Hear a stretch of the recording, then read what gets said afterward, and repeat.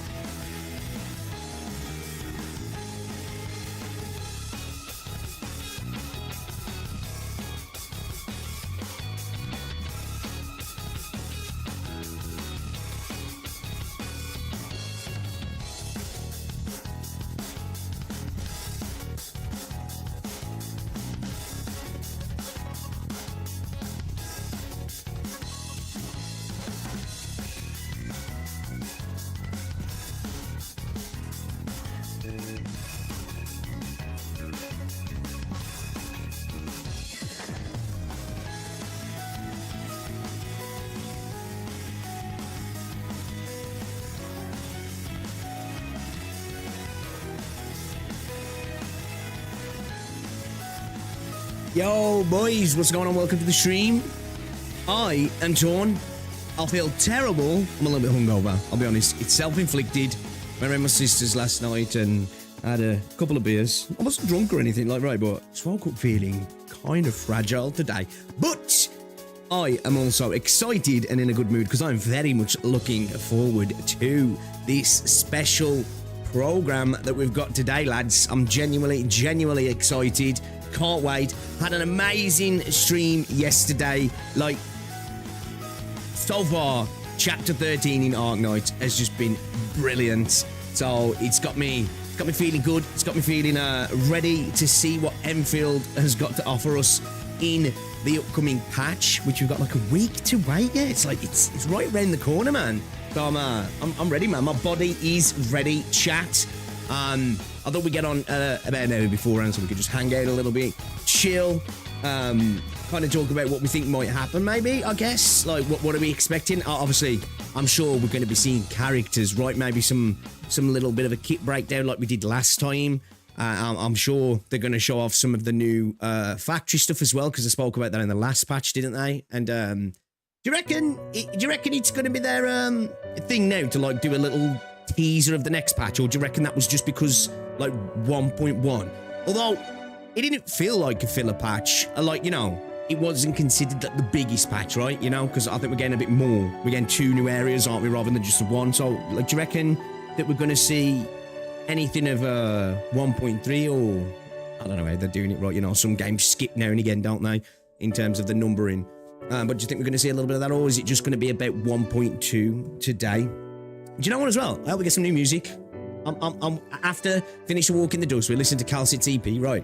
So I'm like kind of I'm hoping for some new music also. I am actually hoping for some new music. Let me get chat up, man, and see what you guys are saying as well. Hopefully you're all good, guys. Hopefully you had a good day so far.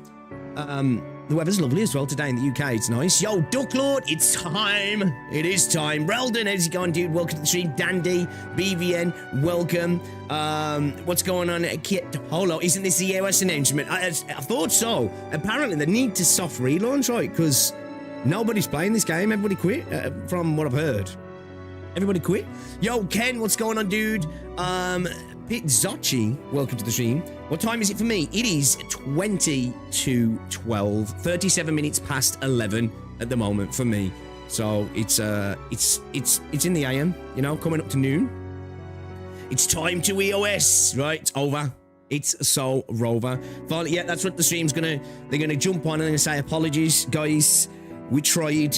Game's trash. Apparently, we've come to the same agreement that some people are saying we're retarded. We don't know how to make a game. There's no content. Yeah, there's too much content. It's like a job. It sucks. We're just gonna call it a day and shut it down. It's over. Wait, we Enfield in today. So we'll see how long today's stream goes for, right? Because I said I'm a little bit hungover, a little bit, right? I don't know why, because I don't really get hangovers, and I didn't really drink much yesterday. I don't know. I don't know if it's just drunk in a short period of time. Do you know what I mean? So yeah, I'm feeling better now. Like when I woke up this morning, I was like, you know, felt like I had to peel myself off the bed. felt rough, man. I don't really take painkillers either, but I had a couple of paracetamol when I got up this morning. I jumped in the bath and I feel a little bit better now. Feel a bit better. Still a little bit like, you know, feel a little bit, but we're good. It's so over. We can finally play better games. This guy means it as well. E7 today. Yeah, well, we'll see.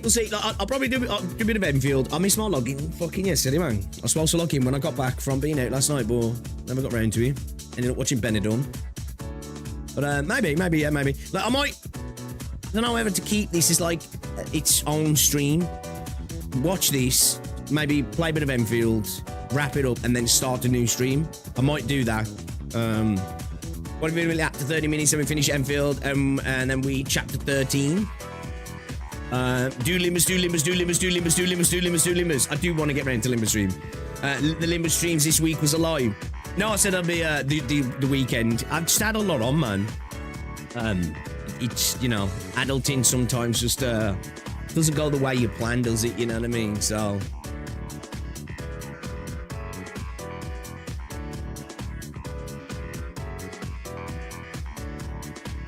music slaps. It's music slaps, boys. All right, let's get started, man. Let's do this. Scam streams. Lads, I need a shave, man. Like, not only just a shave, even if I don't shave, I need to trim this shit up, man. We're looking like Saint Tonta soon. Guess what? It's weekend. Adulting is overrated. Return to the youth days of 12-hour gaming sessions, right? Take me back, man. Take me back. Sit in your bedroom. I'm bringing tea up to you. Good times. Feels like yesterday since we had Tang. Now we're on 1.2. Yeah, it's gone quick, hasn't it? Gone quick. Did you see the side is trying to pull Smack into drama again? I did see a little bit of that, yeah. Do you know what I think it is? I think he's just an idiot. I know what to say, dude's just an idiot, right? Just an idiot. Yeah, like, bro's just trying to live his life, man. Dude's out here trying to, you know, what is it? Because Loki doesn't like Saint, and Loki's one of Smack's mods. That somehow he's trying to say that Loki's doxed him. Loki hasn't doxed him. He hasn't. Didn't even insinuate that he was going to. He was just talking to somebody else who, well, actually, kind of, the other person did put some stuff up on Twitter, but like, Loki hasn't done anything. Do you know what I mean? But he's trying to. Well, he literally doxed me. He literally didn't. It's just he's just an idiot, isn't he? He's just an idiot, man. Like he's such a loser. He really is. It's just. Do you know what it is? It's because you go to his channel, yeah. It's because like his videos are doing dire.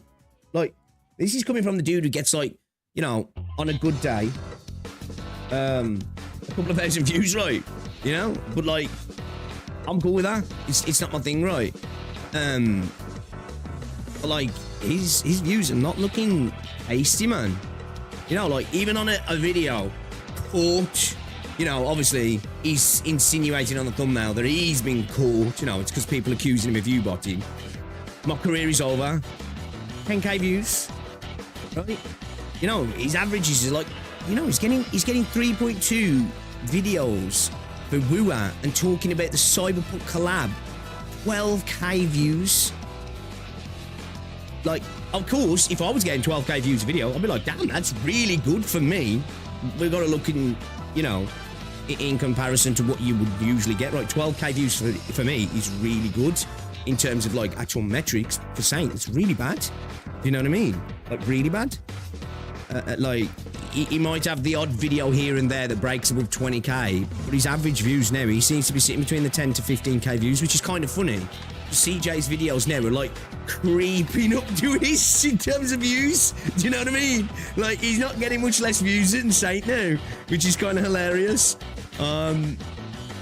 It's like he's defaulted to the HSR video. I can see that as well. That looks like that's getting more views than usual. He's in desperation mode, isn't he?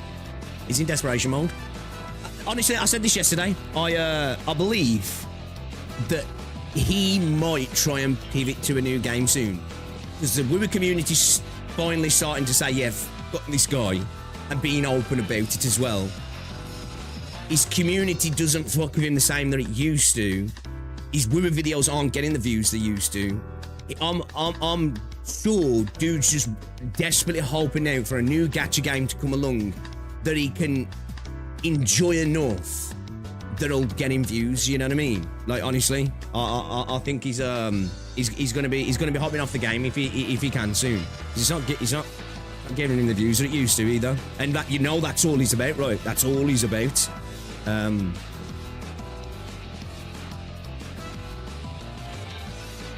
Okay, he's low compared to his views like a month ago. Yeah, man, if you go back before Enfield dropped, right, like, his views were a bit down then. If you go back to, like, the middle of last year, I think on average, his views were something like, he was getting like 25k to 35k, I think, on average. That's, if I remember correctly. I'm sure he was something like that, right?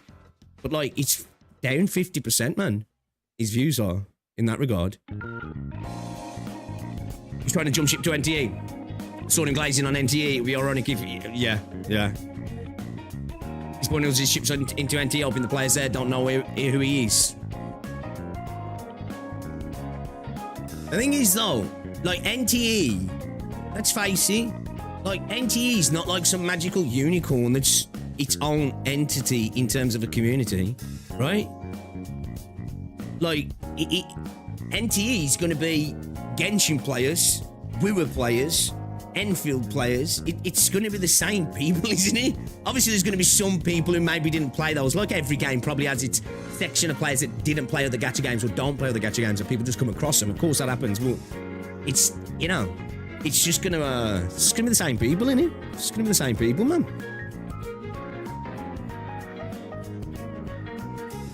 You know, you might have some Terra Fantasy people as well. The show starts in 44 minutes. Starts at 12:30 UK time. It's quarter to 12 now. 7:30 CN time, I believe. So I've got it up right here. Got it right here. 44 minutes, guys. 44 minutes. It's a new shiny thing to latch onto. Yeah, and like, don't get me wrong, because like Saint having a bigger channel, I'm sure, like, first week or so of NTE, you probably will get decent views, right? You probably will. I'm assuming that. But, yeah, I had a comment earlier. This is obviously, like, the Saint audience that, like, watches Saint in that, like, unironic way in that regard. Where was he? Here it is. I mean, Saint's brand... that he's toxic and people like toxicity is entertaining since everybody else is too nice and boring. It's like, you could argue maybe it is his brand, right? But it's not his brand. Dude's just an arsehole. You just say you like arseholes. You like watching arseholes. You know.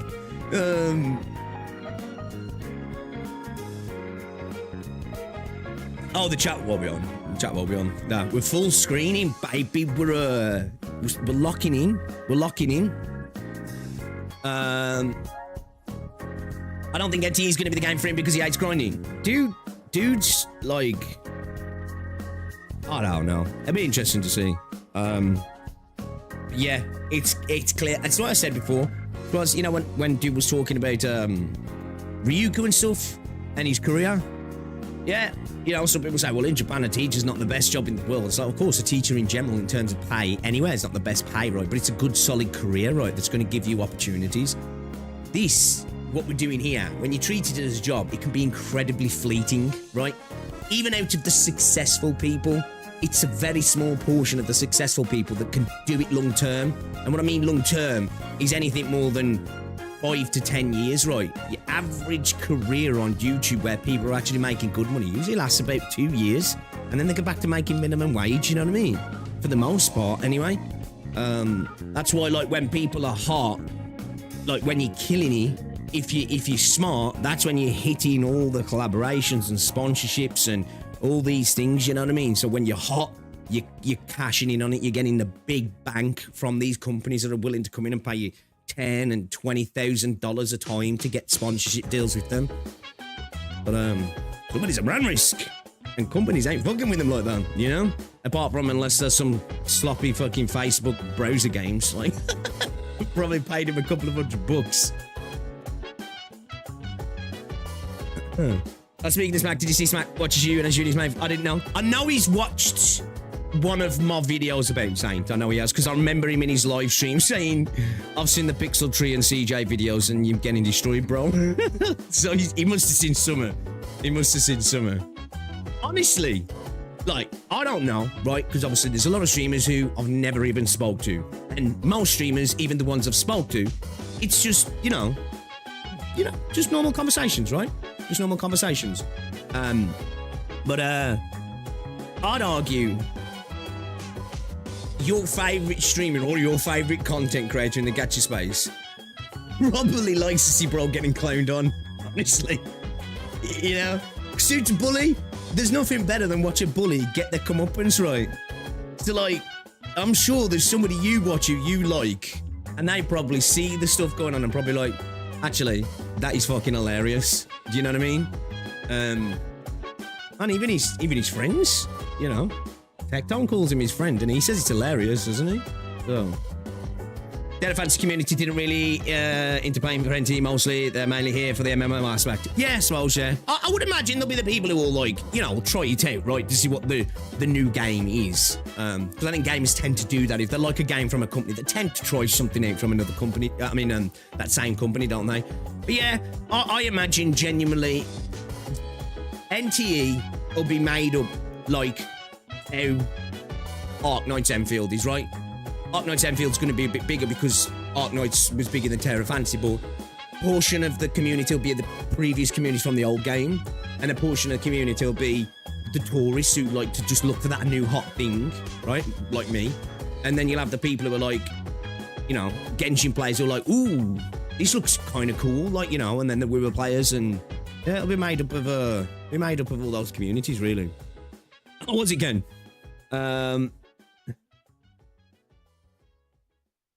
Yo, what's up, Baku? Welcome to the stream. Akey's live chat is filled with bots and shills. It isn't even too much when it comes to chats like shills. It's just like people just spam, don't they? It's just those chats are like, they move that quick anyway. Even if people are having normal conversations, you can't see what's going on when the streams are live, but it's just spam, isn't it? People just spam the chats like, and there's nothing to gain from a typical gacha game live stream, and that goes for every single one, doesn't it? You know, every single one. It's just people just repeating like mantra over and over again, the same stuff, right? I'm gonna be an Enfield refugee in NTE. I hope you like it, bro. You know. Again, I know you're not a fan of Enfield, and I honestly respect it. Like, I get like where you're coming from with a lot of stuff you say about Enfield. I do. Obviously, you know, we agree to disagree on stuff like, but yeah, man. I want NTE to be good. I do, because I want more good games. Look, I like Enfield. Actually, I love Enfield. I do, but I want NTE to be better than Enfield, and I want Rewinding Cadence to be better than everything that come before it, and Silver Palace and whatever, right? Varsapura to be better than everything, and whoever's game, because obviously then it's better for us, isn't it? Do you know what I mean? That's just better for us. I'm a gamer, man. I just want games to keep getting better. Keep getting better. Sorry. It's what we want, right? You just want games to continually improve. I'll never want to see a game fail because it's competition to the game I enjoy. End of the day, if I can get something that's better, I'm gonna do the thing that's better, man. So I hope it is a really good game. I really do. Once NTE releases, Enfield's gonna be OS. I'm done with the new gacha for a while. Can't play more than one at a time anyway. Arknights is that's what I'm like. That's fair. I'm not even interested in other gachas. I just made the exception for Arknights because of the good writing, which is lacking in Enfield. Nah, a lot of people are like that. There's a lot of people out. Like, obviously, you've got people like me. I'm just a gamer, right? And I'm not saying you guys aren't, but I'll play anything, and I'll probably have a little bit more time than the average person who's either working or in study as well, right? I'm blessed in that situation, right? And yeah, so I can just just tried loads of different games. I can't main them, but I can try anything. I'm always willing to give something a go because maybe it becomes the next main thing for me. You know what I mean? But I get that. It's like, there's lots of games I want to try recently, like getting back into some online shooters and stuff, and I'm just like, I don't know if I've got the time. Well, I have, but I'm like, it'll probably take over my life. That's what happens to me a little bit with like online games, specifically, typically, you know, like shooters and stuff. I'll be like, all right, let's try this out. And then 3 days later, I've barely done anything else than just play that. Do you know what I mean? Did you say you don't touch graphics? Cut! What's it? I don't go out. I just play gacha games. I just play gacha games. I don't do anything, guys. I haven't bought new clothes for over a year.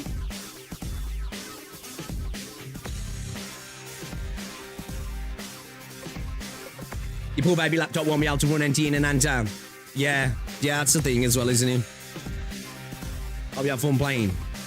Hey, you know what? Hopefully it's really well optimized as well, Alex, and you can.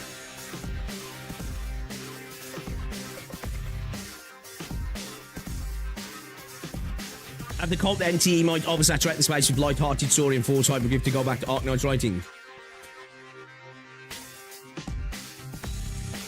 I don't know, I'd say... what is the story like? Did anybody... I know it's like there's some like... what's the word I'm looking for? You know, what is the word I'm looking for now? It seems like it's got like a sort of like spiritual sort of thing going on in NTE, right? Isn't it like got a lot of ghouls and ghosts and stuff like that? Like, what is the story about? Does anybody have an idea what's going on with it?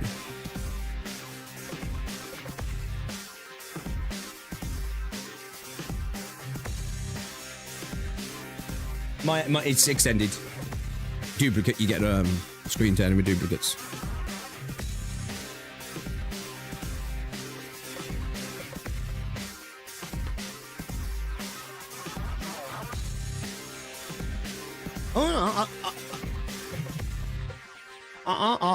I'm here for some light-hearted stuff. Bro, I get what you're saying. Like, obviously, if there's too much of it, then none of it feels like fun and fluffy. Then does it? It really? It's all just the same shit. It's like everything's all gritty. It's like I said this before. If all characters in a gacha game are like overtly over the top sexualized, then when there's that one character that's a little bit like sexy, they don't stand out, do they?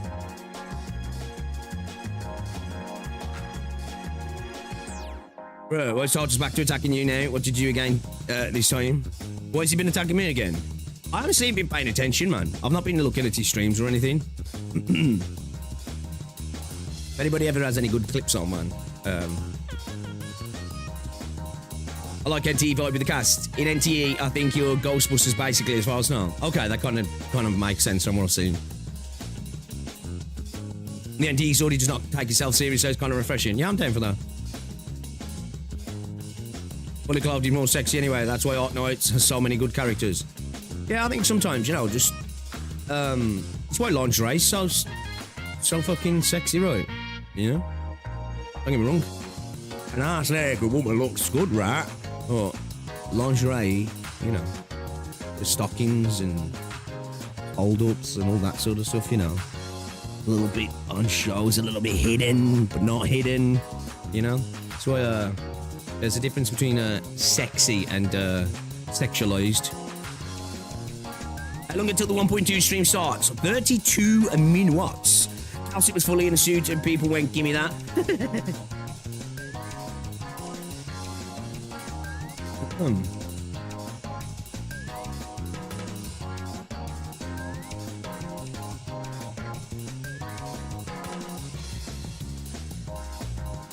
Bro, that's a wild thumbnail from fucking... Where is it?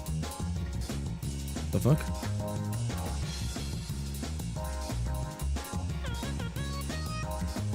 From Tex. Where's thumbnail?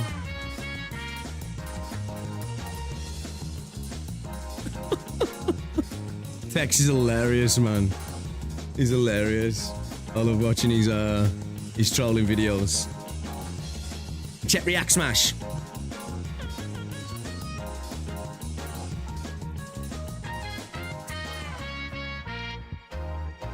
Yo, Lafassi, what's up, dude?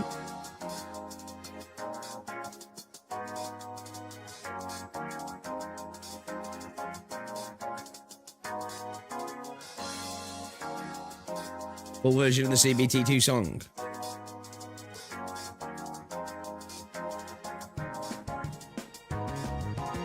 Fire of Bunny, Rossi Deep Dive, Stop Having Fun. Yeah, this is all I just think of that meme I do with Saint when it comes to, you know, everybody's over there just vibing, you know, just vibing, and dude's over there like, you do realise this game sucks, right? This sucks. Everyone's just like, yeah, cool, bro. You know, I'm fun. Like, just stop having fun, lads. Fuck, you retards. You know? And then when somebody actually goes, dude, chill the fuck out. Whoa, whoa, whoa, whoa. What you saying, bro? What you saying? What you saying to me? You're talking to me. You're weaponizing my kindness. And, yeah. We might not watch all of this. When did this video go up, though? 11 hours. I'm sure CJ won't mind us watching. It's not like we're going to upload it as a video. The biggest racist in the gacha space, saying Tontas got cooked by Wooer, so he went after Gacha Smack.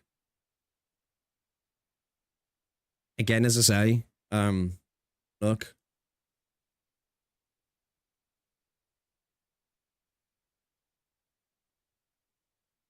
Oh, man. Dude, even making videos about the Cyberpunk collab, okay. You know? Dude goes around trying to shame people for views. That's like 6 times more than my previous, not my last video, my previous video in terms of views. You know? It's like, bro, this is your job, bucko. It's like, get the fuck out of here, man. This is why he's probably going to try some, again, what is it to say? A wounded animal is more dangerous, right? Like, Saint's getting to the point where he's starting to become a wounded animal, right? So, like, either 2 things will happen. He'll just go into the corner and curl up, or dude's going to go crazy, right? To try and keep relevancy. You're going to either see 2 things happen, or potentially dude just tries to, you know, I can't see, because he's just not built like that, right? You know, and attempt to apologize, but it's just not going to happen, right? He's either going to go insano sicko mode, right? Or he's just gonna slowly drift away and just become probably like a full-time streamer. But then without his YouTube views, his streams will die as well, right? You've already seen his streams now. You're looking at like 600, 700 viewers. Now he's losing views constantly on his streams, isn't he? It's like that whole situation, you know, with the view botting. Like, because I think he's trying to blame that on Sarah the Lake, right? Because she's been like calling him out on it for a while, and he's trying to accuse her of doing it, so like that's proof that she's doing it to him or something along those lines. But it's like, bro, it's like, I feel like sometimes, now, again, I'm not the person to accuse him of view botting, right? Because it's one of those things, man, I just don't know, right? And the things with view botting, most content creators have been view botted. And I'd argue a lot of the time, the ones that are getting view botted, it's probably got nothing to do with the creator. Sometimes it's companies, sometimes it's haters, sometimes it's people who want them to do good, so they've bought them. You know, sometimes, I don't know. I don't know. But like, it's his, you know how somebody reacts to an accusation sometimes? That's what's starting to make me think, is there something there with the accusations? Do you know? It's more the way dudes reacted to it. Like, it's like, if you'd have just gone, oh, whatever. What am I even supposed to say to that? I'd have been like, maybe he's not, you know, but it's the way, it's like how his views have dropped off, almost like he's trying not to do it if he was. Again, not saying he is. But then it's like his reaction to certain things, and how he's had these couple of streams where the view bots went insane, and then he's used that as an excuse to say, look, they're doing it blatantly to me. That seems more like something that somebody would do to be able to use that as a way to say, look, it's why would I do this? It'd be so obvious. It feels like he's trying to play 3D chess, but bro slamming his head on the table, basically. That's kind of what it feels like. You know what I mean? That's kind of what it feels like.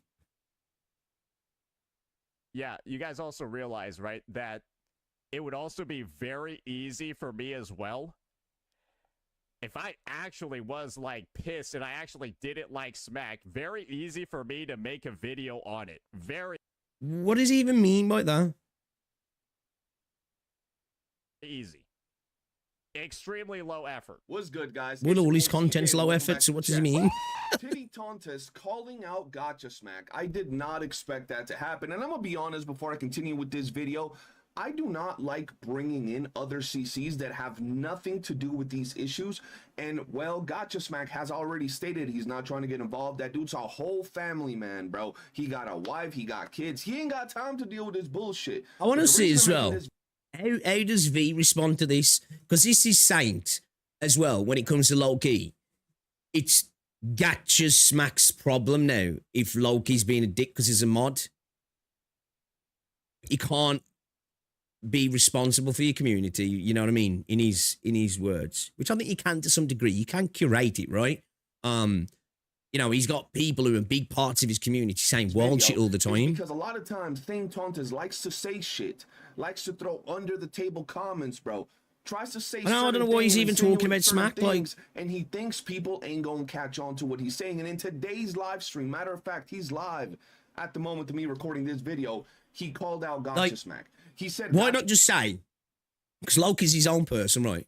I don't understand the connection of, oh, a mod represents you, but they really don't. It's just somebody you trust with banning people in your community. It's not that deep. It's not that they work for you as a corporation and it's like, oh shit, the marketing guy's flipping out on Twitter again. It's a mod, right? It's just somebody you trust with your chat to deal with dickheads in your chat, pretty much, right? You know, I know some massive content creators pay the mods, but just go after Loki, Gotcha. The problem is he can't really go after Loki, so he's got to twist it up, right, to make out that he doxed him.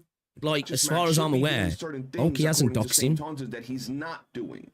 Yeah, I've seen his phone stand. Yeah, I mentioned it in one of my other videos the other day. Make a video about Gotcha Smack, and it would be pretty damn easy. But don't take my word for it. Loki responds. It isn't even in, by the way. That Loki Gotcha guy who mods for Smack. If I was Smack, I'd remove him too.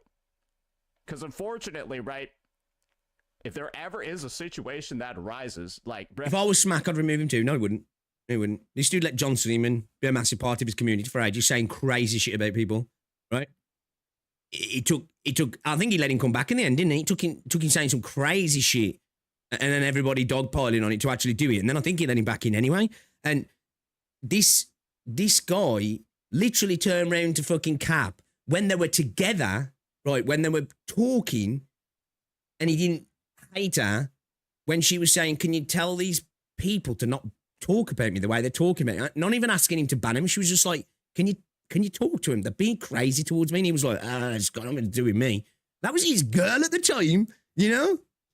So, like, we're supposed to believe that if he had a mod insulting fucking some other content creator, that they'd get unmodded. Get the fuck out of here. Bro, it's really just as simple as me saying, hey, Smack, your mod is literally doxing me. And, like... He's not literally doxing you.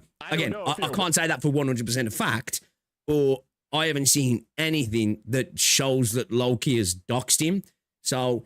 he's literally doxing me is literally a lie from what I know.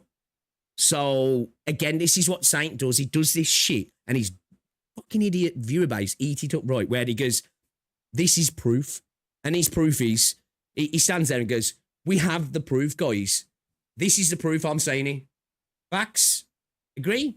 Cool. Glad we proved that, guys. Aware of this, but like... are you cool with that? Like, that's the thing. So it's like not a very good look at all, especially like, I'm just saying, Smack doesn't care, just want to live life with his family. Guys, this is the thing. You always know when Saint's about to say some dumb shit. He says, this is the thing.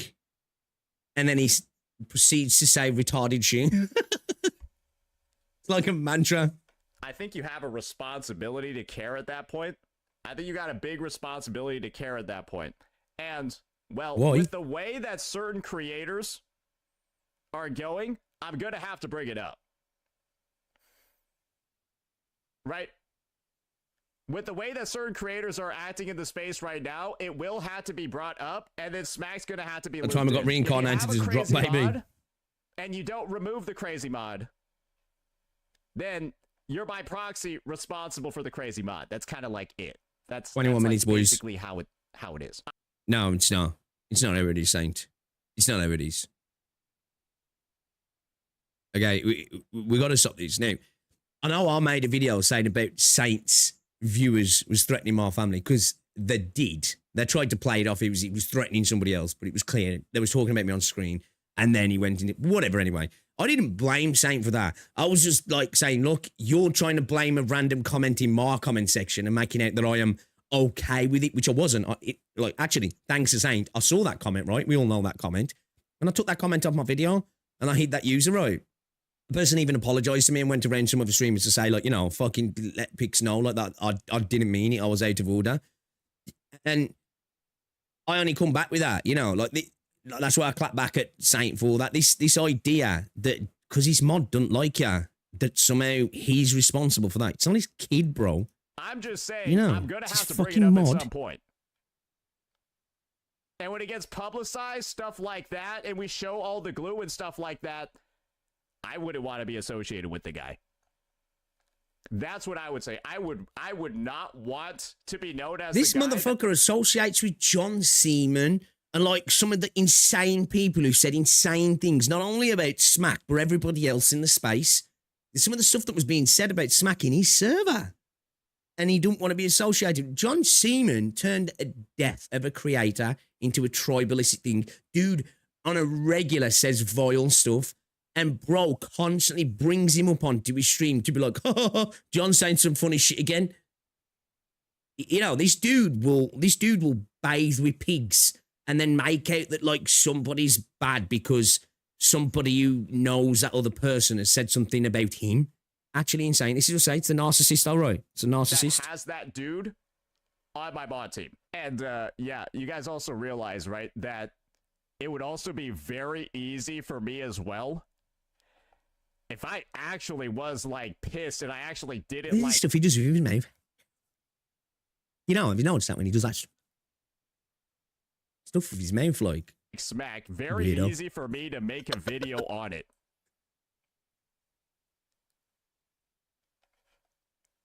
So what does he mean by that? Is he trying to like say to Saint, I mean Smack, bro, comply, or I'm gonna make issues for you? Like, all he can do is go after Loki. If Loki's done something that's a problem, which other than saying Saint's a dickhead, as far as I'm aware, he has not doxed him. So what can he do? Say, yo, Gacha Smack's got a mod who's saying bad things about me. And everybody probably say, kind of based. Yeah. You know what? Might mod him myself. Very easy. Extremely low effort. No real juice required. All right, let's take a quick break from listening to the cum bucket of the gotcha space and actually take a look at what it is that he's saying. But before we do that, I want to let y'all know he actually says more stuff about Gotcha Smack in his... Look at that. That's before Gacha. That's after Gacha. What happened in between these photos? Do you know what I mean?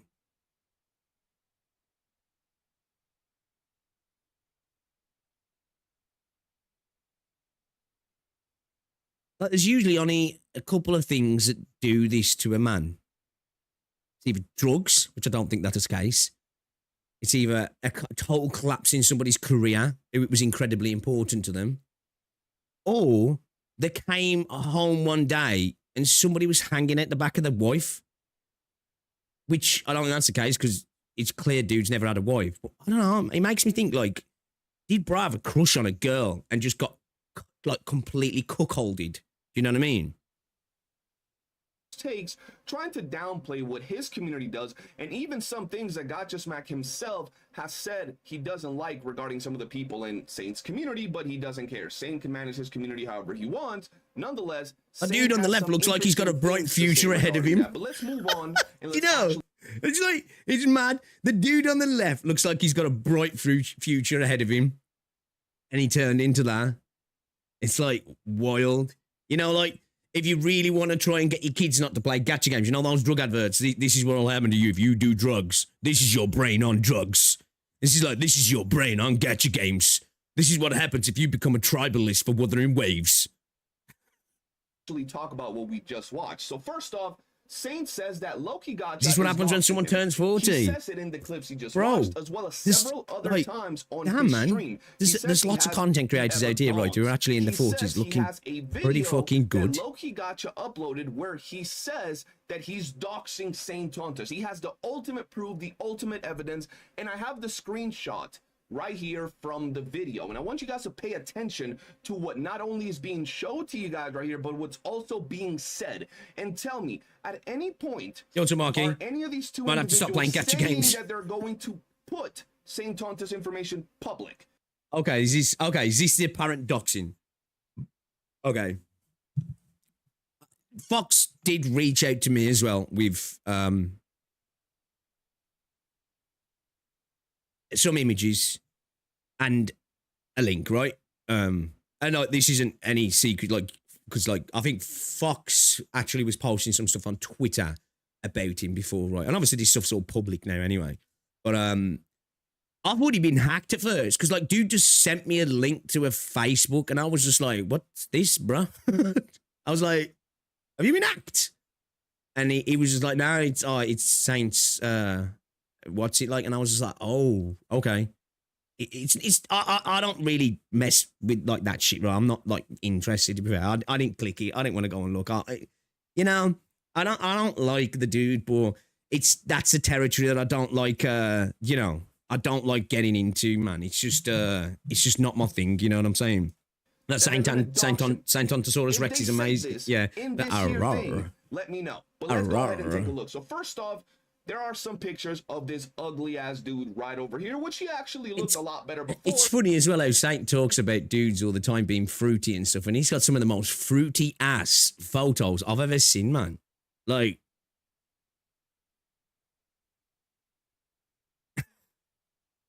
they're just a bit mad to me. They all seem like the sort of photos that 16-year-old girls take. Became a crackhead in the gacha space. Yeah. Loki sees the pictures and says, the man before the corruption. Foxhole says, I got everything on him. Address, friends, family, graduation. Even the school was nice enough to share. 14 minutes, Loki boys. says, 14 minutes. Damn, Detective Foxhole on the case. Now, do any of these two guys in what you just saw, what you just heard, say that they're going to make any of that information public? That they're going to show his address? That they're going to tell everybody all of that? Did they say that? No. Did What mic am I using? It's a Blue Yeti. Foxhole make any of that information public? No, the only thing that was made public were his pictures, which, by the way, were on a public profile that anybody could see. Those pictures were floating around way before these images. They're even down the side of my side of the bed rolls on the window ledge. I just want to point that out. Sorry, I had them last night, didn't I? So right here, from the video, this is the evidence that Saint Tontus has to prove that Loki doxed him. Not that he was maybe thinking about it, that he doxed him right here. Yeah. Damn. Literally doxed me, right? There's nothing literal about a doxing happening here. This is two people talking in the DMs. I don't know if this become public. Like, I know these two were beefing at one point, but it was a bit of a weird one that I wasn't interested in. It seemed like it was over a girl, and then this girl had gone to Fox's Discord, and a group of them were talking shit about Loki. Seemed like Loki was potentially acting a bit out of pocket, but it seemed like Fox was. It seemed like everybody looked worse for the situation. So I was like, this has got nothing to do with me. I don't even want to talk about it. Detective Foxhole on the case. Wow, he doxed me.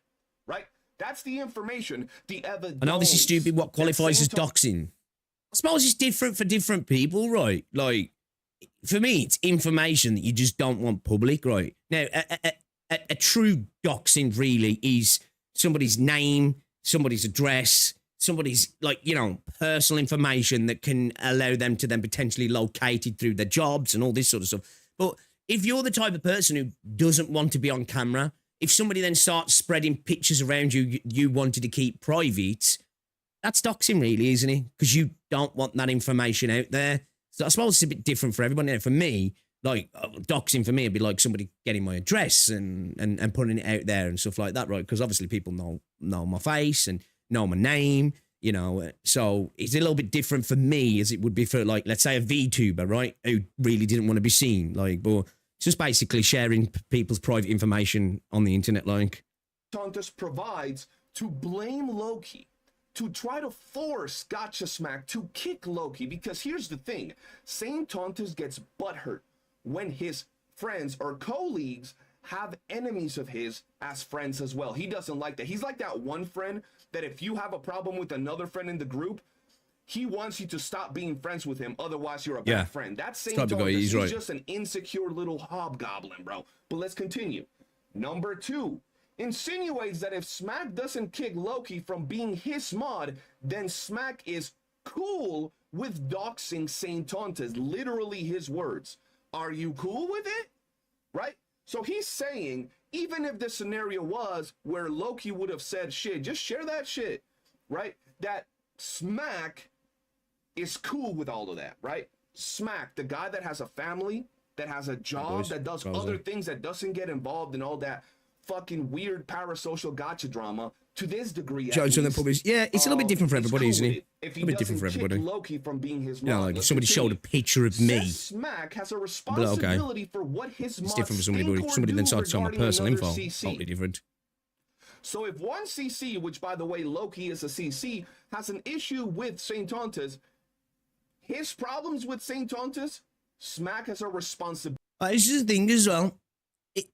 For Saint, who's got like this larger audience, right? That when you look at his chat, are quite rabid. And have you noticed when he's live, when he reacts to somebody's stuff, a lot of them go and dislike it, right? But when people just talk about him, they're just nowhere to be found, are they? Like 19 dislikes on this video. Ability for them. Bro's army's got weak. What? Got a lot weaker, hasn't he? Says Smack is by proxy, his own words, responsible. 10 minutes, boys. 10 minutes. Once again, individual people. So if my mod goes off and says, Saint Tontus, you piece of shit, ugly, degenerate, weirdo, stalker, you piece of shit, then that means I said it. Remember, that's how Saint Tontus works. Remember when he tried to say I'm a factually proven racist, and he found some random comment from some random dude in my Discord that said one racist comment, and then he proceeded to say, I said the comment and I'm racist. That's how he works. The thing that's wild, we're saying just worse, because you know when John Cena said that shit about that girl who, you know, ended up unaliving herself because she was getting bullied, dude didn't only, like, keep John Cena around. He kind of, like, put into his own words what John Cena was saying and kind of, like, reflected the same fucking opinion as well. So it's, like, even worse with him. Like, not only does he let the bad actors stay around, he actually echoes their sentiments when other people don't do that. You know, they're just, like, you know, that's got nothing to do with me. Simple. Like, they have to excommunicate those people, but he's allowed to keep those, even though he's literally repeating the stuff they're saying. His weird inbred, the hills have eyes logic works that way, okay? Hey, being a 40-year-old virgin is a good thing in California. All these swamp hags are landmines waiting to go off. Smack doesn't do anything. He will be looped in to drama by Saint Tontus. His words are looped in by Saint Tontus. Keep listening. Threatened Smack, saying that once Saint Tontus does his videos exposing everything, Smack will not want to be known as the dude with that mod. This, once again, these last couple of things are fear-mongering. What does he keep pretty much calling me making on? it seem like he has all this bad information that could expose everything. And if you're associated with this guy, well, it's going to look real bad for you. So you know what you want to do? You want to distance yourself from there are the people in Tontus server recruiting for another server where they were LARPing as Nazis. Is that true? people so you don't get dragged in there, okay? He's trying to mind fuck people. He's trying to fearmonger, but what you don't understand He always came down. Gotcha Smack is a grown man. We got 8 minutes till the end of the game, chat. Till the end of the game. I'm still going to look into this stuffy Snowbreak as well, man. I've got to do some investigation work, guys. I need to figure out what's going on. Making a video on him. It would be easy. Very easy. Extremely low effort. No juice required. He proceeds to downplay Smack, saying that if he wanted to, he could make a video about Smack, about this whole thing. And it would be easy, very easy, extremely easy. And if he wants to downplay this and say that he didn't... Yeah, he keeps lagging behind, dude. Keeps lagging behind. He says that, he says if he didn't... I think it's because I'm off the tab. Like if I say on it, it'll be fine. For some reason, coming off, it's making it fall behind. 7 minutes. He's trying to fear 7 minutes. Smack into removing the low-key gotcha. This live stream's going to hit me with more factory shit to give me a headache. The man before the corruption. Damn Detective Foxhole on the case. Because this is the evidence, right? That he says he has on Loki Gotcha. And I'm going to be honest with you, bro. I'm going to be honest. You know what I mean about how the dude just gaslights as well? He said he's literally doxing me. He spoke to somebody who was showing him pictures of Saint in a private DM. I have no idea how the hell all that literally not literally doxing him. Loki and Foxhole. I know they you had a whole beef about it, but listen, at no point in there was it showed that either one of these guys says, "I'm gonna release everything to the public." This is his. All right, let's get to the stream now. We'll look at this stuff. We'll look at this stuff later. We're almost there, boys. We're almost there. Let's refresh. Let's unmute. Turn this trash off. Let's full screen this bad boy. Let's full screen this bad boy.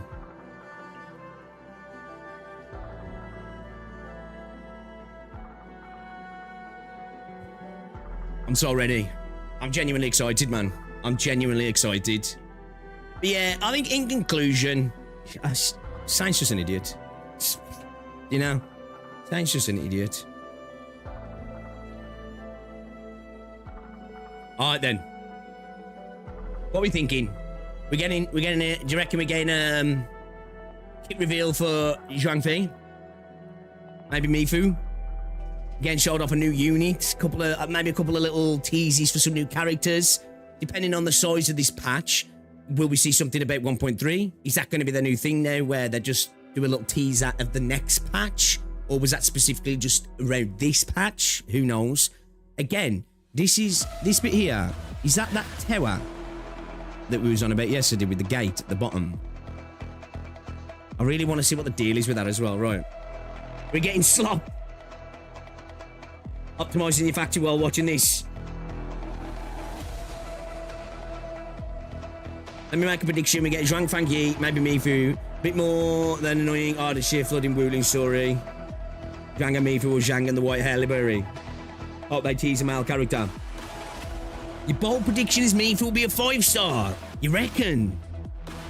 Man, Mifu's so fine. That'll be a fine-ass 5-star, that will. Fine-ass 5-star.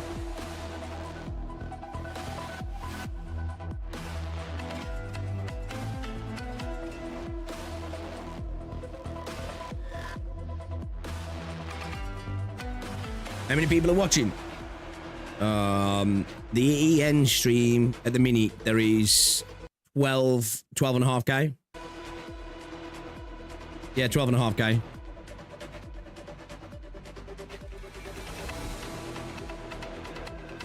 Obviously, when you compare it to something like the Star Rail stream, it's much smaller. It was like, what, 60-odd K yesterday? Yeah, 2 new areas and new factory additions.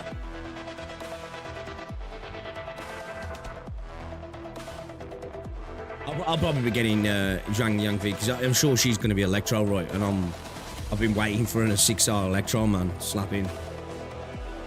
Mifu's a physical great sword, and Liberia's a nature polearm. What's this from Leaks, is it?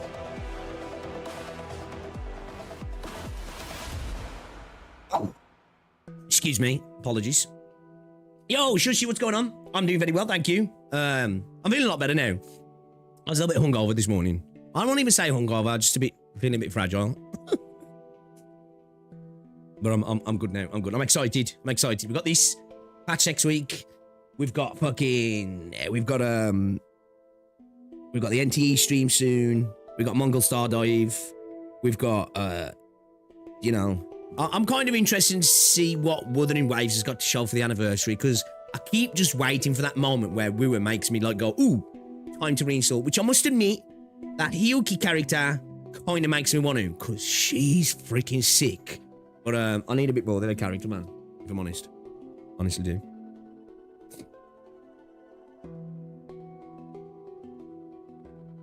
I'm recalling my dreams. Sloppy's done. Time for copium.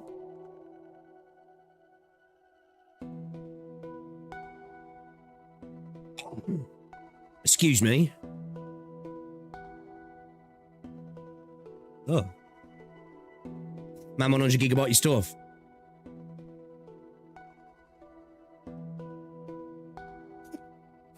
Excuse me. Curious just right NT. I'm looking forward to it. I'm looking forward to it. Game is trash on the EOS. Yeah, it's over, man. It's booked. Didn't you realise? Terrible developers. Terrible game. Just all ass. Nothing about it's good. Worst 1.0 ever.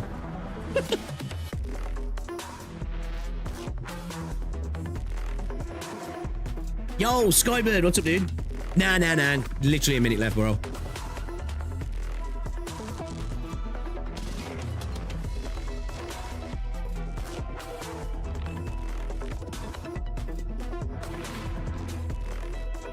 I'll say the music's alright, isn't it? Excuse me. Got the sniffles now, man. Set me off. Ooh. Okay.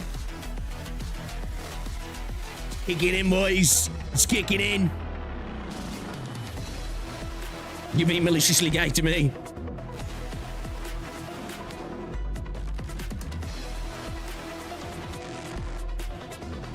Man, watching on YouTube is like 20-30 seconds slower than Twitch, yeah. I can put it on ultra low latency on YouTube. I can't stream in 1440p. I'm waiting for YouTube to up the servers so I can do it streams at 1440p with ultra low latency. Problem is, if I drop down to 1080p, it really does make streams more pixelated, man, because you typically end up getting slammed onto the shit codec. I was thinking that, Duck Lord. This is either like some boss music or some sort of instance music, right? It would go... Yo, that goes hard for boss music if it is. That drop then, that beat switch up, dude. That'll go so hard in the boss fight. 各位管理员，晚上好，欢迎来到明日方舟周末地的前瞻特别节目，我是海毛洛和物。管理员们，晚上好，很高兴和大家见面了，我是 Ra。那从正式公测到现在，已经过去2个多月了。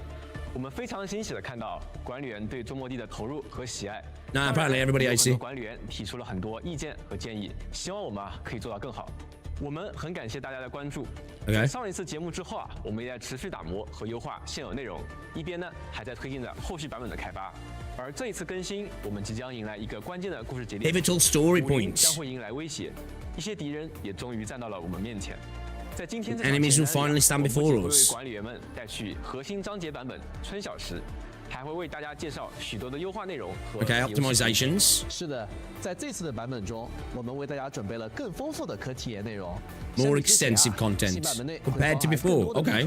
新的各类活动 Is that a voice crack？ 内容，无论是管理员继续追寻主线故事，还是说在地图中探索，或者说是研究新的工业系统，相信都能够获得全新的体验。OK。To sound a bit for everybody, yeah. 话不多说，就让我们先来看一下版本 PV， 以度为快。Version trailer, okay. So factory, story, exploration. If you want a bit of all, each one you got some. It's different from 10 years ago. This time, we are in this together.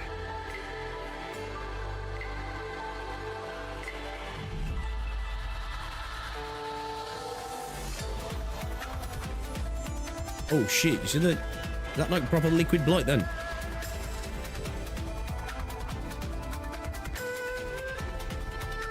Looks like Tang's still there. Glad to see she ain't getting dumped. Arch unit lung barge.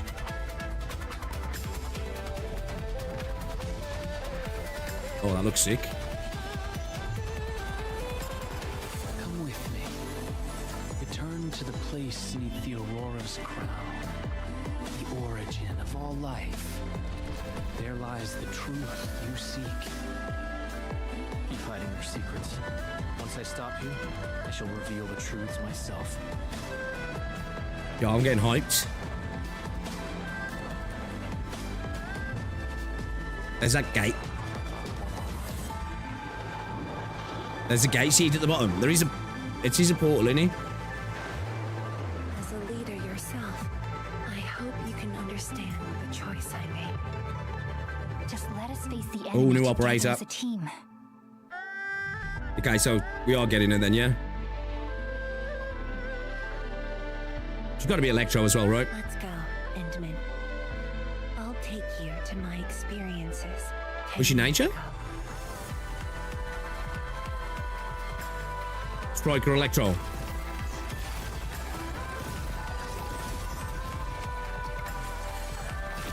Okay, that's kind of slick. She's a bit floaty, not gonna lie. That's sick. That was sick though. And I will not allow anything to stop me. Holy shit. Okay, that looks dope. Okay, that looks dope.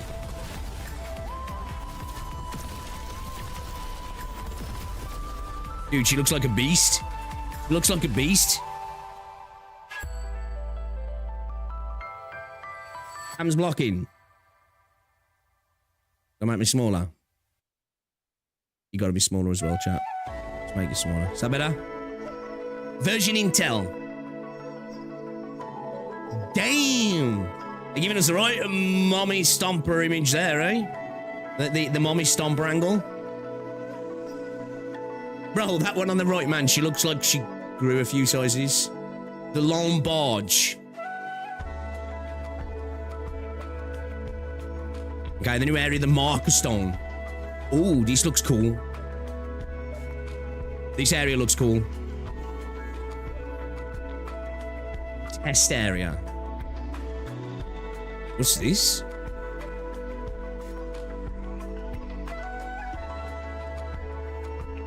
The underground array. Attacked main pillar office. Purification nodes.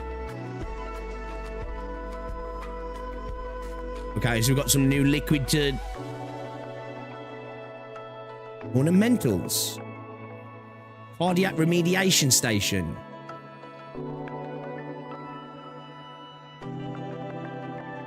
Additional gear pieces. Okay. And he's going to need a new material to build. Look, the base. Are we using piss? X-ray salvage. Aberrant Zones 5 and 6 unlock. Subduer of the Blighted Sea.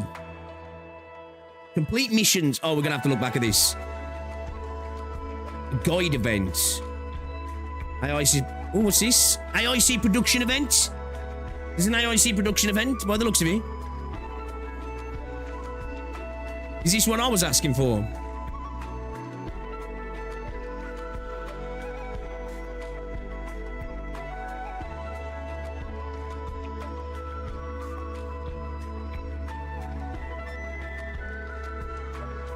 Etchings of our cosmic dreams. Space exploration event. What the fuck?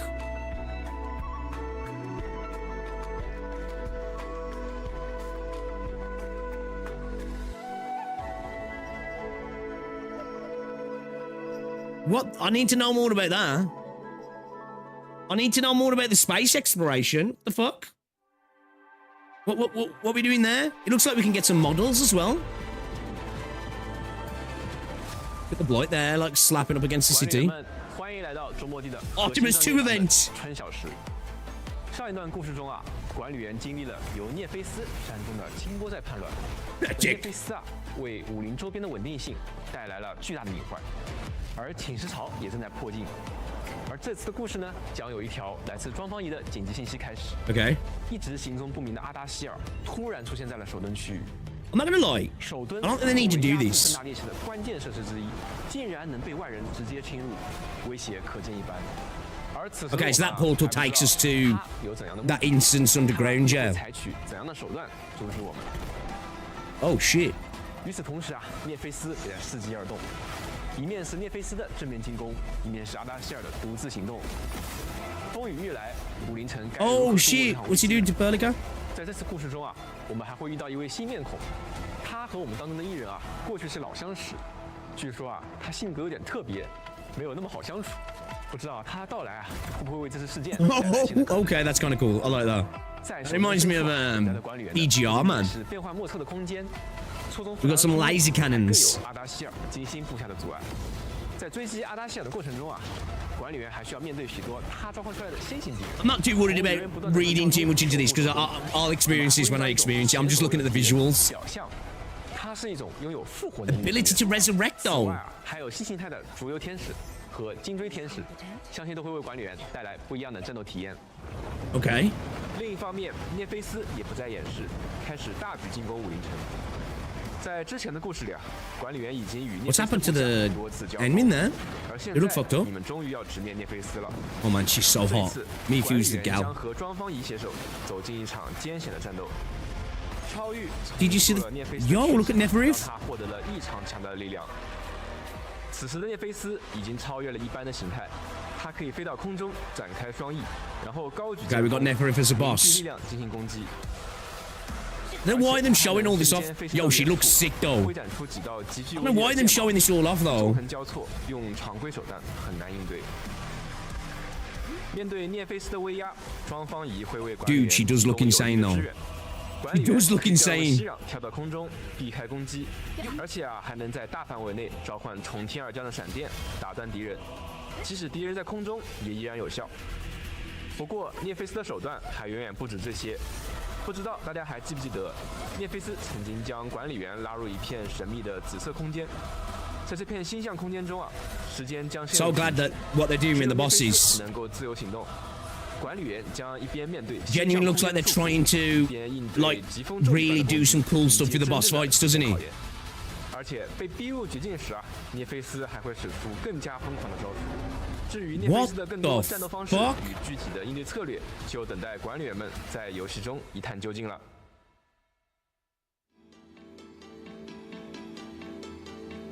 I can picture. I can 关于我 picture. 们新的战斗伙伴庄方仪 Even in Dragon 管理员 form, 们可 I 能 can 已经 picture. 很熟悉了。在之前的故事中啊，为了能够继 So 续 many people 对 are 抗 like, 侵蚀与猎袭 "Would." 我们依照之前的计划来到了武林，一波三折啊，终于也是和武林的管带庄方仪重新见面了。他在10年前与管理员在武林科考站有过一段短暂的共事经历。那时管理员曾经 I don't know why them going so deep into this. 开遍了 It's kind of mad, isn't it? 而当 I'm really not reading this. I'm just like, 装 I'll let them rattle on. I'm going to experience this firsthand. I don't need them to tell me everything I'm about to do. I'm just looking at the visuals. 更多时候，他还希望能成为你亲密的搭档，一同跨越困难，实现那些未能实现的愿景。平时的从容与亲和，并不是庄方仪的全部。面对威胁时，他也会展示他坚决果断的一面。庄方仪是一名突击干员，拥有极强的输出能力，能够持续造成大量 Huge 的 amounts of electric damage. Okay. 至今为止啊，管理员们已经见识过了庄天师呼云唤电的身姿，而接下来 Yeah, we gotta get her. 大家 We gotta get her. She's gotta go in the team. 直见临 Gotta 阵 go in the 的 electric 令 team, yeah. 人风采。庄方仪可以通过战绩消耗导电 You consumes electrification through a battle skill. 在释放终结技后，还可以大幅度提升战斗性能。 Okay. 大家可以看到，电与剑是庄方仪技能效果的核心。我们希望能够通过 Okay, so 这样的 it 表 looks like a 现 second 让 form, 各位 yeah. 管理员感受到他在战斗中的飒爽英姿。接下来一起看看庄方仪的各个技能吧。先看普攻极电法， Awful design, awful character, symptomatic of the creative bankruptcy of the air. I disagree. 造成电磁伤害。其中最后一段攻击是重击，会造成大量电磁伤害并恢复记忆力。Okay. 而庄方一的连携技 Combo skill, Breath of Transformation. 当主攻干员通过 Controlled operator deals that final strike or finisher. Hits an enemy under electrification. Infliction, the combo is triggered. 庄方仪会构造吸雷阵法攻击敌人，消耗敌人的电磁附着，并将其强制转化为相应等级的导电效果。比如命中2层电磁附着的敌人时，就能直接转化为一个 Level 2 electrification effect. 导电状态不仅能提供对敌人的增伤，还可以被庄方仪的战技所利用。It looks like they're doing a little bit of what we got with Rossi, right? You can 立即消耗目标的导电状态，在场上生成最多3柄蜻蜓 to 剑， 3随后 will 引 be 导周围 blades will 所 be 有的蜻蜓剑 summoned. 依次雷击目标，造成大量伤害。生成的蜻蜓剑具有持续时间，且场上最多存在9柄。战技生成的蜻蜓剑数量与目标导电状态的等级有关。Okay. So depending on where you get the electrification, depends on how much you're going to do with those. All right then. 而没有消耗导电的话，则只会根据情况生成最多1柄蜻蜓剑了。总之，场上的蜻蜓剑越多，庄方仪的战技就越能造成更多伤害。 More blades, more damage. 终 Okay. 结技冠军风雷，在释放后会让庄方仪进入天理合真的状态。此时，庄方仪的行动更不容易被敌人打断，而且普攻 Less likely to be basic battle skills and combo skills will also be enhanced to varying degrees. 先来看战技金庭诀，不仅在终结技期间伤害倍率提高， Holy shit, she looks 而且在 insane. 终结技期间首次释放战技时，可以不消耗技力和导电，直接生成3柄蜻蜓剑。战技的最后一击命中敌人时，还会额外施加1层电磁附着。终结技期间，战技的伤害范围 We're gonna have to go back over this in a bit to look at this 可以攻击到 properly. 更大范围内的敌人。而连续技一息万变，相比于非终结技的状态下，在终结技期间内会对范围内的敌人能进行生效，并且冷却恢复速度会变为原本的4倍。 All there will be 4 times faster in 在 this. 终结技期间，庄方仪就可以实现一战技一连携的循环，流畅的打出极高的伤害。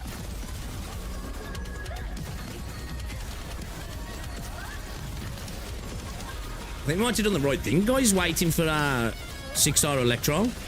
I think.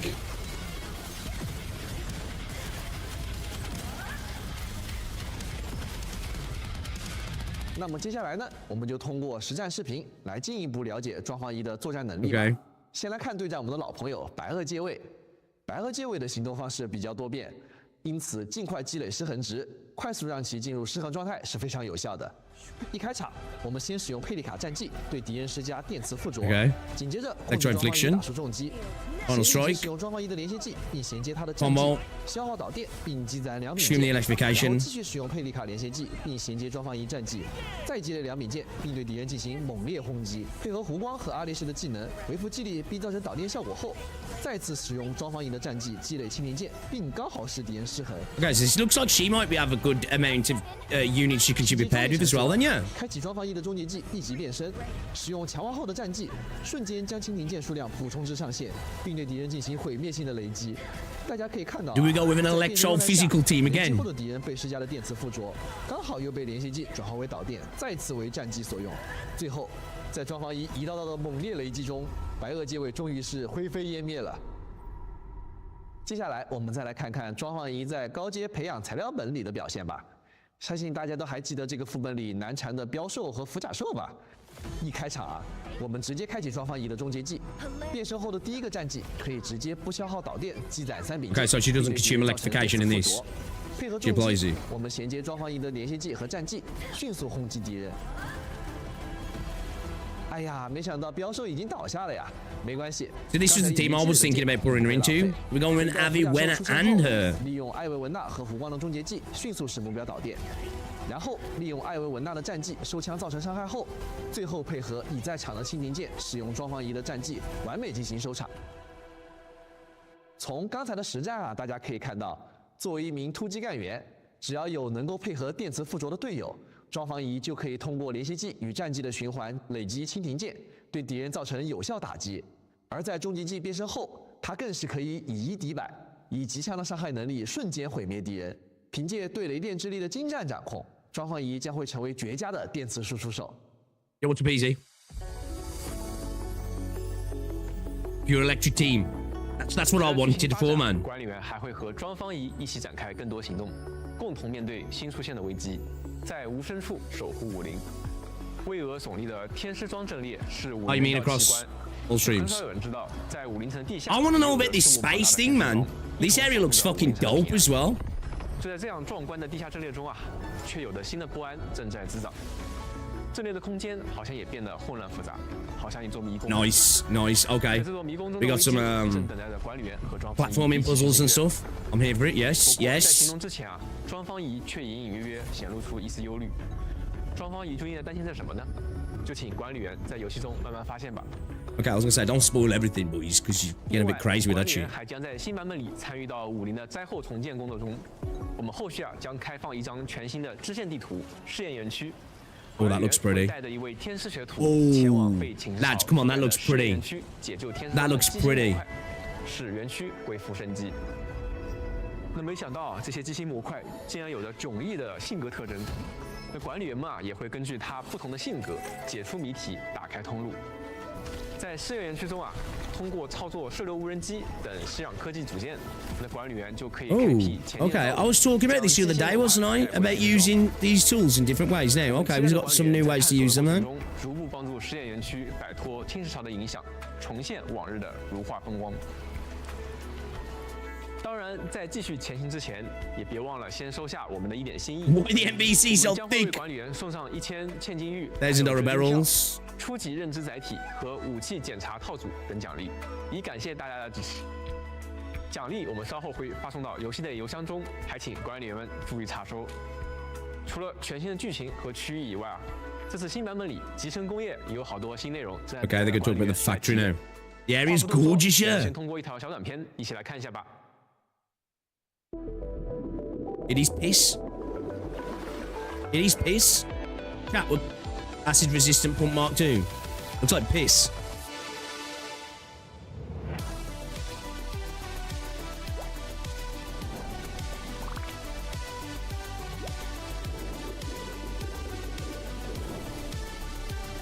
Expanding crucible. That's blood in your piss. You need to get to the doctor.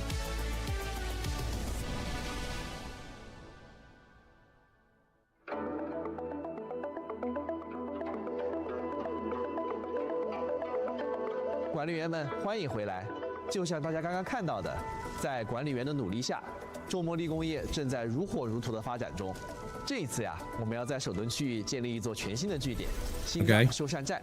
Cardiac 有了新的据点啊 remediation 管理员 station. 们也可以进一步扩大生产规模，把集成工业一步步做大做强了。 So we are literally building a piss 随着 factory 中国 here. 地与武林的合作的深入，武林工业计划也会在新版本中开放第3期。 Hyper Beam 我 Tower. 们将迎来新的液体类型、 Sledgehammer 工业设施 mortar. 以及相对应的 We've got a 各种配方 piss 构建出 soaker. 更丰富、更高效的 Lads, we've got a 生产 piss 循环 soaker. 在首墩区域，我们能够找到一种新的液体——沉积酸。 We got a piss gun, 它将 boys. 是第3期工业计划中关键的一环。与清水不同啊，沉积酸有着一定的腐蚀性，所以抽取沉积酸需要用到更高级的工业设施——2型耐酸水泵。管理员们还可以解锁新设备提纯机，它能将溶液提纯到更高纯度。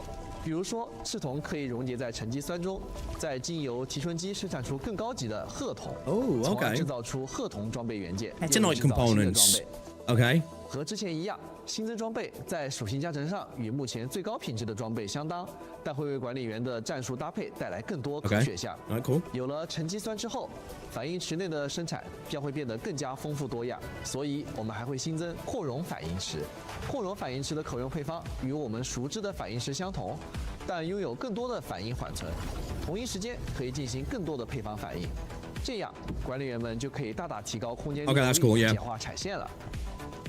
随着剧情的进展，管理员们还可以通过天有红炉生产 Heavy 重 Shiranoids 吸氧，它比一般的吸氧更具有耐用性，也能够用于据点交易。同时，使用沉积酸还能够在反应池或扩容反应池中将重吸氧变为液化重吸氧。相比于液化吸氧，液化重吸氧能够更加有效地清除侵蚀污染，是管理员 OK 在探索中的好帮手。在新版本中，我们也提供了更多有助于生产效率优化的科技。首先是多口暗管出入 Conduit 口 manifold. 它比一般的暗管口具有更多的出入口。如果要从 Oh, 远距离 sweet. 大量获取同种液体的情况，只需要通过多颗暗管进行一次远距离的拉管道，就可以 Does that mean we 满 could do 足 multiple? 大量的液体 Or 资 just- 源需求了。另外，在解锁新的科技以后，天有红路的放置上限也将大幅增加。Yes, 在版本更新后， finally 将首先增加到8台 increase weight, because that shit gets annoying, doesn't it? Sometimes, and to 12 later on. 设施外，管理员还可以解锁全新的战斗设备，更加轻松地应对挑战。These cannons. 随着全新区域试验园区的探索，管理员们还能够解锁新功能设施净水节点。在工业规模扩大的同时，半生的污水或许成为了管理员们的新课题，而世纪探索中遇到的污水池也会为管理员带来考验。Okay. 这时，净水节点 Sewage 就可以 pools. 帮助管理员们解决这些问题。Okay, all right. 通过管道 That's sick. 或暗管把污水运送到净水节点。 Yo, this area looks cool, man. These new areas look fucking dope, man. 处理。而且将净水节点提升至更高等级后，不仅可以解锁更多的污水接入口，更快速地处理污水，而且还能解锁产物排出口，按照污水的单位处理量额外产出壤金废液。要特别说明的是，就算壤金废液已经积载满了，也不会影响污水的正常处理，管理员们也大可放心。有了净水节点之后，相信管理员们处理污水的效率将会大大提高。绿水青山，科学发展。感谢各位管理员为武林生态做出的贡献。集成工业系统不仅能够生产实用性的产物，也能让塔维尔变得更加美丽。 look cool, man. Stop being easily impressed. Don't, dude, how can you say these environments look gorgeous? They look amazing, aren't they? 将新增3种装饰物品，管理员们可以在世界中使用工业模式自由进行放置。首先是呼声非常高的龙泡泡石墩子，大家可以摆在自己喜欢的地方，随时随地的跟它拍几张好玩的照片了。另外还有山梨小景，这是庄方姨特别喜欢的梨花盆景。They really are leaning into that, like, 写着贵人相助与物候人归。希望 you know, the player changing the environmental design, aren't they, with stuff like this? That little light bulb. 方新渠奶茶店越野 I think inevitably we're going to get some sort of home set, aren't we? If they're doing stuff like this already. 我们之前看到有管理员说：“哎呀，感觉把这堆气球摘掉，好像破坏了越盐茶寮的生意一样。”那么没关系，现在就可以为店门口重新添上一堆了。They literally are wacky, wavable, inflatable arm in there, aren't they? 我们非常希望管理员们能在周末地中实现各种有趣的想法，把塔维尔变成自己喜欢的样子。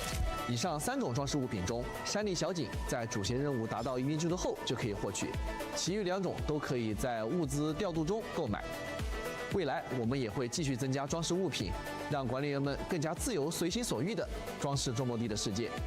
当然，我们知道管理员们一定也有很多特别的创意。感兴趣的管理员也可以多多分享，你们的想法对我们来说非常珍贵。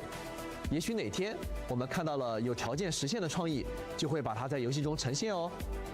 此外，在新地图中还将增设新的物资调度终端和环境监测终端，部分现有的仓储节点、物资调度终端和环境监测终端也将进一步开放新的等级上限， Okay, so we can upgrade those even more then. 获取更多的调度券。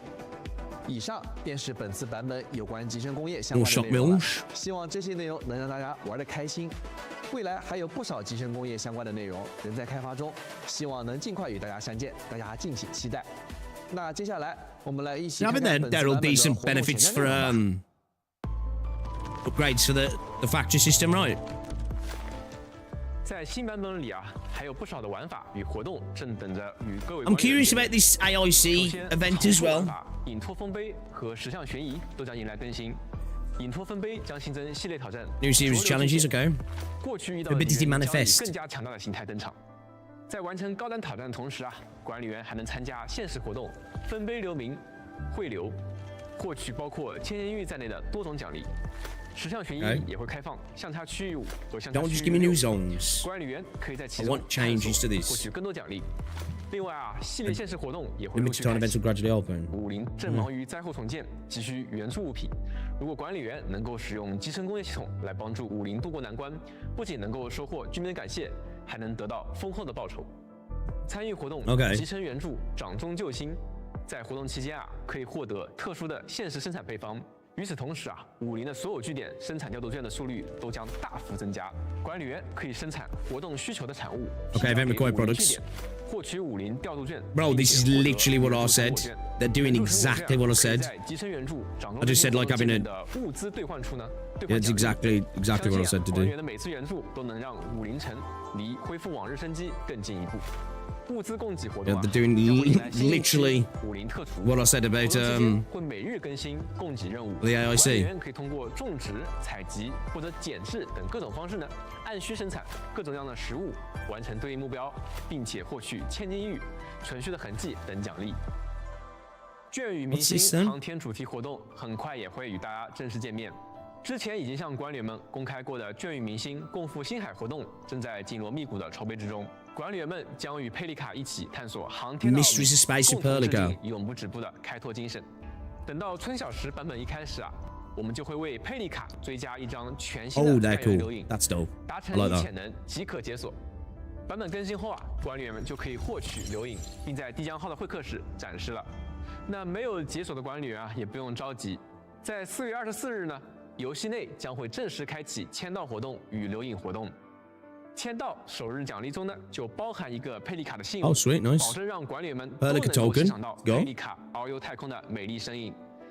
留影活动开启后啊，帝江号中央环厅的大屏幕和部分场景物件还会限时变为航天主题的样式。 Oh, it's only temporary. 驻留平台也将限时停驻在太空中，管理员们可以站在帝江号的舰桥上，静静欣赏它的恢宏照美。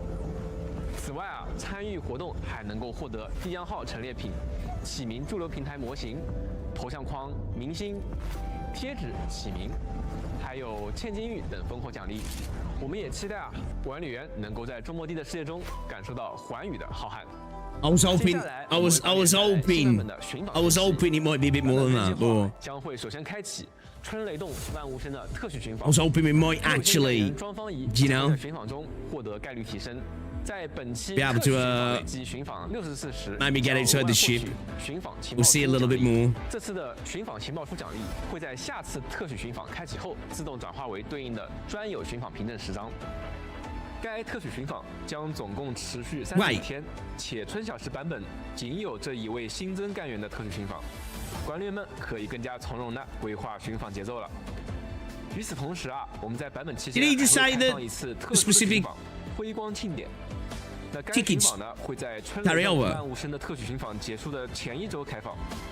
在辉光庆典的特殊寻访中，6星干员的随机范围有且仅有莱万汀、吉尔佩塔、俊卫和埃尔达拉这4名干员。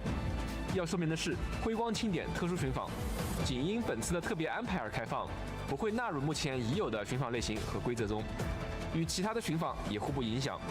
辉光庆典特殊寻访会一直开放至春晓时版本结束。同时啊，作为一次独立特殊的寻访，辉光庆典也会采用仅适用于本次开放的专属规则。那更多的详细信息啊，则将于后续公布，还请管理员们关注相关公告了。接下来再看看5库交易所。 Boy, 那在新版本中啊 fucking 将会 rerun this early. I'm getting 6 gibby. 星施术单 I 元 gotta get gibby, man. 管理员们可以在行舟森林中获取，而在辉光庆典特殊寻访的持续时间内啊，还会限时开放熔灼森林和极刑森林2期5库森林，对应的6星单手剑熔铸火焰与6星施术单元使命必达。 We're gonna go back through these. We're gonna go back through these, man, to look properly. 我们还将开启装方仪的干员 Okay 试用活动， Yeah, standard 也 shit. 将先后开启春雷醒悟与 Do 7 day 流光信息 signings 签到2期7日签到活动。登录完成签到啊，即可以累计获取对应寻访的各5张限时寻访凭证等奖励。同时啊，采购中心的集成配额交易页签也会伴随2期寻访，先后上架5张春雷醒悟寻访凭证和5张流光庆时寻访凭证，管理员们记得按需兑换。新一期里程碑 So 活动 that's already 协议 put 通行证弄 the 好 worries 也 of 将开启 reruns not coming 解 often 锁 then, 对应的 right? 协议通行证后啊 It's 管理 fucking 员就可以 at 获取 1.2 4 we're already at 1. 其中包括新增的6星施术单元雾中微光，该自选补给啊，在协议定制档位和原始配给档位均可获取1个。此外，还有新增的名片主题、山水墨尘、头像、新书、贴纸、巨兽心脏、滤镜、苍白等多种 Okay, 奖 but 励 camera 等待的 filters. 管理员们获取。随着新区域首登开放 Okay, 我们 this 将 is- 同步开启震水使海引入活动，希望能为管理员的探索提供助力。完成解锁协议传送点、开启协议储存箱等各项任务，就可以获取丰厚奖励。 Okay. 而且等到新区域试验园区开放后啊，管理员还可以继续参与引入活动、吸扰妙用，在体验到新区域的同时啊，也能够拿到可观的活动奖励。 Oh, people don't like that. People don't like getting rewards for exploration. People don't like getting rewards for exploration. 这段时间以来，我们也在持续的关注大家的意见，不断优化各项游戏内容，努力给管理员们带去更加流畅顺滑的游戏体验。那接下来就让我给大家介绍下新版本已经完成的部分优化内容吧。首先，我们 It happens quicker though that way, doesn't it? I don't mind. We'll have to see the rules specifically. We'll have a little look in a bit, see if there's they give us some more information on Twitter after this. 技能与天赋、武器进行提升时，将会在各自提升到一定程度后，大量返还对应的培养素材。如果管理员已经完成了对应的养成目标，那么在版本更新后就可以直接进入活动页面，领取到大量的返还素材。People have been moaning about that as well, haven't they? 各位新老管理员的养成负担，帮助大家。 So it's like a random character boy. I don't know. I need to look at the rules properly. 预告过的多项功能 I'm sure they'll put it on Twitter in a bit, will they? 而且还有不少新增优化也会在即将到来的新版本中实 Yeah, I was gonna say I don't know why your deli is in there. 与业务性上，我们针对管理员们的反馈，在资源收取、功能跳转、界面显示等方面都进行了改良。订单后 They're doing that just to filter people. 总控事项功能，管理员可以一键收取所有产物并安排生产，也可以一键领取线索并填入对应的线索框中。另外，资源回收站的资源领取也得到了优化。当资源回收站升至4级以后，管理员就可以在地图界面远程收取资源，不用再四处奔波了。That's a good quality of life. 装备页面也将会新增装备制造按钮，管理员可以点击按钮一键跳转到装备制造页面，而且还新增了装备批量制造功能。现在管理员们可以一次性制作多件装备了。Thank you. 在使用珍贵培养素材对个人的技能天赋进行升级时，也可以一键跳转到高阶培养资源箱界面，直接智能选择所需的素材内容与数量。Yo, these are good quality of life. 基础训练和干员教学关卡的完成和奖励领取方式。如果管理员已经掌握了对应的教学内容，就可以直接点击按钮完成关卡，领取奖励，不用再重复学习了。在仓储节点中，也可以按照地区来筛选他人的运送委托。这样，管理员们就可以直接找到自己想要接取的地区的委托了。Being able to find stuff remotely as well, big W. 同时，我们进一步优化了手柄的操作体验，新增了相关按钮的自定义替换功能，以满足管理员的多种操作习惯。Okay, cool. 在战斗方面，我们优化了界面显示。当角色开启部分持续性的终结技后，将会在画面下方显示终结技的剩余持续时间。希望这样能让管理员更好地判断战局，获得更流畅的操作体验。另外，在微镜在线关卡中挑战领袖敌人时，将会在画面左上角显示计时。Thank you. 只要不断挑战自我的管理员们，之后就可以更加直观地看到。You know when you're doing your trims, you're like, did I do it? 对 Did I do it? 系统，我们也做出了一些调整。版本更新后，即使是在集成核心和协议核心的区域内，也会在地图上显示暗管和多口暗管的标记了。而且，管理员们在集成核心和协议核心区内移动暗管或多口暗管的出入口时，以连接对应的管道将不会断开连接，方便。I hate that. You know when you've laid it all out and then you're like, oh, I just need to move this disconnected. Let me have to go reconnect it again now. 在复制蓝图分享码后，自动生成的分享文本将会包含蓝图的名称，这样蓝图的分享和接收都能变得更加直观了。此外，在部分 iOS 设备上，我们还新增了总装办公室场景的光追体验， Ray tracing on mobile, man. 带去更好的视觉感受。我们非常关注管理员们对于游戏日常刷取体验的反馈。在新版本中，我们将为管理员们提供更多的理智消耗许可，减轻管理员们在日常刷取的时间与操作负担。首先，新版本开放后，地区调度物资中将会追加更多的理智消耗许可。版本更新后，原本的理智减耗活动也将优化成理智补给活动，参与就能获取应急理智加强剂和理智消耗许可。活动中达成每日登录和消耗理智的任务目标后，管理员每天总计可以获取160理智。160 sanity and 8 sanity usage permits each day. 比如，管理员可以一次消耗160理智来双倍刷取能量淤积点，然后就可以领取当日的全部奖励。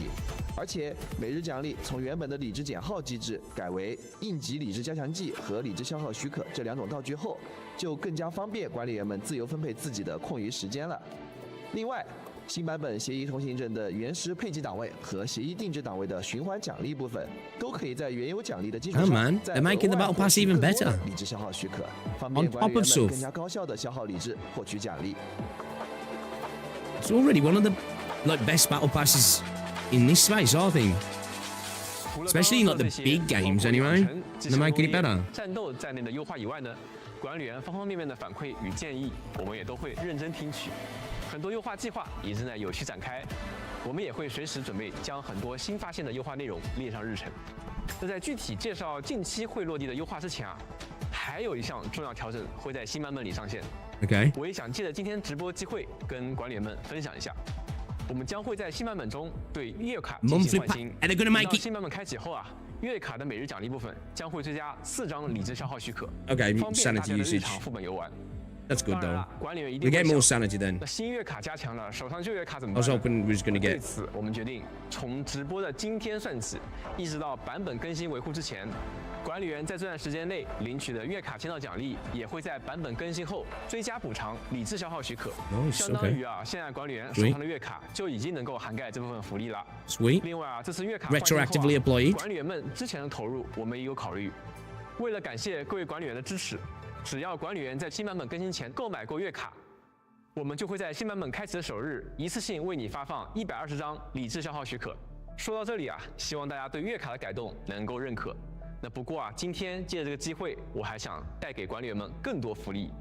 大家看，这是什么？是的，相信不少管理员都明白了。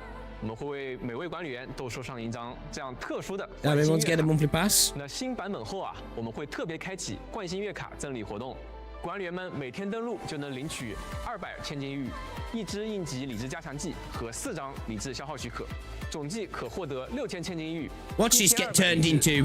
Watch this. This is a good thing. Watch it get turned into. The losing players, the bleeding players that have got to do it.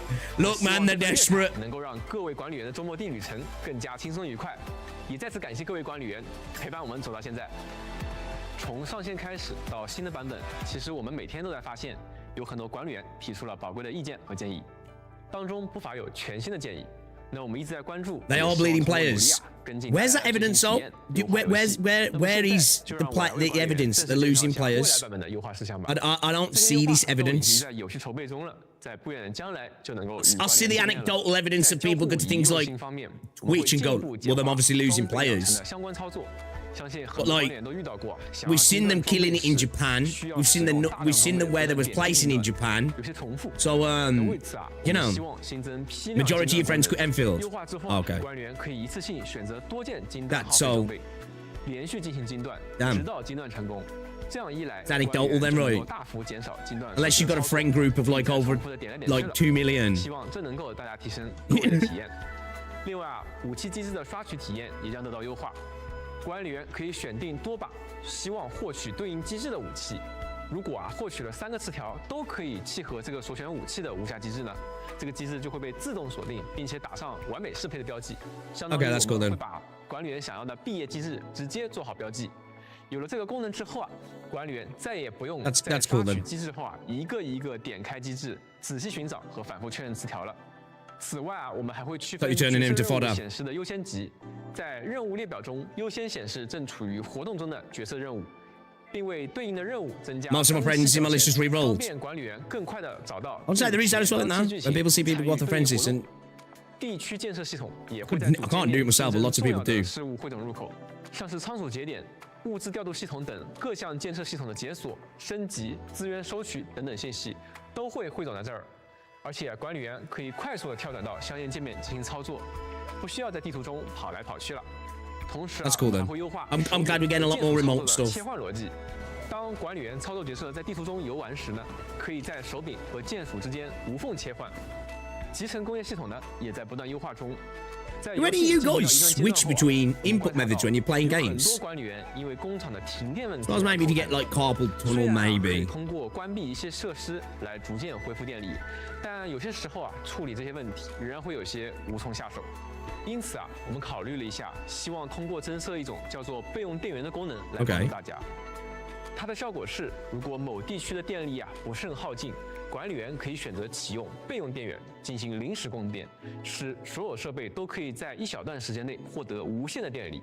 那管理员啊就可以利用这段时间进行电力调整了，从而恢复正常供电，不用再担心大停电导致的工业停摆，让自己无从恢复电力了。同时啊，也会获得优化。That it, like, even if you just stopped on for an hour when you was offline. 吸氧中继器不仅可以连接对应核心，也可以和外 It's 部的 nice. 吸氧供电桩、吸氧中继器正常连接。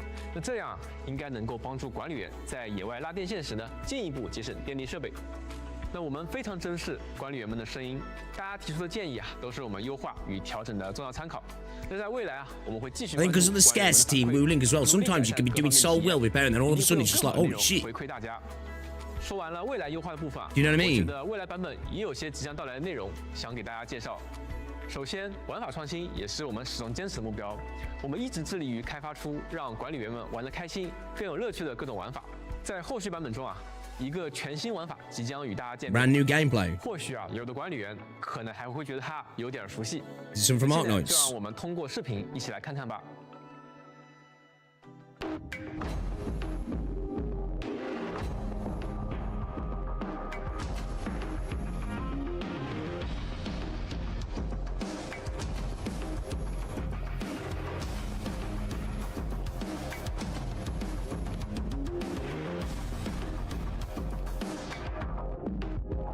Is it contingency contract? I'm gonna get my cheeks spread then, yeah? Is that what's happening here? Am I about to get my cheeks spread, boys? How's that gonna work then? 没错，正如大家所见，装模地将在未来推出危机合约限时活动，管理员们将会体验到极具挑战性的关卡，并且能够通过词条的自由组合来自行定义关卡的环境与难度。 Not just 大家可 okay. 以只是以活动 I want to see what we can actually do with the 多 environment. 点选高难词条，不断冲击上限。非常期待看到管理员们在崭新的挑战中大放异彩，创造属于自己的高光时刻。 未来，我们还会推出全新的双人配对战斗活动。 Two-member team 在 battle 活动 events. 关卡中，管理员只能在编队里编入最多 Can only 2 have 名 two 干员 operators. 但是相应的会享有特殊的环境增益，能够构建出更加差异化的双干员战斗循环的体验。 Okay, I like these specific mechanics just for 到时候，管理员们能够体验 that. 到与之前不同的策略乐趣与操作感受，在全新的关卡环境中感受到不一样的战斗节奏。 那玩法之外啊，我们也会在未来的版本中啊，不断推出新干员与他们的故事。他们出身不同，隐性各异，却都以各自的方式书写了 Oh, this is a 独一无二的 big 生 W. 命轨迹。 This is a 让我们 big 来看看 W. 他们的面貌吧。 Beneath the sunken soil, contrary wills. I think this stream's been a cook. I think they've been cooking. Their truths are not one. Rare is a perfect whole, only when the depth. We've got some really good QOLs. We've got some gorgeous looking areas. We've got improvements and changes to the factory. We've got fucking contingency contracts. Blood's own curse. The prey he stalks, the kin's shadow, once beloved, now lost. A giant cloaked in the interstices of time. For the protection of bonds, she lifts the seal from the forgotten.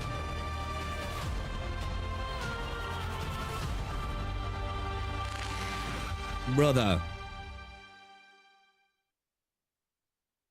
看完刚才的影片啊，想必 Was that 管理员 dude 对 fucking 几位角色很好 a 奇 vamp?。其中 Bro, 作为 man, 武林城选 it's 位 a 的 sanctum 米夫 vampire. 已经与我们同行了一段时间了，但清波寨的竹林中依旧藏着他的往事。为求问心无愧，他将不得不与擂台上的意料之外的老对手了断恩仇。在武林城内外啊， People's asking for a 形形色色的 mail. 人们也 You got a 正在 mail. 上演着属于他们的独特故事。那在刚才的短片中啊，我们还能看到一个人啊，从他背后的巨大血红翅膀就能够看出，他或许是一名来自塞什卡的血魔。 Okay. 那么这么一位特殊的客人，又是为何要来到此处的呢？ And okay, 同时啊，还有 fucking 一 hell, 位非 man, 常 me 年轻 too. 的巨兽代理人，他对红科院、对整个文明环带都保持着无限的好奇。他会在未来与管理员发生怎样的故事呢？那这些啊，都在今后的故事中慢慢揭晓了。接下来我们还有些新的情报要为管理员分享。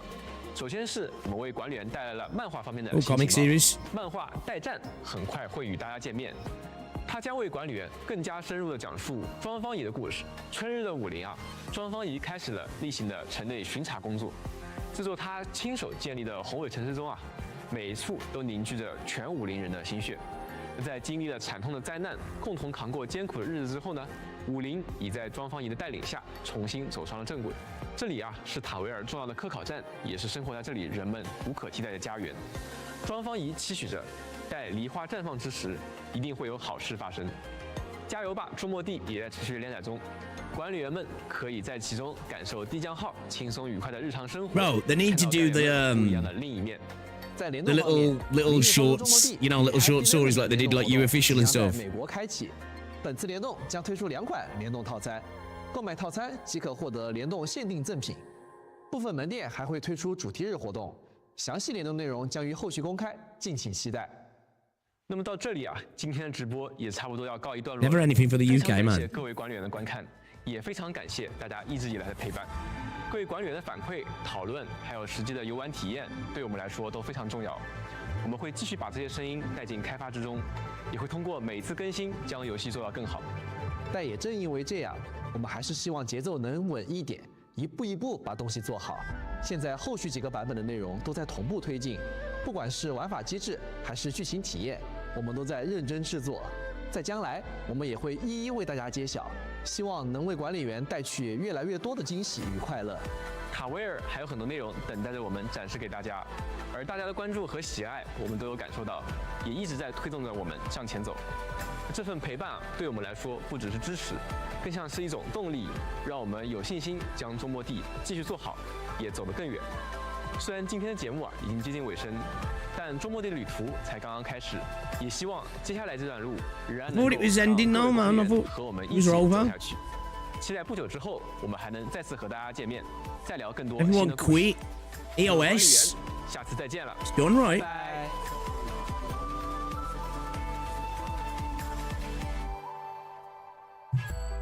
UK has too much knife stabbers.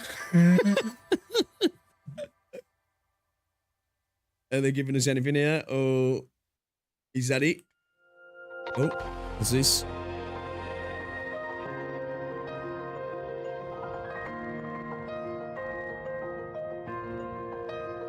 EOS stream, in my opinion.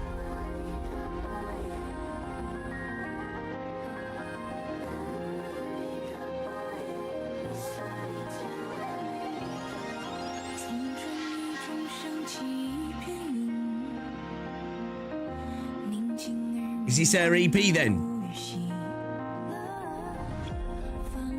5 out of 10 stream. Damn. And you guys are really expecting crazy things, I think. I think this was a good stream. I think we got some great quality of life stuff for the factory. The new environments look great. We're getting contingency contract. That in itself for me is a massive W.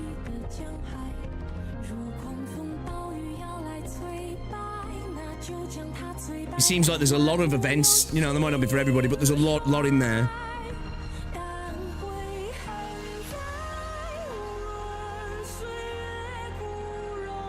Obviously, in terms, I don't know what the event, just going to be like, but I think this is a solid 7, I do. I think it might even be higher than that just because of contingency contract being announced. And like that 2-player mode as well, and we're going to see different synergies then, I'm assuming, different mechanics for us to be able to feed off two players.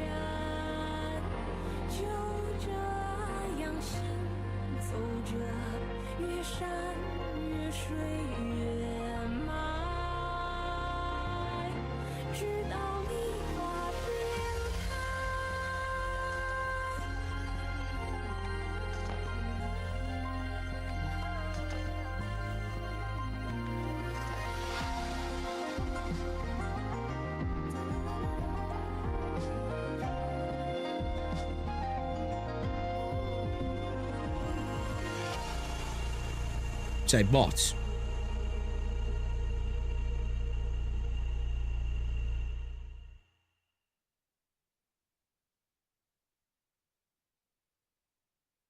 All right, okay, yeah. All right, let's have a little gander back through then, shall we? Because I actually is it actually ended so I can properly look through the VOD properly without it fucking buffering and shit. Yeah, I'm what's people saying? Good update. Thank you, boy. No colds. There's always that people are winning no pools. To be fair, we were in AKA cooking better than HSR anniversary. Yeah, man, people always got to bring other games into it, right? Okay, so For me, I mean, this was a good stream. This was a good stream. We got some interesting stuff that in the story that I think looks kind of interesting. Some of these environments look absolutely gorgeous. We're seeing Ardashir doing some aura farming moments, which I'm kind of always here for Ardashir being on screen because I think he's the most interesting. Even though I do think they're spoiled too much. That's like the biggest L, I think, at the minute for Hypergryph with these streams. They tell us, it's like they're like, this is the story. It's like, okay, can I experience it when the fucking patch drops, please? I don't need you to tell me everything that's going on. You know, that is a big L. I don't know why they need to do that. I guess they're trying to add a bit more to the stream, but I don't think they need to do that at all. I really don't. They don't need to tell us what they're telling us, really. Give us a little hint and then move on. You know, show us some visuals and stuff. I'm here for that, but remove any audio. Don't give us any context. I'd rather them do that.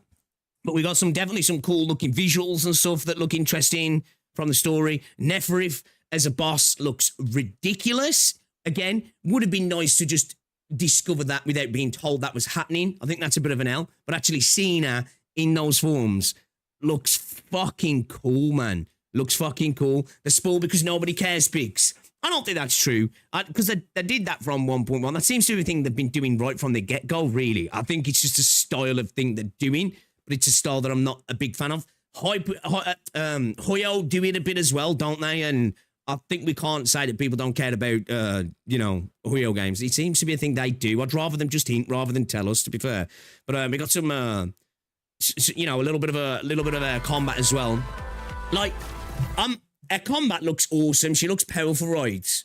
And her abilities in a kit sounds interesting. I've got to be honest, so I'm going to have to feel how it plays. I'm going to pull her, but it's one of the things with Wua. I'm never a massive fan of like floaty characters too much. Now they can be cool, but I think more often than not, they tend to feel it floaty, basically, right? They lose a little bit of that impact and being a bit visceral. So we'll have to see. But when I first saw her, I was like, ooh, he looks a little. Let's refresh this, man, because it's still like in the Here we go. There we go. Sweet. All right. We can watch it now better. It's you know, it can be a little bit floaty, can't it? And that sometimes like doesn't feel great, right? But a kit seems like it's interesting, and like she's our first real unit now where she's got like a phase with her ultimate, right, where she actually, you know, she's her kit's changing, right?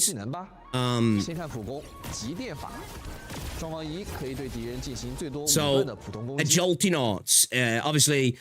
5 basic attack sequences dealing electric damage to the enemy. When performing a finisher to an enemy, Zhang Fangyi deals massive electric damage and restores some SP. Okay. All right, let's have a look. Let's have a look at this thing. Because it was going a little bit too fast for me to really take it in when they was talking about it. Okay, so Breath of Transformation is a combo skill. The combo trigger, when the controlled operator performs a final strike or finish on a target with electric infliction. Okay, so get some infliction on, get a final strike. It creates a Ziran Blitz array to attack the enemy, dealing electric damage. If the enemy has electric infliction, it becomes electrified. Okay. 当主攻干员通过重击或者处决命中了处于电磁附着状态的敌人后，就可以发动。装方仪会构造吸雷阵法攻击敌人，消耗敌人的电磁附着，并将其强制转化为相应等级的导电效果。Okay. 比如命中2层电磁附着的敌人时，就能直接转化为一个2级的导电效果。When they got 2 stacks of electric infliction, you get the level 2 version of it then, yeah? 导电状态不仅能提供对敌人的增伤，还可以被装方仪的战技所利用。它的战技金停诀 can also be utilized by a battle skill. So consumes the target's electrification to increase the damage multiplier of this battle skill and create up to 3 Sunder Blades. Then channels nearby Sunder Blades to unleash thunder strikes on the target in sequence, dealing massive electric damage. Okay, so we want to get our inflictions on into electrification, and then we get the Sunder Blades. and the more of them, the more damage, right? It looked like we could drop lots of them, kind of like what Avi Wemen does, yeah. 号目标的导电状态，在场上生成最多3柄蜻蜓剑，随后引导周围所有的蜻蜓剑依次雷击目标，造成大量伤害。生成的蜻蜓剑具有持续时间。Okay, so they only exist for a certain amount. 战绩生成的蜻蜓剑数量与目标导电状态的等级有关。消耗等级2以上的导电可以生成3柄，等级1则是2柄。Okay, so 3, 2, and then without only 1. Okay. 蜻蜓剑了。Not the same then. 总之，场上的蜻蜓剑越多，双方一的战绩就越能造成更多伤害。终结技万钧风雷在释放后会让庄华仪进入天理和。Okay, so upon entering the Empyrean of Truth state, Zhuang Fanqi's basic attacks are enhanced, a battle skill is enhanced and applies electric infliction. A combo skill becomes an AoE ability with a faster cooldown. The first casting of a battle skill in this state does not consume SP or electrification and is guaranteed to create 3 Sunder Blades. Okay. This is an overall upgrade on a kit, really, yeah. Basic attacks, battle skills, and combo skills. What do you reckon to her in this form? What do you reckon to her in this form? 伤害倍率提高，而且在终结技期间首次释放战技时，可以不消耗技力和导电，直接生成3柄蜻蜓剑。战技的最后一击命中敌人时，还会额外施加1层电磁附着。终结技期间，战技的伤害范围也会扩大，可以攻击到更大范围内的敌人。而连续技一息万变，相比于非终结技的状态下，在终结技期间内会对范围内的敌人能进行生效。Let's go back to during the ultimate, a combo skill, Breath of Transformation, will take effect on enemies compared to a non-ultimate state. Okay. Pull down 4 times faster. During her ultimate, hit them into that. 并且冷却恢复速度会变为原本的4倍，这样在终结技期间，庄方仪就可以 can achieve a cycle of 1 battle skill and do 1 combo skill. 实现1战技1连携的循环，流畅的打出极高的伤害。Okay.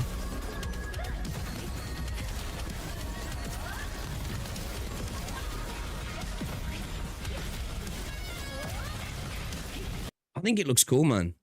Better version Levy ult.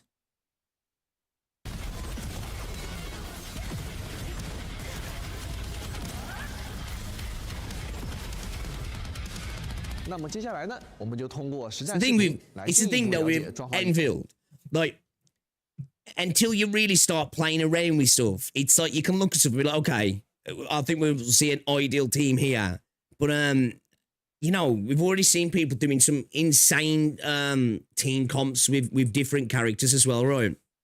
Okay. 你的作战能力吧。先来看对战我们的老朋友白垩借位。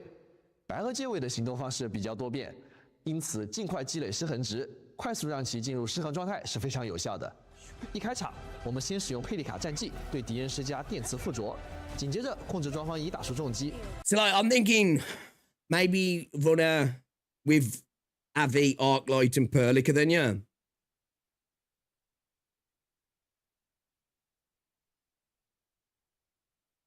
That's probably who I'll run her with. That's kind of like what I've been wanting to do anyway. Maybe see if we can do something with the 12F as well, maybe. Because like obviously I've been wanting a premium electro team from the dot. You know what I'm saying?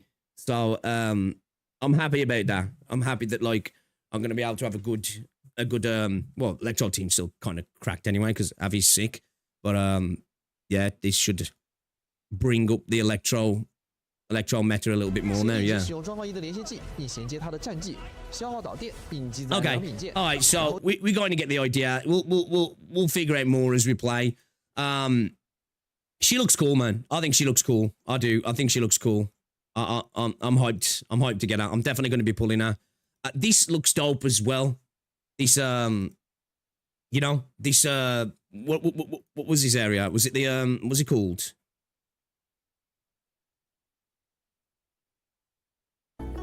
随着剧情发展，管理员还会和庄方仪一起展开更多行动，共同面对新出现的危机。在无声处守护巍峨耸立的天师庄阵列是武林的一道奇观，却很少有人知道，在武林层地下也有着数目庞大的。We got some stuff in the game now, yeah. The underground bit looks fucking dull. 关的地下阵列中啊，却有着新的不安正在滋长。阵列的空 Yeah, 间 this stuff here. 变得混乱。 So it looks like we've got some. It looked like was there a little portal there? Then are we going to be out doing some portal stuff? Because some other people were asking about like interesting like you know portal mechanics. 却有着新的不安正在滋长。阵列的空间好像也变得混乱。 Is that a right there? Yeah. It's a little portal, isn't it? Right? Are we going to be hopping through those to move around? Okay. So we've got some platforming puzzle stuff as well by the looks of it in this area, which I'm here for because you guys know me when it comes to exploration in this game. Like I love stuff like you know, the cryptic delver stuff and any kind of like exploration and platform puzzle stuff in this game. Big fan of it, so I'm here for more of this. I am. Yeah, it looks like we got different puzzles all over the spot, man. See that though? That one there looked like it was more for you to pass through as a person, where the other one, maybe, are we going to be shooting water through them or something? Like, look here. This is definitely a portal, right? But is that big enough to fit through? I don't think so, right? Are we going to be moving something through that? Specifically? Or do we just need to move that itself? That looks like a portal that we'll walk through, right? I wonder if they are maybe introducing like some sort of portal mechanics. What if you like can shoot the water through that to hit another thing from a you know, a different angle maybe? Second date with Zhang. Yeah, I wasn't really interested in that, to be fair. 双方以究竟在担心着什么呢？就请管理员在游戏中慢慢发现吧。另外，管理员还将在新版本里参与到。Yeah, like I'm definitely interested in that. It always funny to see the guys in this game with beards. So it looks like we've got some like this environment here. It's beautiful, man. Like, I saw Ken saying it's stun locked. Is that not stun lockable? That shit's stun locking. That's beautiful. That's gorgeous map design, in my opinion. That looks stunning. I can't wait to explore it. It looks beautiful. It genuinely does look like a pretty place to explore. Looks a decent size as well. It's not huge, right? But it looks like a decent sized area. 试验园区，管理员会带着一位天师学徒前往被侵蚀潮覆盖的试验园区，解救天师庄的机芯模块，使园区恢复生机。那没想到啊，这些机芯模块竟然有着迥异的性格特征。那管理员们啊，也会根据它们的性格一体打开通路。在试验园区中啊，通过操作射流无人机等。I don't know what it is with me, man. I always feel like I've got to clear all the blight. Got to clear all the blight. So this is what I was talking about as well. Like, obviously we're getting a little bit more puzzle mechanics with the spray gun, or the jet drone, should I say? Like, I was talking about this last time I streamed Enfield the other day. That I can't wait to see the wheel fill up. You know, wait for the wheel to fill up, and we've got more utility in like to interact with stuff like this. Like, I want them to give us more environmental puzzles that we have to use our little tools to play around with them. So I'm glad that we're seeing more of this. I hope they continue to expand this sort of stuff because I really enjoy this stuff. It's not for everybody, right? But I genuinely really enjoy interacting with the light puzzle stuff in this game. It's just really pleasant, especially when I'm streaming, to just like chatting away, doing this sort of stuff. I really enjoy it, man. I do. So I'm happy we're getting more of this sort of stuff. Obviously, this just looks like we're literally just clearing this out. So like, it's not exactly like puzzle, but you know, I'm here for it. 我们期待的管理员在探索的过程中，逐步帮助实验园区摆脱天使潮的影响，重现往日的如花。 This area looks gorgeous, man. This is stunning. It's beautiful. 在继续前行之前，也别忘了先收下我。We got the piss stuff. So what we got? Acid-resistant pump Mark II, expanded crucible, purification unit, conduit inlet manifold, conduit outlet manifold, hyper beam tower, the sledgehammer mortar, and the piss soaker Mark I. We've got the piss soaker Mark I, chat. What happened to that Liberia girl? They did tell us something about her. Is she going to be a welfare operator? I didn't notice that. I want to learn more about this special banner. Obviously, we've got new gear. We're going to be needing to craft this through new recipes, which is fine. This stuff's all cool. Like, you know, optimizations for the factory. I love the fact that as well that now when you're moving the outlets around, they don't disconnect. I don't know if anybody else found that super frustrating. You know, you like, obviously you're fiddling around with your base, your factory, sorry, and you're like, shit, let me just move that because that would make things so much better, and then it disconnects, and then you connect it back up, and you're like, actually, shit, I kind of need to move all this now. That means I need to move it again. It's like, fuck, it's disconnected again. That was something that I didn't understand anyway, so the fact that they're fixing that, that's a massive W, I think. The berry just had no info. Yeah, I didn't see anything about her anyway. Dracnus. So when they say it, are we going to be able to connect multiple up? Is that what they're saying? There's more inputs, outputs, and ordinary conduits.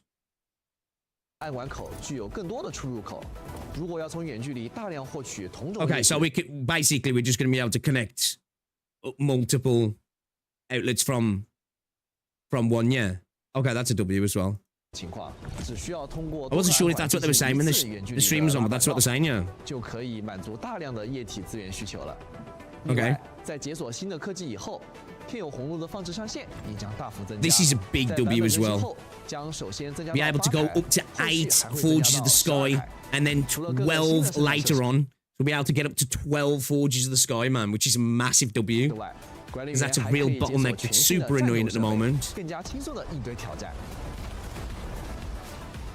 随着全新区域试验园区的探索，管理员们还能够解锁新功能设施净水节点。This area looks quite big as well, doesn't it? This area.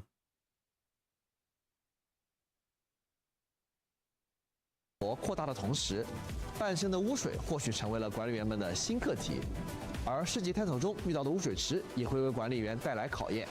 这时，净水节点就可以帮助管理员们解决。It's very industrial. This is like a very industrial area, isn't this? 把污水运送到净水节点。It looks quite large, isn't this? 对污水进行快速、高效的无害化处理，而且将净水节点提升至更高等之后。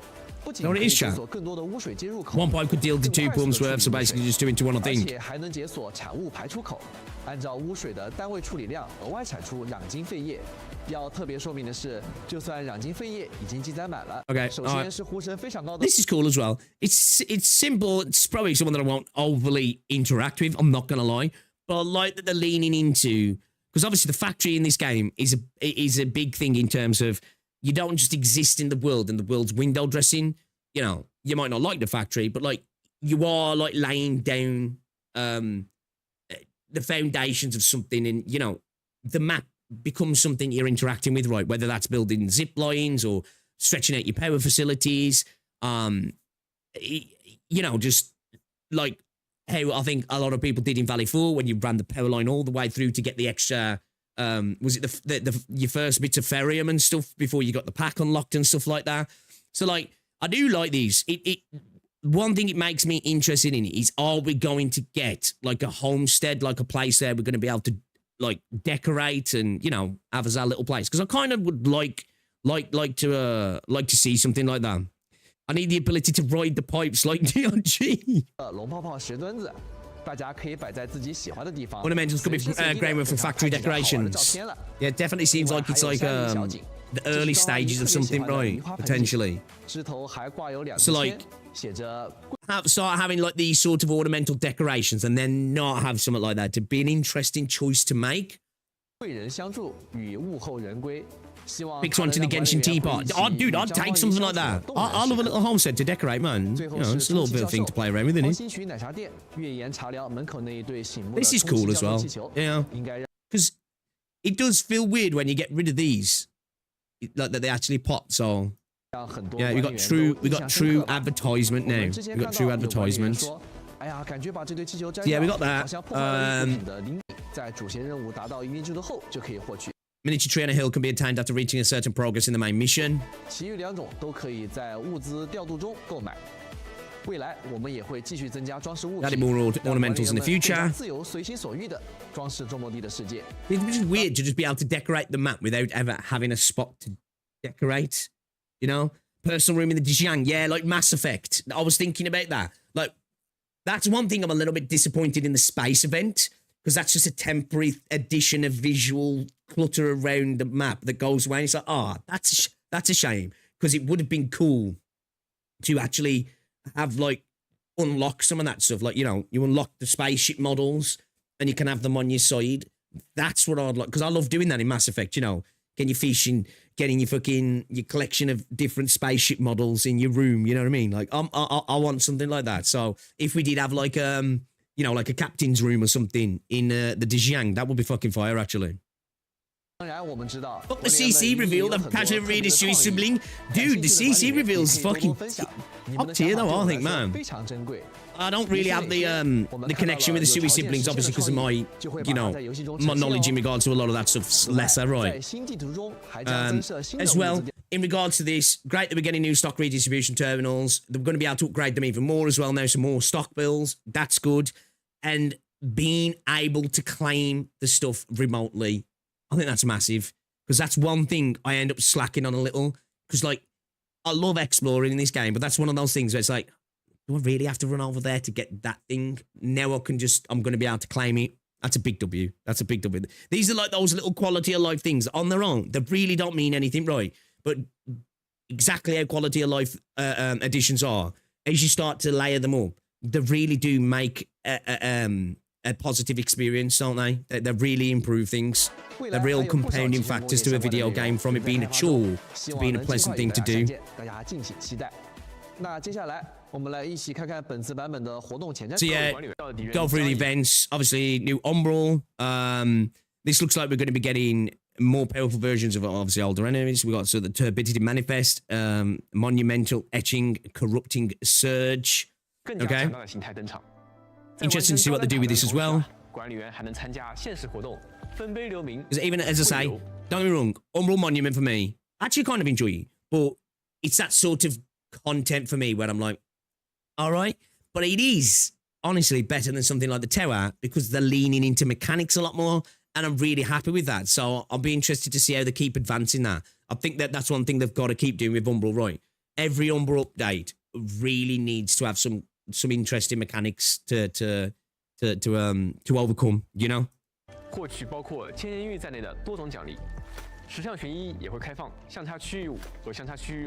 I'm not gonna lie, I was hoping we was gonna get something more about Edge Space because, as you know, I've got so much interest in the potential of this mode.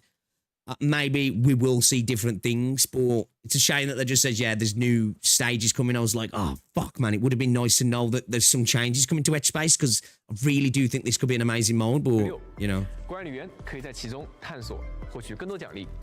另外啊，系列限时活动也会陆续开启。 It's like, what do they mean by limited time event series there as well? 与灾后重建急需援助物品。 Oh, yeah.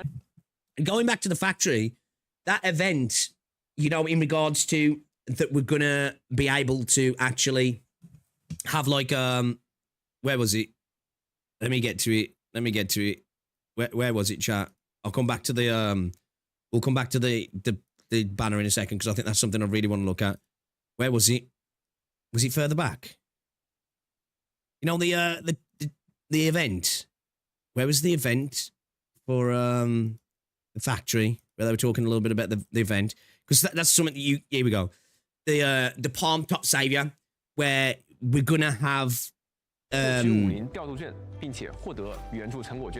like a place to sell stuff that we're gonna need to specifically build specific recipes.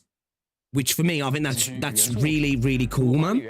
Yo, Dead Aim, what's up, dude? Yeah, looks good, doesn't he? Looks good, to be fair. How's it going as well, man? Welcome to the stream.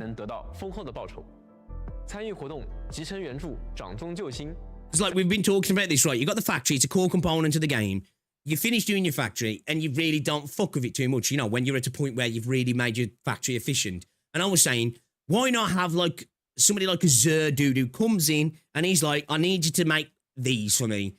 Make them, bring them to me, and I'll either buy them off you or it'll give you access to some really good discounts on some items that you can get from the redistribution store, but just better, right? You know, whatever it might be. Just stuff that's at a mad discount. So it encourages you to go, okay, shit, let's go rearrange my factory a little bit because I can make some fucking good fucking bonus purchases here.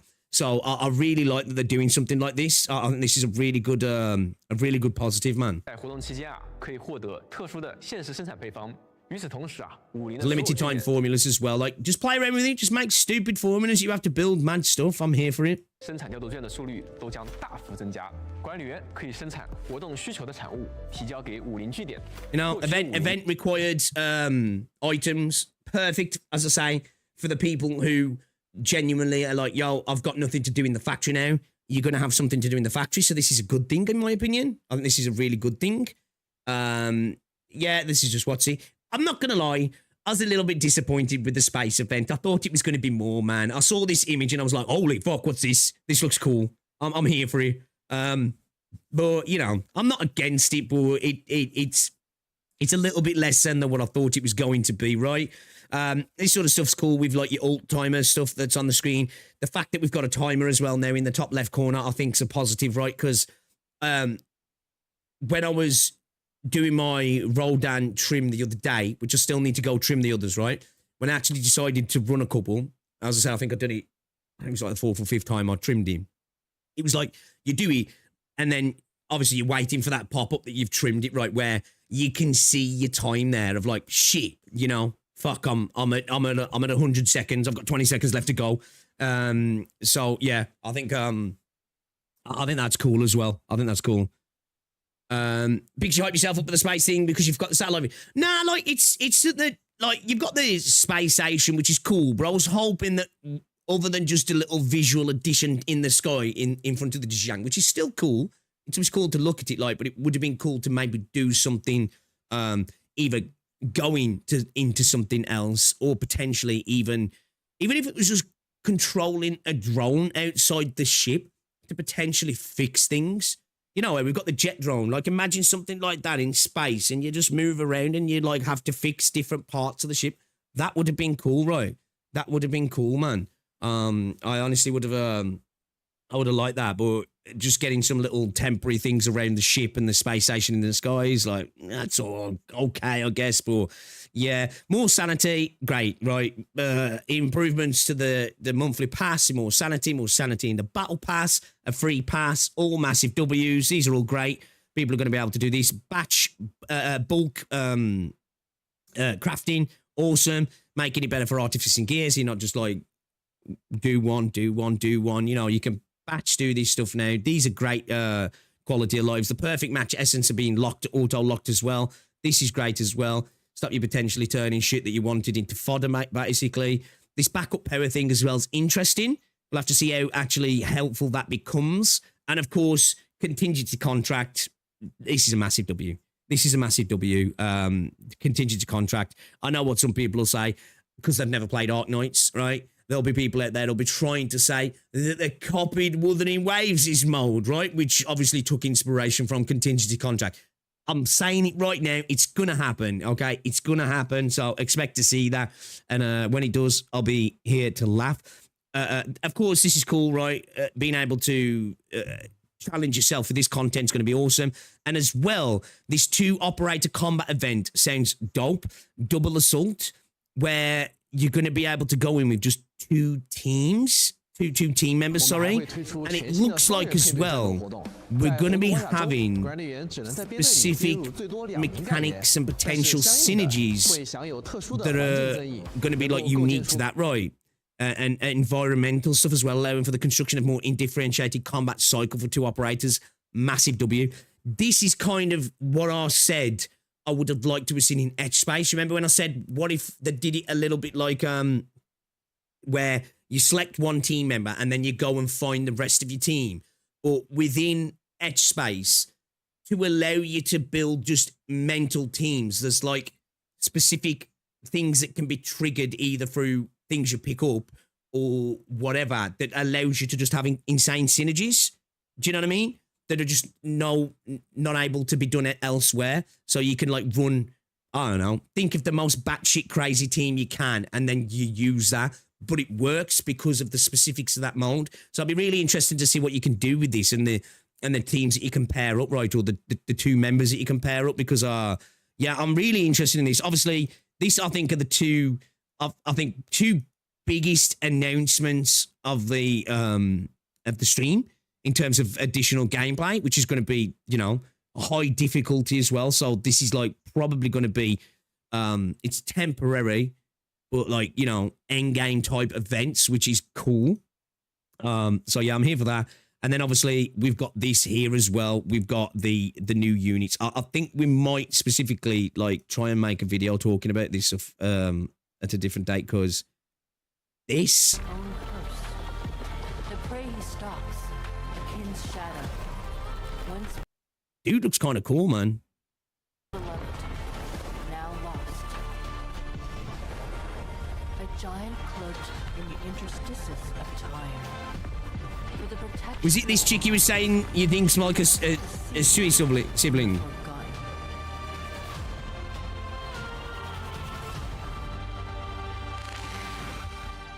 You can't unsee robot. Why in that dude? So yeah, yeah, obviously, brother, she's just fire, right? I don't know what to say so much about her design. I'm not overly into it. I think he looks cool. Getting a male character, that's good, right? That's good. So, you know, what about to be a Pheromone proxy? 在竹林中依旧藏着他的往事，为求问心无愧，他将不得不与擂台上的意料之外的老对手了断恩仇。在武林城内外啊，形形色色的人们也正在上演着属于他们的独特故事。那在刚才短片中啊，我们还能看到一个人啊，从他背后的巨大血红色翅膀就能够看出，他或许是一名来自塞什卡的血魔。那么这么一位特殊的客人，又是为何要来到此处的呢？同时啊，还有一位非常年轻的巨兽代 A 言。 very young Pheromone proxy. So yeah, he says it outright. Says it outright. So yeah, looks cool. I think these all look decent characters. Obviously, Mifu and this dude I think are more interesting than her, but we'll have to see. I'm glad that we got some little teasers here. Again, I do think they need to stop teasing stories so much so, or outright spoiling it. So, obviously we've got her banner. And then the big thing in terms of the gacha here is we've got a rerun. But it's a group rerun here. So this is a special headhunting banner that's going to have Elegant, Gibby, Levitain, and Ardelia. Now, this is good for me as somebody who actually does want to try and get Gibby and wouldn't mind getting Levy as well. I don't mind going into this. I need to know more about the rules, all right. I need to know more about the rules here. I don't know why the fuck Ardelia's in this, though, other than to try and annoy people, because the character that gave away, some people were already pissed they got in the standard banner. Now he's back in this banner. Like, why didn't they throw Yvonne in or somebody else? Like, I feel like they're trolling a little bit here. If I'm honest. Like, it's great that we're getting a rerun early. I think this is going to put to bed a little bit of the fears of people worrying about potential reruns. Also, it comes with a different potential fear for some people. Oh, it's a batch banner. Okay, what does that mean for me then? We need to see specific rules on this to see if you can maybe focus or whatever, or it's just going to be run your luck. You know what I mean? Because obviously, it's going to be a bit frustrating for a lot of people if they decide to spend in this and it's you get Ardelia, right? Do you know what I'm saying? They don't actually say anything about it here, do they? They said on the banner will be available a week before the Thunder of Renewal Chartered Headhunting ends. Okay, so towards the end of her banner, this will come up. 结束的前一周开放，在辉光庆典的特殊寻访中，6星干员的 Random 6-star operators you can acquire are limited to. 且仅有莱万汀、吉尔。 Okay, so you get one of these four then. It seems like it's just totally random then. There's no focusing then, right? Okay. 俊卫和埃尔戴拉这4名干员。 What are you spending to get this though? 辉光庆典特殊寻访，仅因本次的特别安排而开放。only available some special arrangements in this one. So it does not fall under any existing types of headhunting or their rules. So what does that mean then? What does that mean then? So I'm assuming what they're saying there then, your 50-50 pity isn't part of this, right? But does it mean that the actual requirements to get, you know, the unit, whether that be your spark, what's the requirement here? Is there, they did say the weapon banners are up as well, yeah? Are their weapons up as well? Yeah, I get that it's got a separate pity, but it's like, when they talk about the rules, what is it? Is it just a standard 120 spark again? Or is it going to be something a little bit different, like, you know what I mean?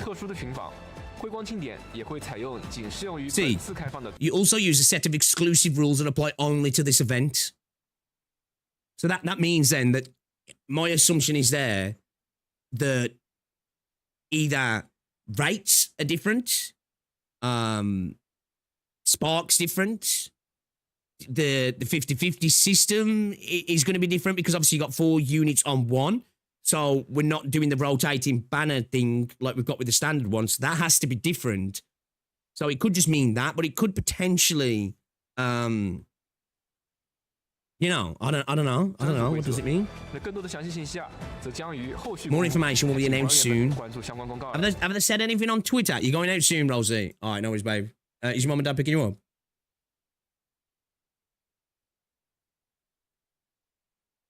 Have they said anything on your Twitters?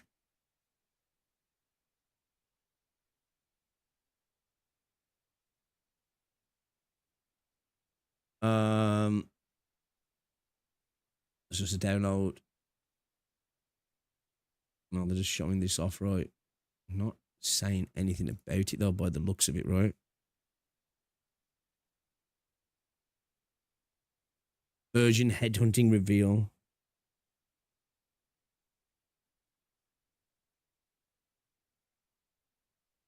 Okay, yeah, we've got nothing, yeah. I should imagine we'll probably get something on the website, maybe, yeah. I don't know when we'll get it.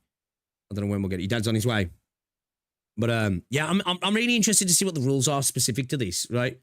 Because as somebody who wants to potentially get either one of these two, probably specifically Gibby at the moment, I wouldn't mind pulling on this, though. What am I using, though? Is there specific tickets for this? Am I just going to have to use my premium currency to turn into the tickets for this? Is it standard tickets? It's special headhunting, so I wouldn't imagine it's standard tickets. But then if it's standard tickets, they're going to need to give us a shit ton of standard tickets, right? So, be interesting to see. It's a bait banner. They won't talk about it, how it works until launch. Yeah, specific tickets.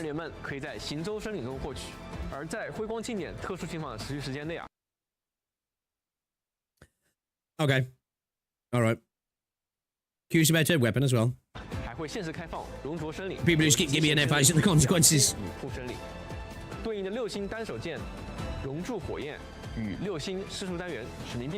So, I wonder what the deal is with the Battle Pass this patch then?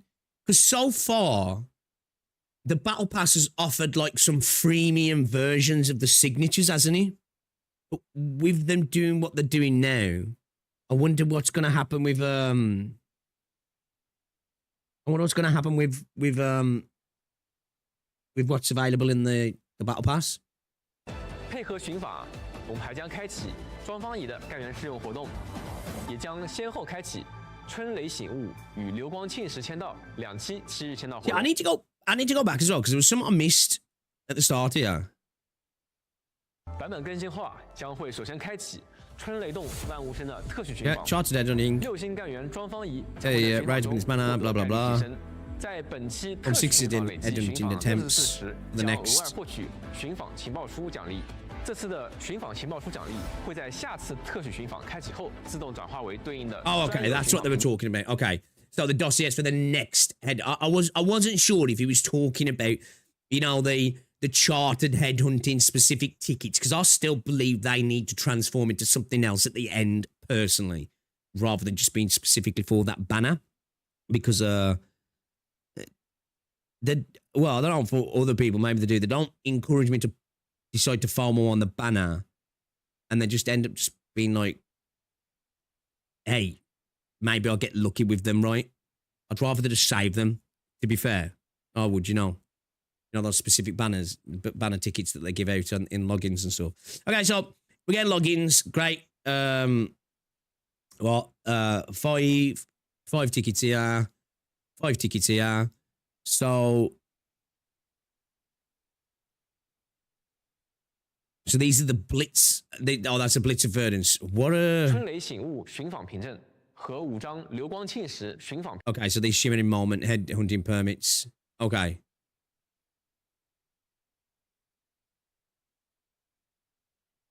So it probably is just going to be then straight just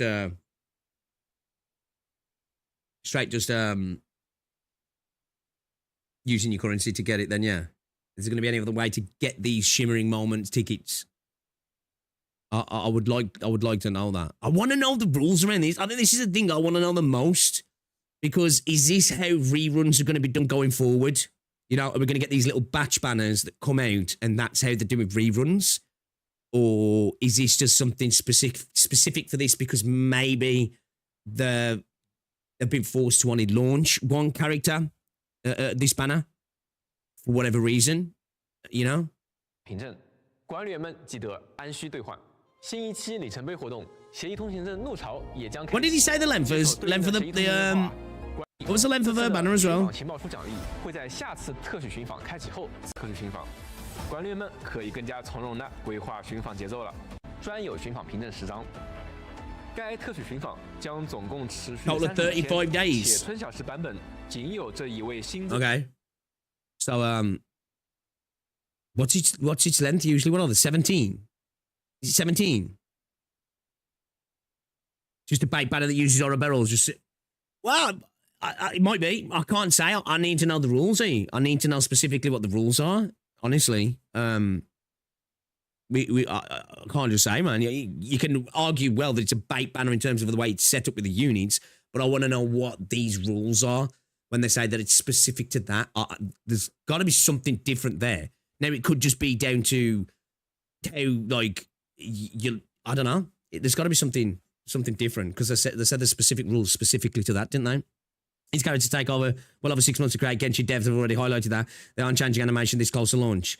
Same rules as joint operations. Well, do we know that then? Have they said that? Have they put something up somewhere? Have I missed something? Because all they said here is it's got different rules, right, to any other banners. Going to use a set of exclusive rules that apply only to this event. Have they said that it's going to apply to?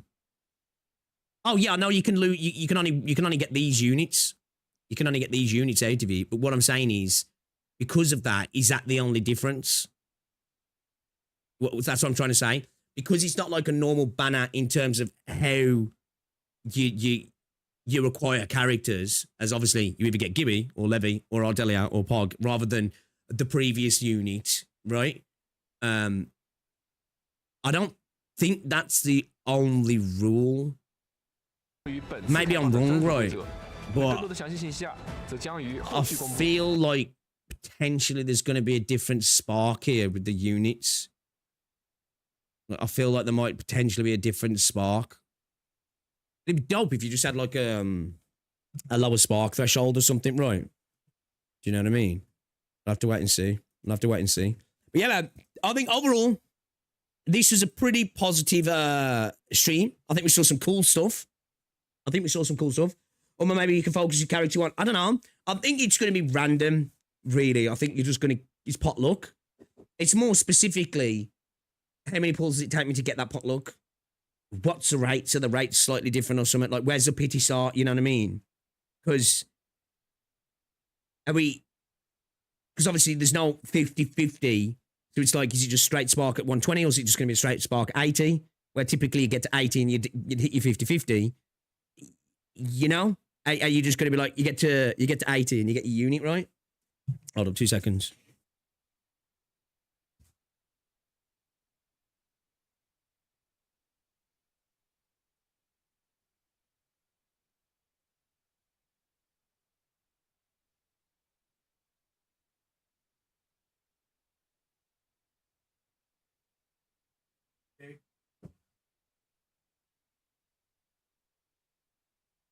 Won't have a spark, probably.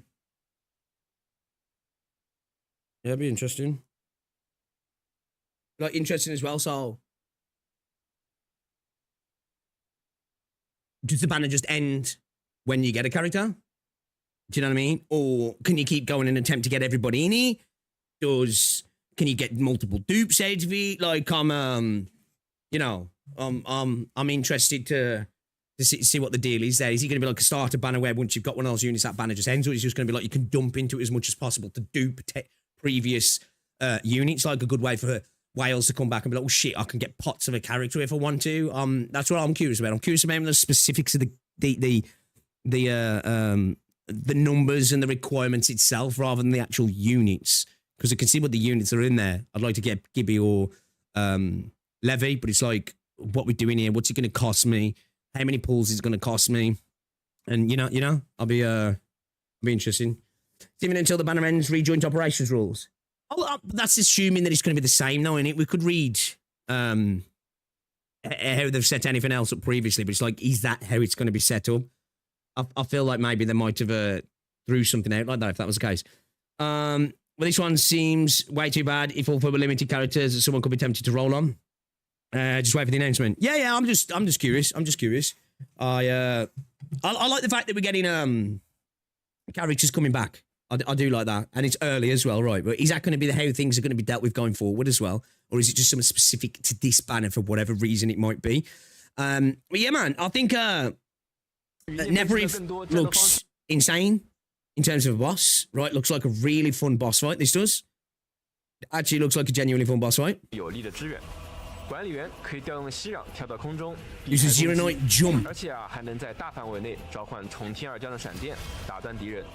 即使敌人在空中，也依然有效。不过涅菲斯的手段还远远不止这些。不知道大家还记不记得 ？Yeah, it's a little bit disappointed that they spoiled the boss fight, right?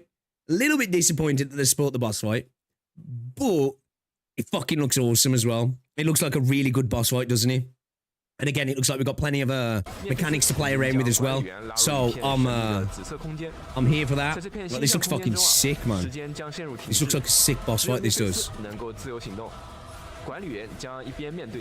the effects are really cool as well. 而且被逼入绝境时涅菲斯还会使出更加疯狂的招数。至于涅菲斯的更多战斗方式与具体的应对策略，就等待 looks cool. Looks cool. So yeah, man, I think I'd give this a solid 7 or an 8 for a live stream. I think we saw lots of cool stuff, lots of good quality of life improvements, like actual genuinely quality of life improvements. Hypergryph doing some storage with marketing for real, right? For real. Big L from live stream for me. He's definitely not addressing the elephant in the room. X-Ray Salvage. Yeah, I agree with that. I think spoiling too much of the story is fucking stupid. I don't know why they keep doing it. It's just stupid. Not seeing more about X-Ray Salvage is for sure something I'm disappointed in. Is somebody who really wants to see that be better. Really wants to see that be better. That's a big L. But overall, yeah, like I say, some good quality of life stuff. We're getting good, cool factory additions. You know, batch crafting, great. Remote claiming, great. Perfect locking essences, great. What else have we got in terms of quality of life stuff that was good?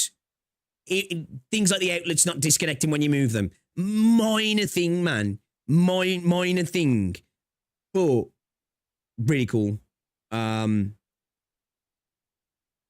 The new patch in terms of like the environments looks awesome. Zhang Yi looks dope as well. Yeah,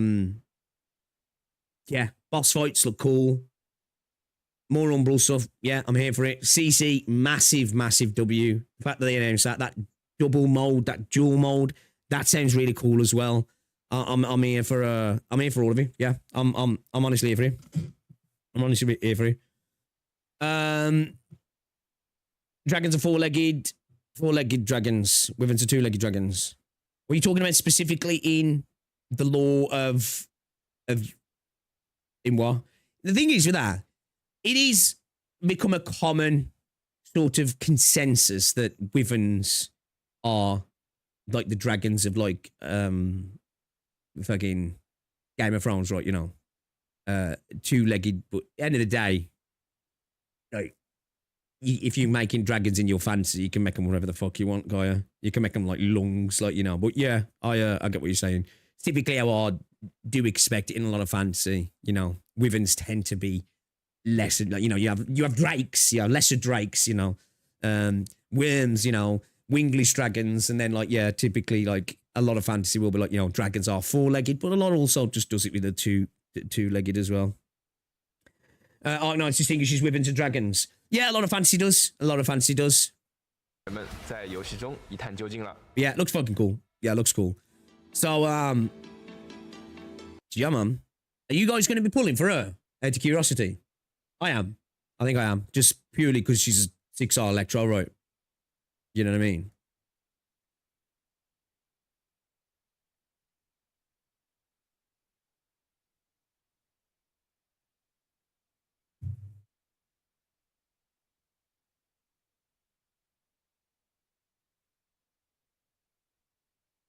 Who's pulling for her?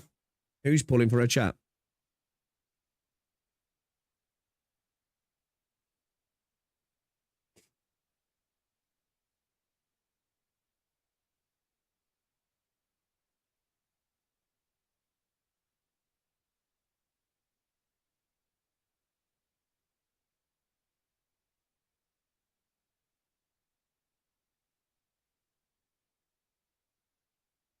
Controlling Chinese dragons. Well, yeah, it's they tend to be like lungs tend to be a lot more worm-like as well, don't they? You know, you got the ones that are depicted with legs and everything, but they tend to be a little bit more worm-like, don't they, the Chinese dragons? Watch me 10 puller. So Sarkaz vampire duties reverting back to much more primordial Sarkaz vampire form using the blight as well. Not a fan of the character soul skip. Fair. I'm pulling still though, looks fun. White ball. Yeah, man, I think she looks dope. I'm here for the fact that she's just a 6-star Electro, you know? It's always a little bit hard to see how you're going to specifically use her. Obviously, she's going to be great with Electro teams, right, but I wonder what potential there is for a bit of team building around her. But I'm okay with her sliding straight into kind of sort of mono Electro team, if I'm honest, because kind of what I was waiting for. So I'm cool with it if that's the case. Have they uploaded? I'm sure they probably broke stuff up a little bit now and uploaded into trailers, right?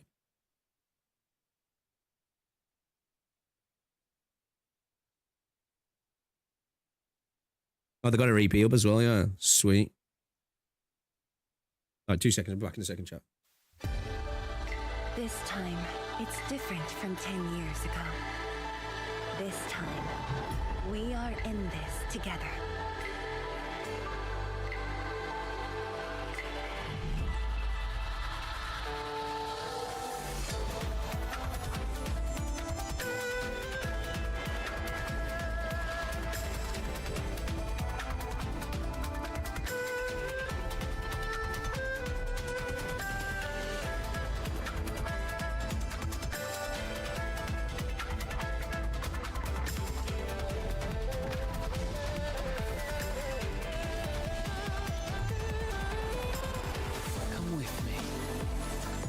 To the place beneath the Aurora's crown, the origin of all life. There lies. I said, watch me 10 banger. I said, watch me 10 banger. Once I stop you, I shall reveal the truths myself.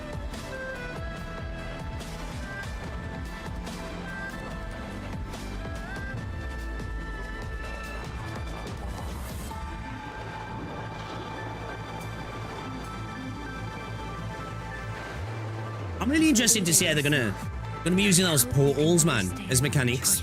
As I said, you know, in that little space, it looks like there's smaller portals. They've got to do something, right? They've got to be used for some gameplay mechanic, I would at least think. Because the bigger portals definitely look like ones we walked through. They look like we're using them for something.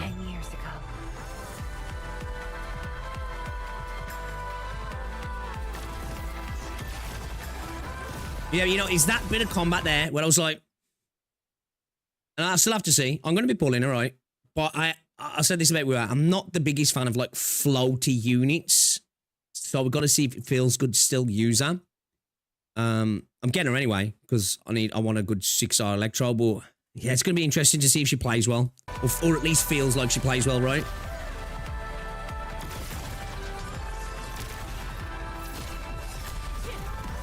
Keep showing that purple portal, yeah. This is mine now, and I will not allow anything to stop me.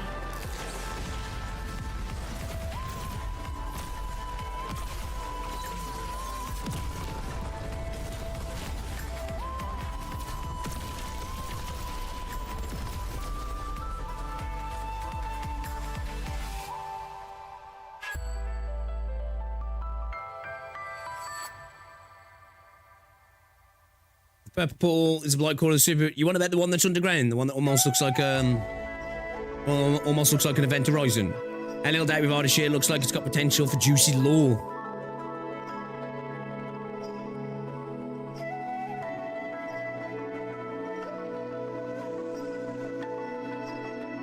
I feel like I need the pop one just for that artwork.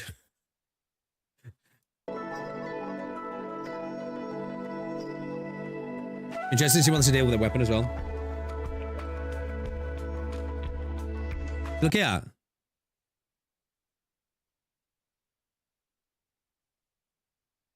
Portal here again. That's a big ass one, right? This one looks like it's designed for much bigger than just bringing people through. Because looking at this here, these are steps. So like a human standing down there is going to be like this tall, right? You know, this looks like it's for bringing, like, I don't know what through. You know? Definitely more than humans, though, right?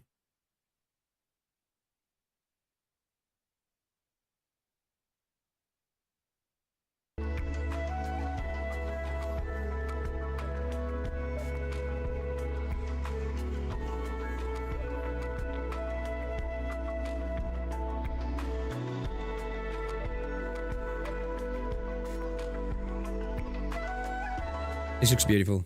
Looks beautiful as well. And obviously we've got this here. You reckon this is to be the blight, yeah?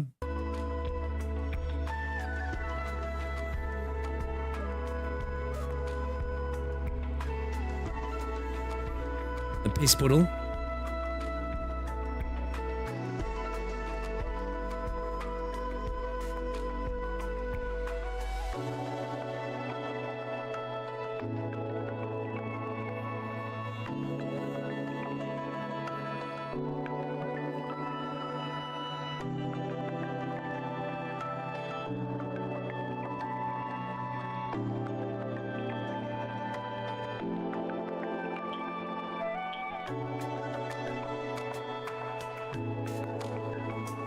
Well, they're upgrading the battle pass as well, right? And that's a blight core, personally. You might be right. You might be right. Visually, it tracks.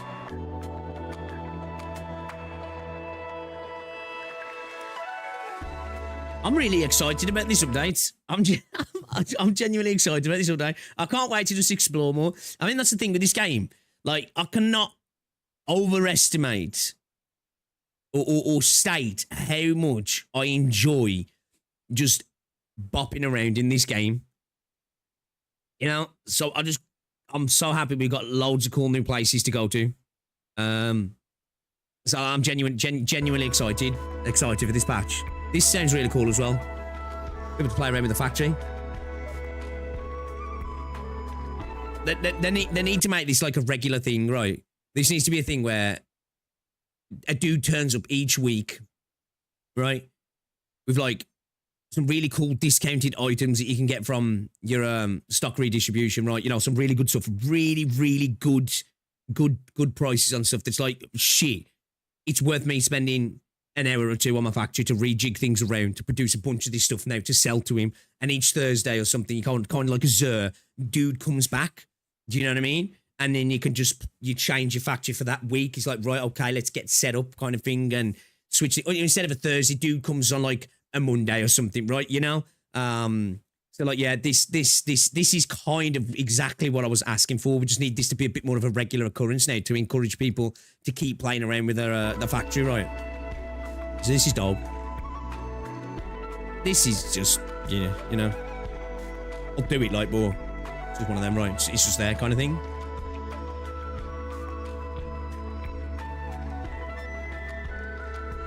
Yeah, this is one I was a little bit disappointed on. See, I love that visuals as well.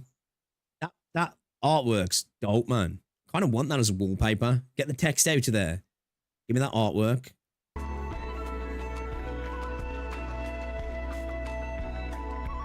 So like, when I saw these, I was like, oh, sweet. Are we going to be able to get these and you know, decorate the Zhejiang?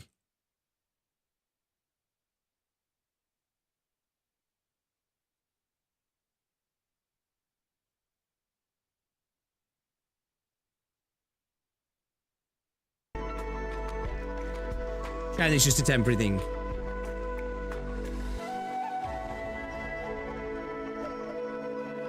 I was hoping that it would be more than just seeing the space station in the sky. Cool that they've done it though. Like they need to let you keep that. Fuck it being temporary. Let you keep it. You know? Let you keep it, man. Why only make it temporary? That's dope. Somebody who enjoyed collecting the ships in Mass Effect. Well, that's going to be sick to see that out the window. Like, yeah, man. Let me keep the, let me keep the fucking little bits and pieces. Like I said, it would have been cool. You know, we've got the jet drone. Like, I just have a mechanic like that.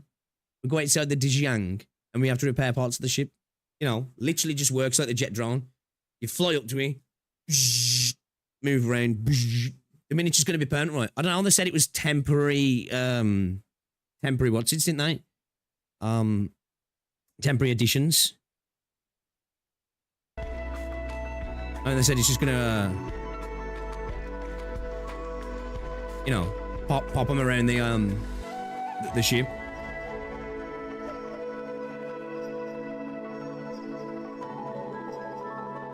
Have you actually seen inside the Chinese space station? The space station's clean as fuck, man.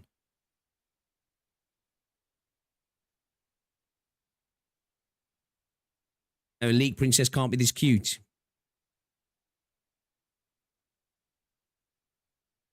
That is going to go hard. Curious to see what people are saying. Expander will come in soon. Factory must grow. Will I bring? I thought they'd bring the skins. Nah, it's gonna take a while, I think. Frostbot saying, kept us waiting. I was hoping we'd get some new lower rarity, even if it turns out to be Mifu. Do you guys think Mifu's going to be a non-6-star? What if those 3 that they showed off actually are all not 6-stars?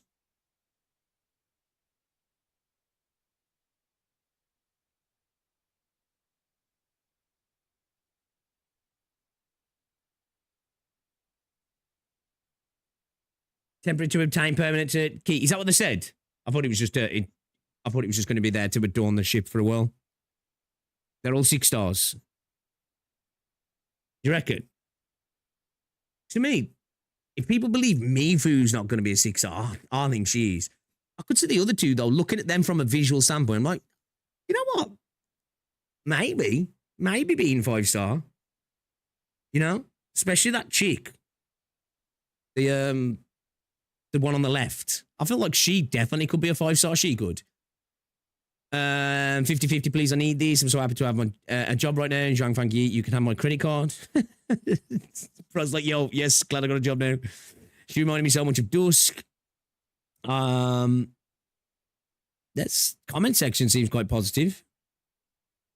I was expecting some more potential negativity, maybe around the rerun. Let's have a look what God, Twitter's saying, shall we? Because you know, Twitter's a lovely place.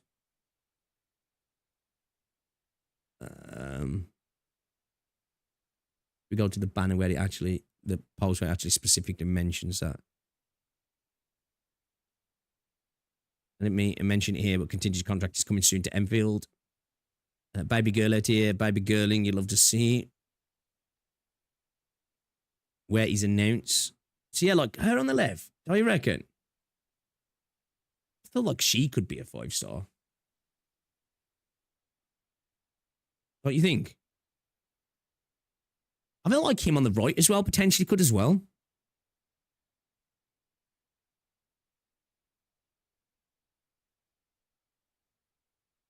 Makes me wonder if they might drop the lower rarity in bulk, maybe something like once a year or so. Yeah, that's what I was thinking, because I'm showing all these, you know, I don't know.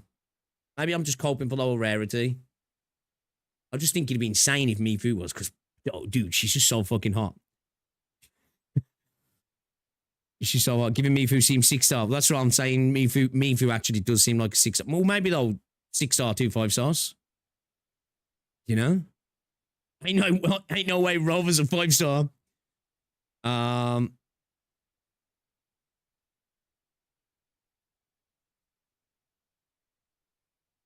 someone explain to me why only one banner is good for resources, I guess, but I'm not sure.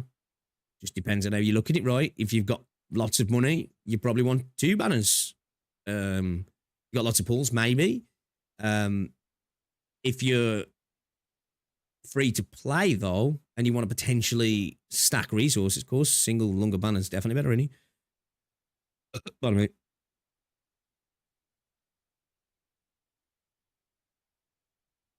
And somebody says, yeah, it's like joint operations, that's all last. Rerun banner already more water-based AIC in a dragon chick. Don't give a crap about. Looks like a saving patch for me. Looks like a saving patch for me. Oh, okay, yeah, he's saving, he's saying.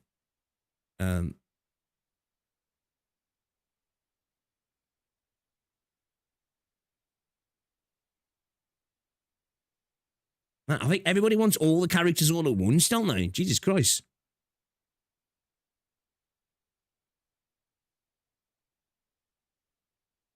Interesting, thank you. Excited for the new version of more Ouroboros. I'm still having trouble with the power supply and making items. I'm really not good at this game. Might come to too much and I'll leave the game. Okay, but we'll go. Oh, yeah. Okay. No, man. I thought I might see a bit more negativity around the banner, if I'm honest. Saving patches early is good. If you're low on pulls, for sure. Anytime there's a chance to save in a gacha game, I'll see it as a positive, personally. If I've got good teams and I'm enjoying the gameplay and the events, the patch is stacked, I'm happy for saving patches to come. It's great. You know, it gives you an opportunity to really go all in when you want to, right? This is a pull patch for me, though. I want my 6-star premium electro team. It actually benefits me even more, to be fair, because I've got like 200 plus pulls, so I'm going to be able to guarantee her, probably guarantee the weapon, more than likely. Well, I can guarantee the weapon, but, you know, hopefully in a decent amount. I don't have to go too crazy and be left with hopefully a decent amount of pulls to maybe for the next patch be in a position where I'm ready to go again. Because if we get a decent amount of pulls from this patch, I've still got pulls sitting on the table in the game anyway, in terms of exploration and stuff in 1.1. So yeah, I should be good to guarantee her, ping her off, and then be ready in a position to guarantee for the next patch as well. So I'm actually kind of happy about that. It's going to be hard. I love playing Avi and don't want to replace her.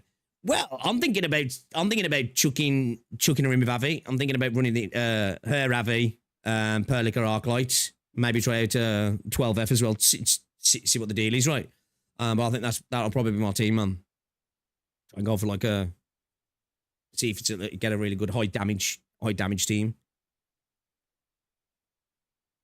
Typical greedy catcher players then. I want more operators, though, like also more in the party, bigger fights. What, you want a more than 4-player party, yeah? And actually mold if I mean it's a 5-star. Too high production quality with trailers for a 5-star. Maybe. Look at some of the 4-stars in this game now. Blue background equals 5-star, red equals 6.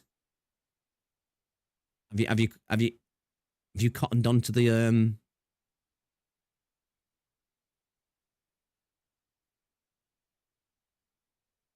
A secret source, dude. You can't onto the secret source.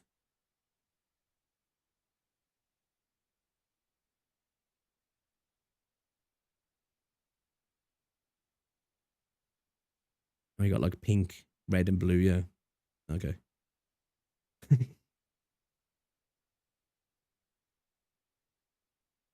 Special headhunting banner version for 1.2.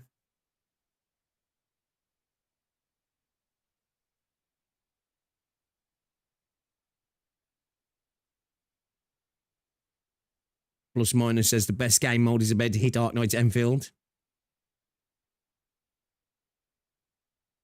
Free monthly pass is good as well, right? Gotta be careful with Twitter, man.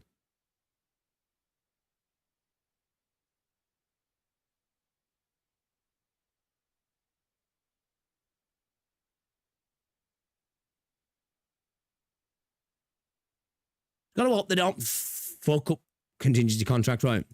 Hopefully they do it proud.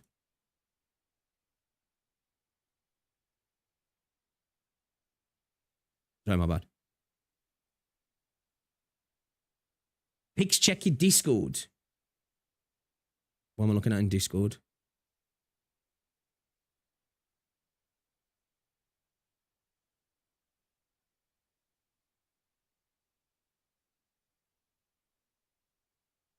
Can you use that thumbnail in one of your vids? Yeah.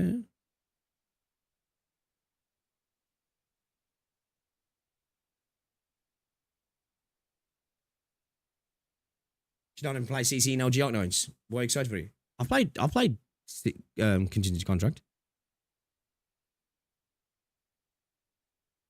Feels like Enfield are doing a batch release for 4-star like AK has for reserved operators. Maybe. No worries, dude. As you said before, man, fuck, we use whatever the fuck you want, man. Use whatever the fuck you want. Take more content, bro. I don't care.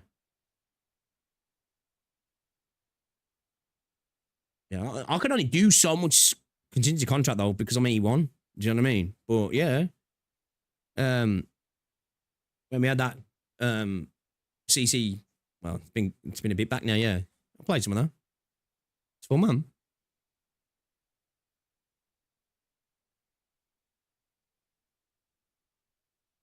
I'm excited for it because I love any mode where you can apply, you know, modifiers to the gameplay. That's good, man. That was one of the best events that we had. You know, the Crisis Protocol. Pretty much what they did there, right? And that shit was fire. So give me more of that, man. Picking my nose. My bad. I need a shave, man. I look like a fucking hobo. So I look like a hobo. Yeah, man. W patch. All right, what are you guys thinking? I know a lot of you guys who watch me are a lot more pessimistic around Enfield. But what was your vibes from this live stream? What you thinking? WL? Mid as fuck?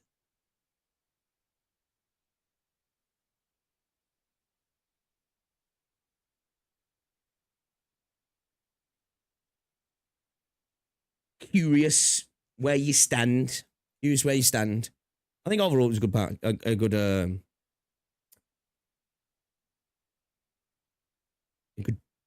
program, if you will. Good special program.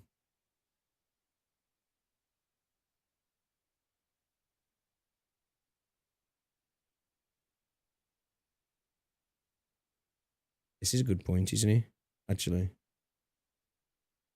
Actually, a good point from Sarah. Santontas enjoying and reveling in the fact that Cat was doxxed by his community. He lied about it being doxxed on stream. When admitted to seeing it in his Discord, Santontas is not a human and should be treated. Oh, jeez, okay, damn. Okay. He did say she was lying. He did make light of it. But now, Gotcha Smack is problematic because his mod spoke to somebody in a DM, didn't even dox him.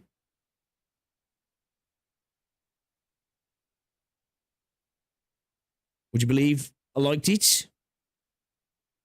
I'm waiting for 2.0 for Enfield to be good if they miss that amount.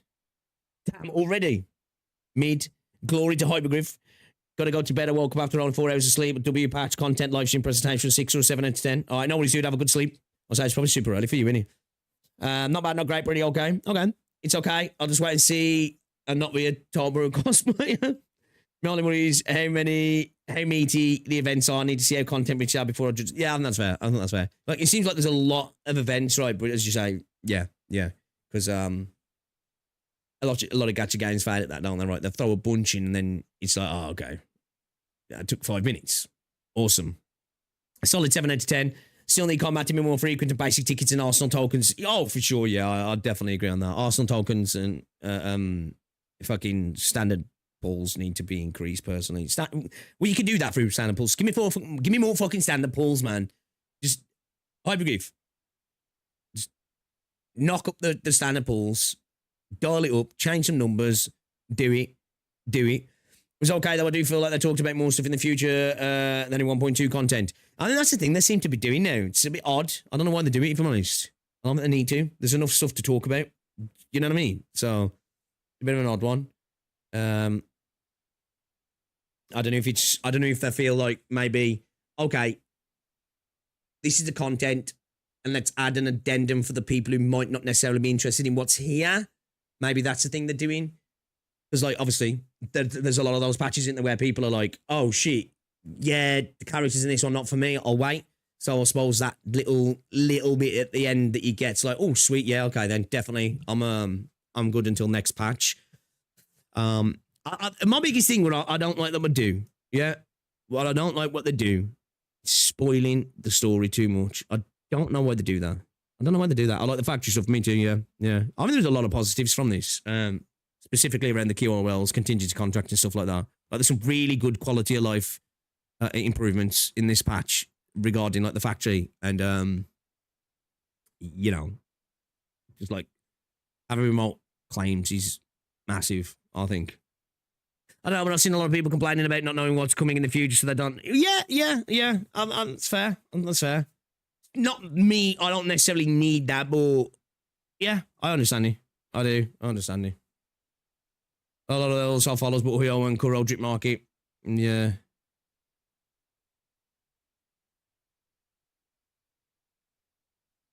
Yeah, man. I enjoyed it. I just want info now. Then just need. Like, we need the dev notes. That's what we need. We need the fucking dev notes, and we need the dev notes like yesterday. But I'm here for the dev notes. That's what I came for, and I'm leaving with something. Man. Give me the fucking dev notes, bucko. Right?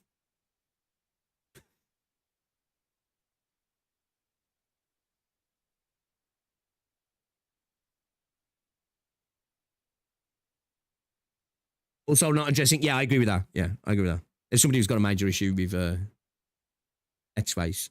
And as I say, more comes from that. Let's see what it could be. And it could be so fucking cool. Like, just imagine we get, in terms of, let's talk about, like, repeatable gameplay stuff, right? We get a cool addition to the factory where you're getting a reason to mess with your factory each week, change stuff, get some really good deals. Great.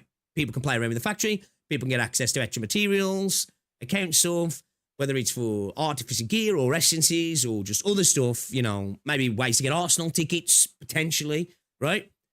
Cool thing there for you to go and play with your base again. Great little addition to content, right?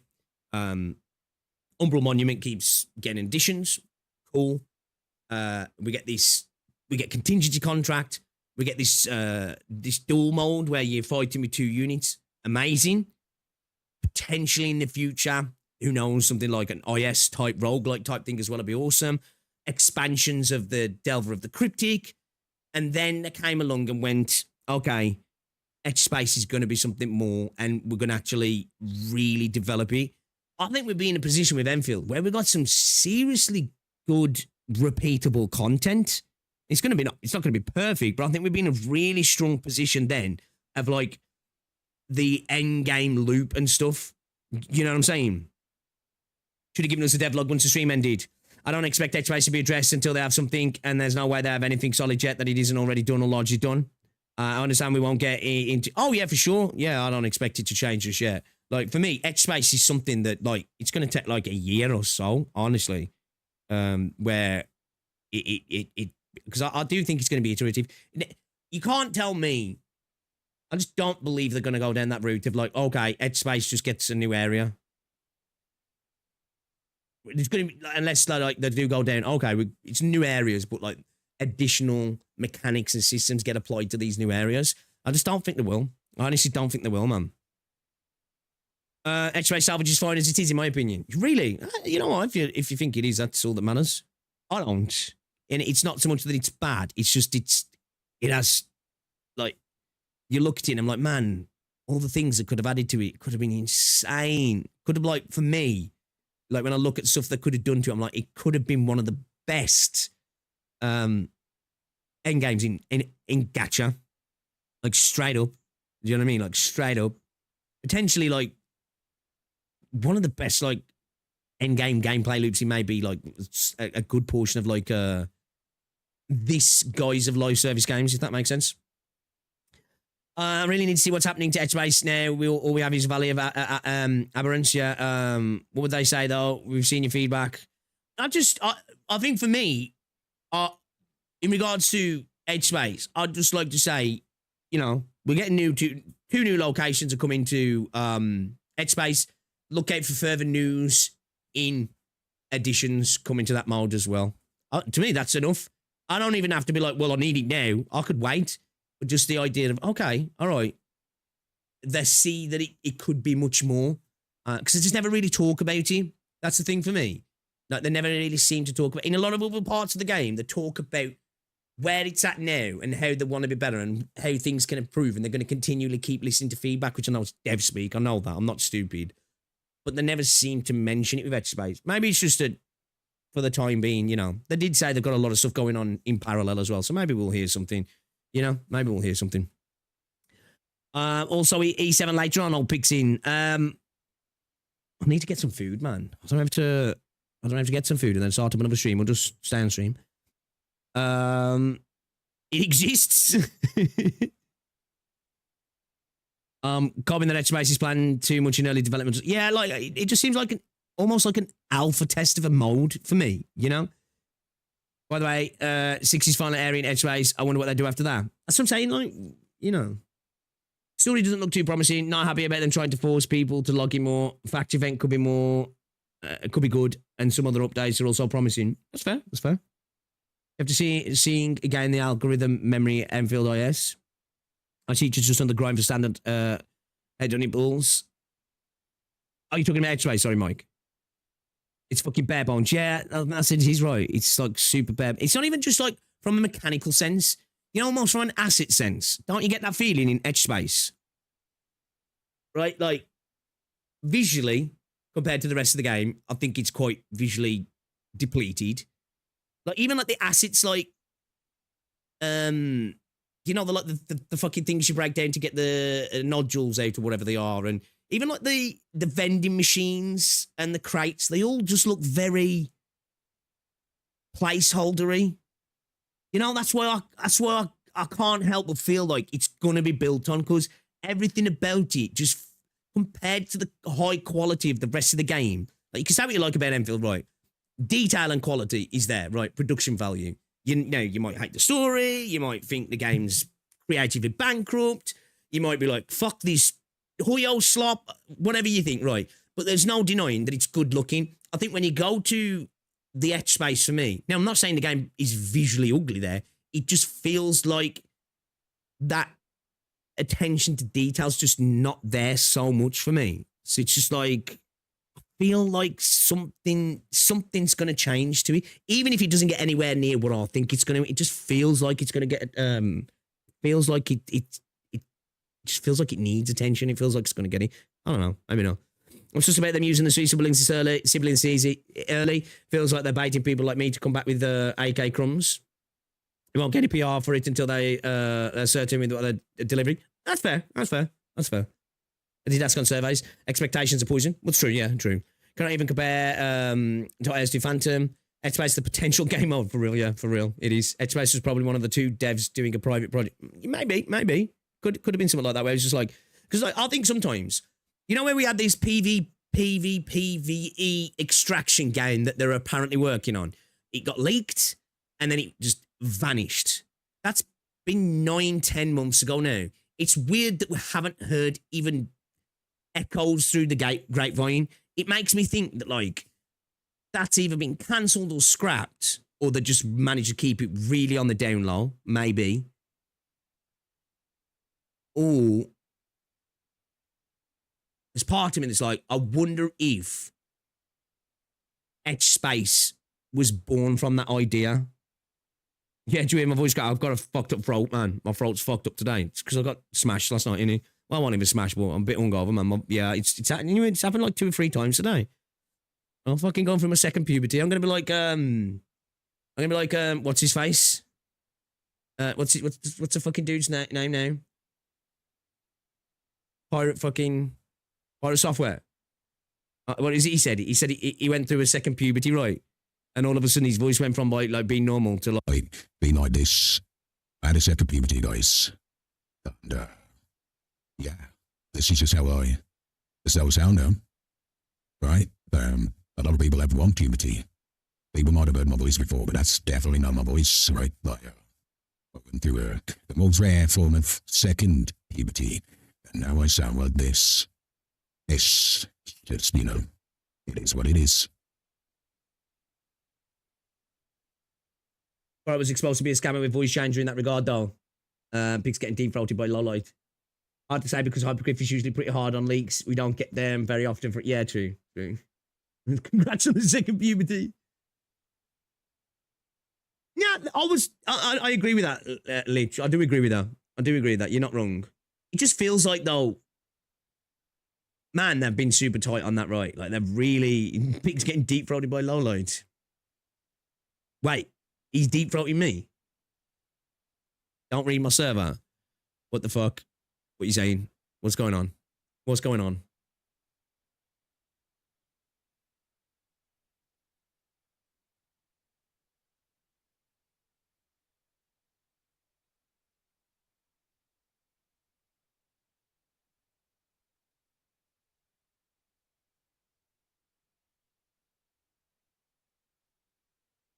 What's everyone beefing about the patch?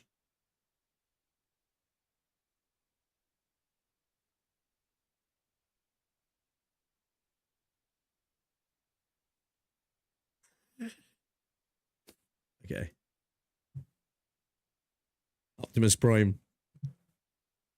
The Deep 69. Can't wait for Neon and Lapland to come in Enfield. Got 240 pull save. Bro. If Lappy comes to EF, damn. We're gonna have problems.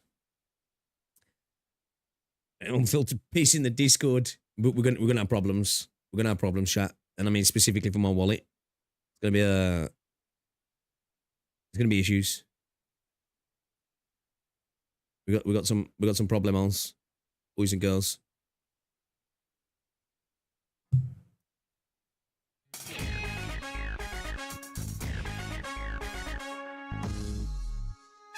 We're just fighting a bit. It's fun. Hey, I've had it, man. I don't mind. You saw that E7 bucko? Hey, buddy boy. It's installed. Bucko. Let me do my logins for EF actually. I mean, when Monster gets playable on Max Potter for sure.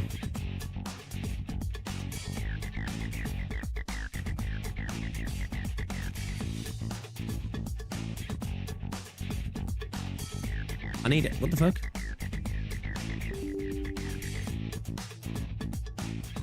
Game doesn't want to boot up. Piece of shit. EOS, guys, it didn't boot the first time I clicked it. I'm so over this now.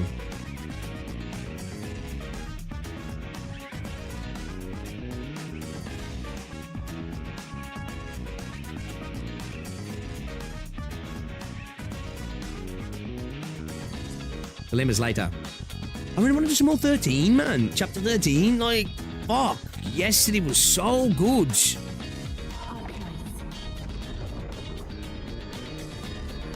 You know, like, I had so much fun yesterday with Arknights. Like, chapter 13 was, oh, it's been so good so far. But I do really want to play Limbus and Epic 7. What if?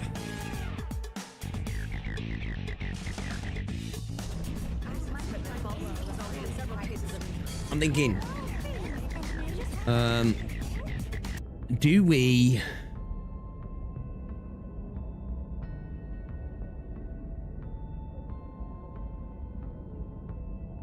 Do we do like an E7 Limbusi stream mashup? And then AK? Only 1K or Romero? Oh my god. These guys, man. That's it, guys. I'm going back to Wuthering Waves. No point in Mox potting, honestly. Chapter 13 into E7 evening. 13 Limbusi later. We kept telling you that good stuff is coming. Take it up and do an evening stream. I don't even need an app or anything. Like, I feel fine now. Like, because I was a little bit hungover this morning, but yeah, I feel fine. I just need to eat, really. I just need to eat, man. I don't even. I don't need to like chill or anything. I ain't knackered. I'm just hungry. I ate today. Like, I didn't even have breakfast this morning. Which, usually, I've had a good meal when I've got back from the gym. You know what I mean? What's this one? Outlast the bugs. Defeat all enemies to earn victory. Careful when acid originium slugs reaches a floating originium, it explodes to deal massive damage. When killed, the creature also pulls in nearby enemies. Use this well to boost your combat efficiency. Okay. I won't let anyone down.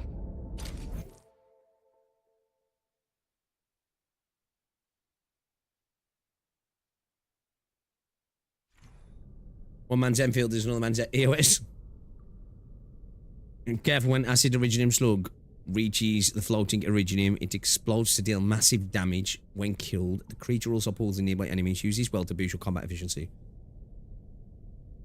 Guys, you want to go after those dudes then, yeah? Touch the light. Got my eyes peeled for an opening. Leave it to me.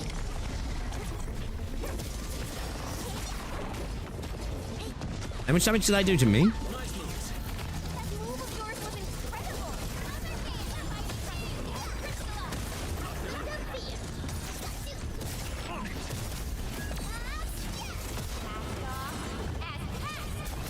Yeah, dude, bro, I've got fucking so many teams I've got to build up. How much damage are they doing to me? I don't think they're doing much, are they? I don't know.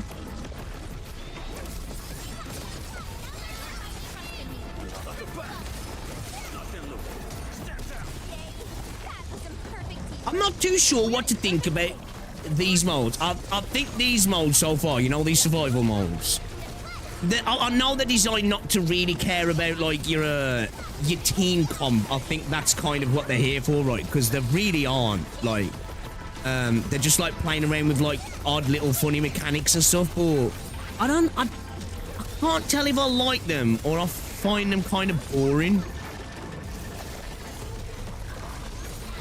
You know?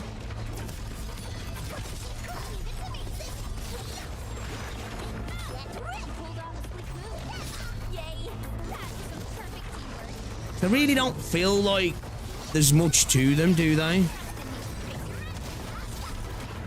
You know? You've been finding fun, have you? Yeah, I don't know, man. I don't know what I think. Oh yeah, we need to tap McCall over here, don't we? Really, it's just look for these dudes, clap these dudes up, and they do a good bit of work for you, don't they?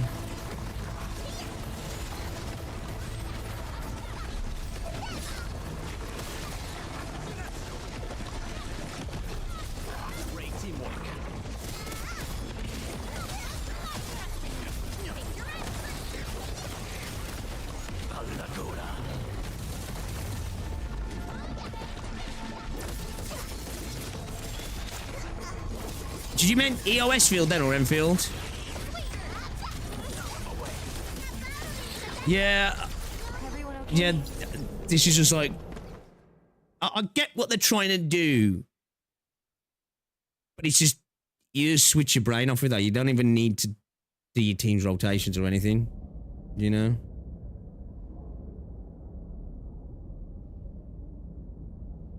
Type of game modes work in Genshin due to element system, but not really. Yeah, I think they could. I think they could, right? Like, having specific enemy mechanics that you can play off of, I think work, but instead of having more fodder, like how that had, just have a sort of difficult fight that, like, you know, it's kind of a bit like Umbral in a sense. I suppose it's just to be here as just a little throwaway thing, right? I meant EOS field, but I figured, I know it's supposed to be here as just a little easy little thing, but I'm like, you know what, because obviously Umbral Monument is about the mechanics, right? I overcome the mechanics while having a good fight. Where, obviously they're playing around with mechanics and stuff, aren't they? They're playing around with them. Like, I like that. Hit the slug, you know, that's a cool thing. So, like, if you're in a bit more of a difficult fight, you know, you can use the ads against the main boss, you know? Yeah, just don't really work there, because it's just like, just run around, hit the slugs and just carry on going. It makes it a proper fighter thing that makes it Starship Trooper survival my way. Yeah, if it's gonna be survival, either do that right, where it's literally you're fighting against waves of them just coming at you. So it's less about, you know, I know the time is really generous there, but it's more just like, just try and survive. You're gonna take a lot of damage here, right? You know, just try your best to survive, kind of thing. Only the bosses are well-designed enemies to me. I suppose the other enemies are just more like fodder, really, aren't they, I suppose? But, like, I like what they're doing there. They can actually make fodder enemies interesting there. The idea of that with the slugs, a cool idea. On paper, really cool. It's just not implemented very well there. It's just kind of, whatever. It's not bad. I'm just not into it. Just kind of switch your brain off, that is, isn't it? Turn your brain off and just, you know, hit stuff, run around, hit stuff. You're not gonna die. Unless you just stand there for like 10 minutes, I would imagine. Like, it seems like that's really hard to die in that, so you ain't gotta necessarily worry about that.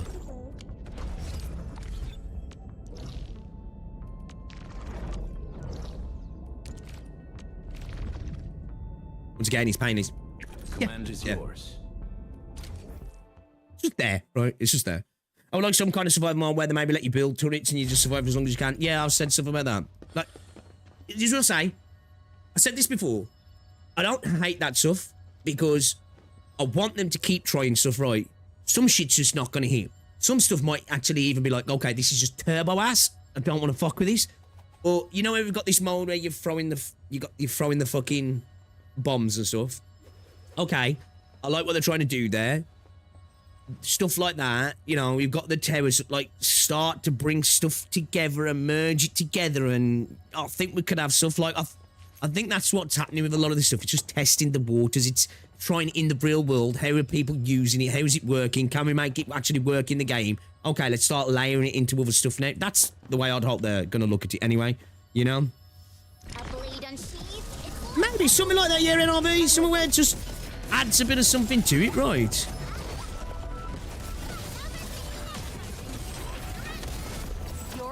Like, there's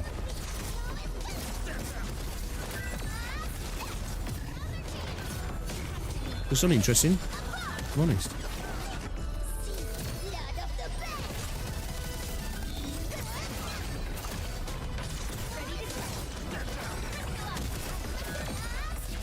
If I'm honest,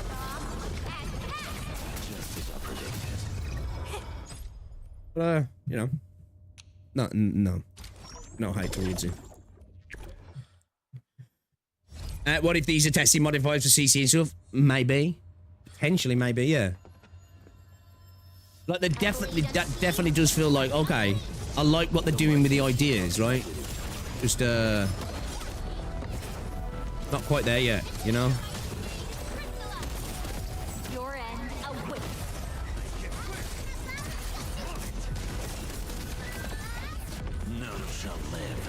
Yeah, you could be right, man. Someone like that would honestly,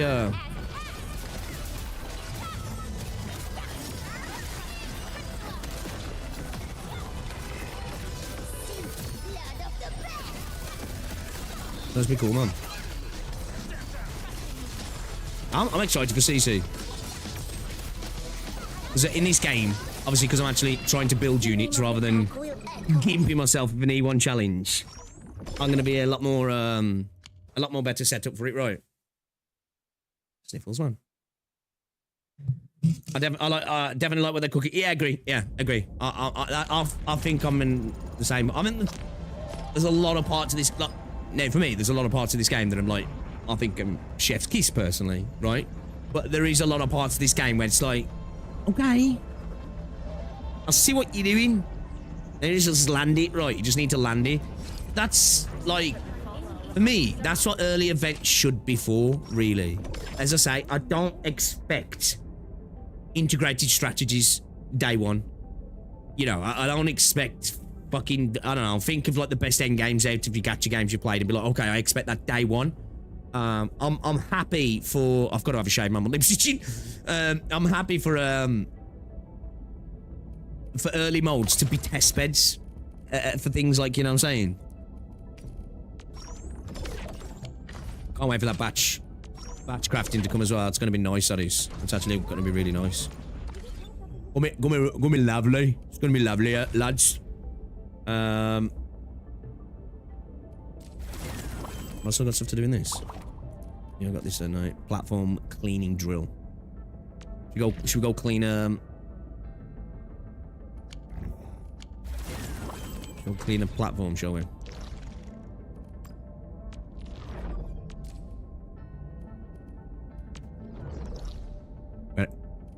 What am I actually cleaning?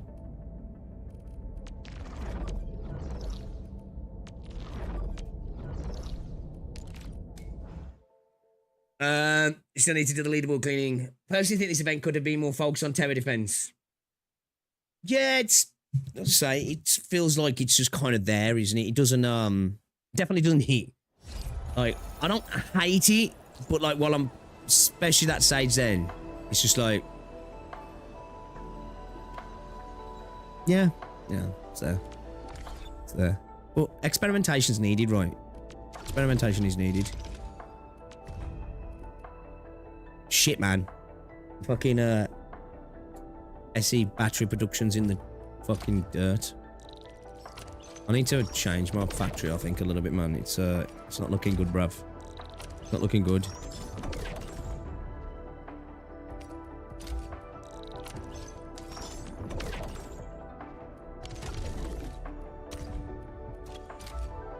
It's not looking good, bruv.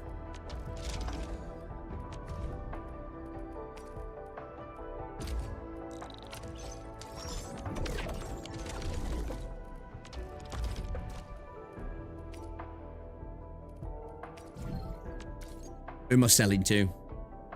Denario. Alright, Denario. Coming to flood your market, Denario.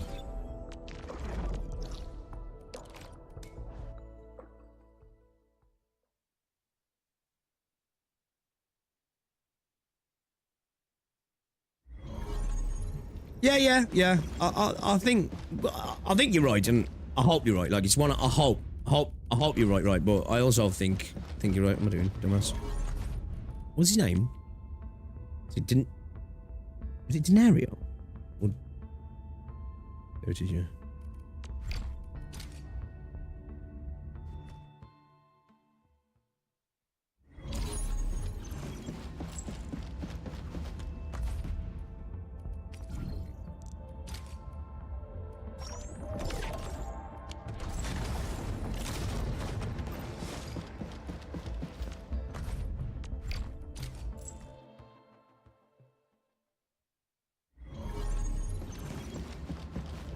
Alright, where was that then? Let me go back to Wuling. Where the fuck was the cleaning thing? I've got a track chair, but I'm not seeing him.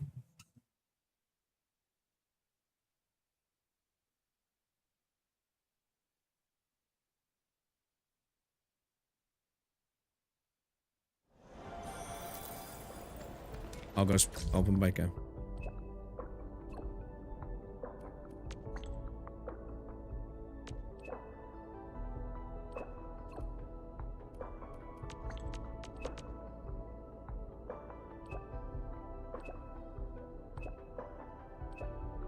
Long press, fast forward.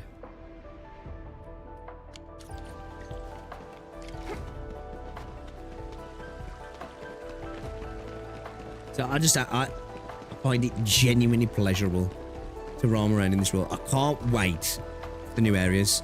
Like, for me now, with Enfield, like at first when I started playing WoW, I had a little bit of that. Like when exploration went a little bit towards the opposite way that I was happy with, right? Which obviously we don't need to get into, but I got less excited for new areas because I was like, oh, they'll look pretty, but I'll rapidly become uninterested. Where like, and maybe it'll change, who knows? Maybe they'll fuck up exploration, or maybe I'll just get less interested over time, right? But I'm genuinely excited for the new areas to be like, I can't wait to explore them. I'm looking forward to explore them. It's genuinely one of the biggest things I'm excited about for a tournament contestant. What the fuck? For 1.2. And the areas look really good as well. Here are the rules. Clean up the stains in the specific area. The Zero Night Dam will clock you based on the time you spent cleaning up the stains. The amount of time spent will be recorded on the leaderboards. The fastest cleaners will get better rankings. Oh, shit.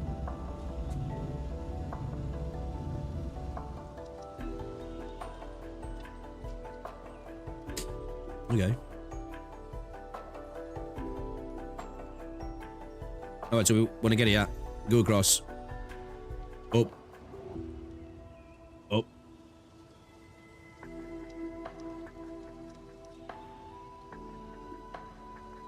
You maybe come down up that way, maybe? Ziggity zaggity. Alright, see it. In actual leaderboard, what with people on your friends list? What is it?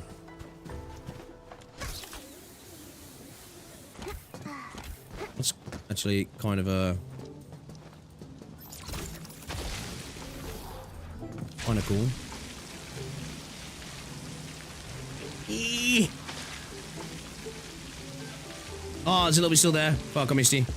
I missed the spot, boys. I missed the spot, boys. No! I'll try to cancel it. I'll try to cancel it, boys. You can't jump as far when you've got it out, can you? Well, I'm already cooked, boys. I'm already cooked, boys. I know you lot cheated anyway. That's what happened, right? If I'm bottom of the leaderboard, it's all bullshit, guys. Okay, it's all bullshit. I'm gonna have to pull a Saint on task, man. It didn't happen. All right, it didn't happen. It didn't happen. Can I reach that? No, I can't even get the angle, can I? Bro. What the fuck? Press R, buddy. Bucko.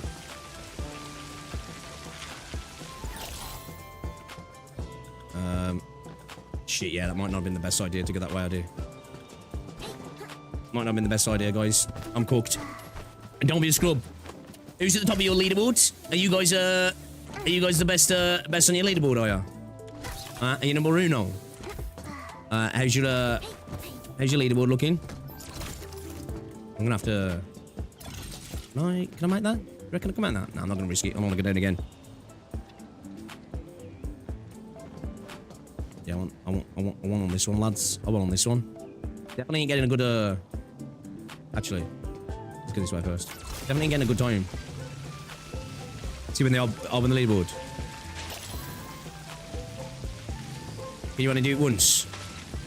Is there opportunities to potentially sweat and just keep practicing and then tell everybody on your leaderboard? I only did it once. I clearly got the best score because, you know. Bro, stop thanking me.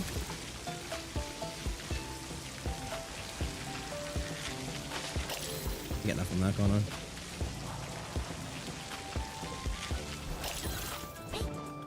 Oh, you bitch. Would have meant to jump. Didn't even need to jump. I thought I could just drop off. Guys, you want to help me out? You want to do it for me? You can't redo it. Yeah, I ain't gonna bother doing that. It's not that important. Fun little thing, innit? I ain't bothered. I don't mind being at the bottom. I do like that they're introducing stuff like that, though. It's kind of cool. You know? For people who do want to have that little competitive thing going on, I suppose. As long as you beat Estelle.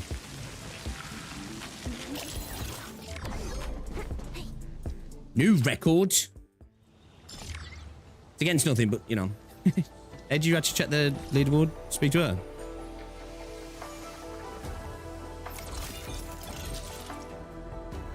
Hi. Oh, there's a trim. Oh, if there's a trim.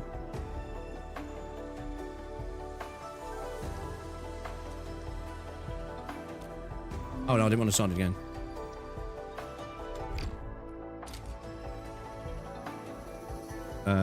Can I just... Oh, is this the next stage, right? Where did I have to look at for the leaderboard? I don't care. Oh, just curious.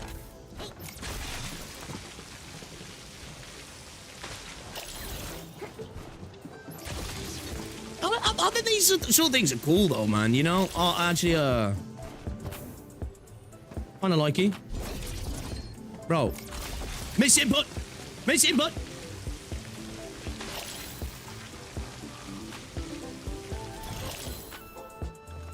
Oh, we floaty. Oh, okay. Can I do that in midair? No. Maybe actually it could be cool if you could do that, right? Game you can't. Do I need to maybe oh,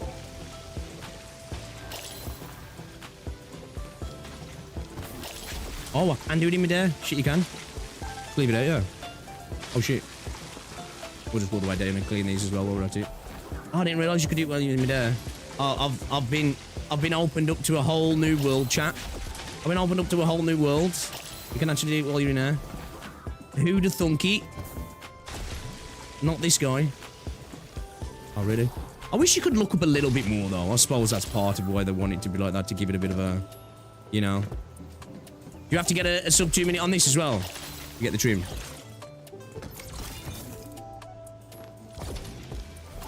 Let's go all the way up.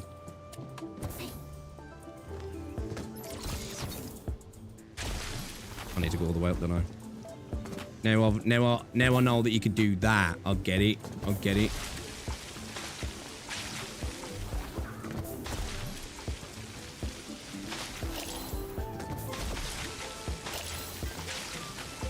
Yeah, we should have a bit more vertical control over it more. I suppose it's what did I miss a bit? Oh, it's that bit there, yeah.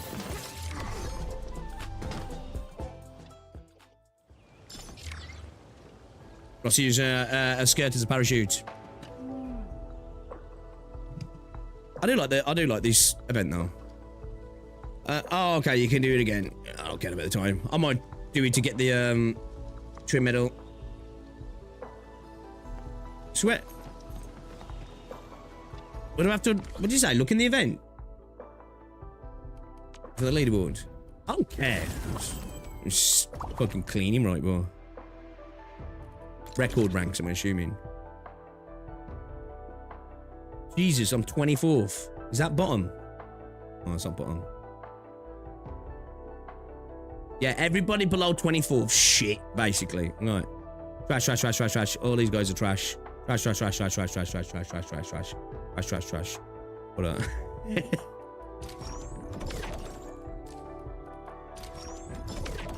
Yeah, it's fun. It's fun. I quite like this event, I do. It's silly. Oh. They're like switch your brain off stuff, aren't they? You know what I mean? You know? Why am I only second? Because you suck. That's why. You sweated and you got second. How does that make you feel, bucko? Fucking. Ain't no way you're catching me sweating to get more score up on that leaderboard. If I'm on the top of your leaderboard tomorrow, that was an accident.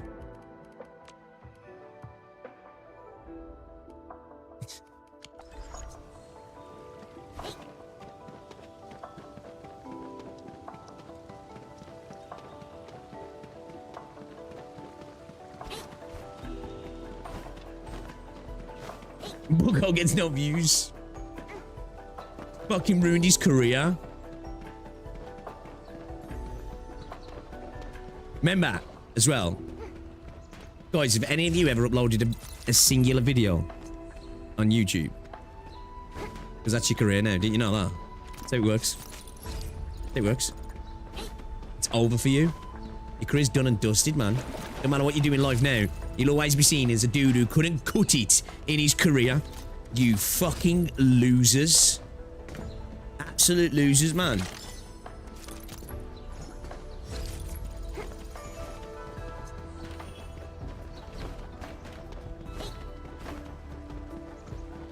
Bucko says so, you know.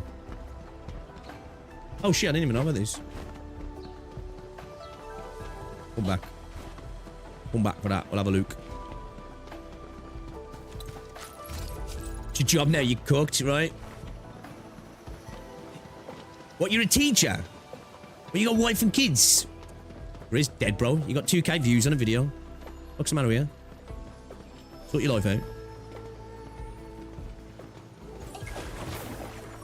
Oh, okay.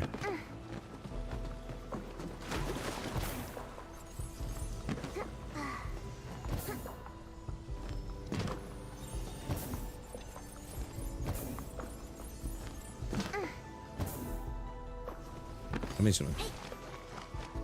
Was that too quick for you? Head over here.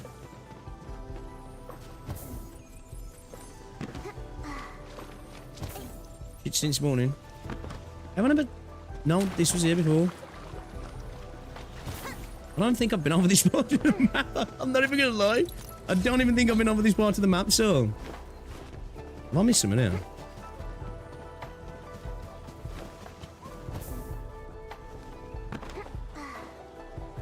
Have I? Oh, do you know what we need here? You know what you need here specifically for this? You need, Crimson Deserts, like Focus Jump. What you need. We did that stuff a month ago. Completed it, mate. Yeah, no, I don't even think I've been over here before. I'm not even gonna lie. The guy likes exploration. He's not even been over here. Fucking fraud. Absolute fraud, bucko.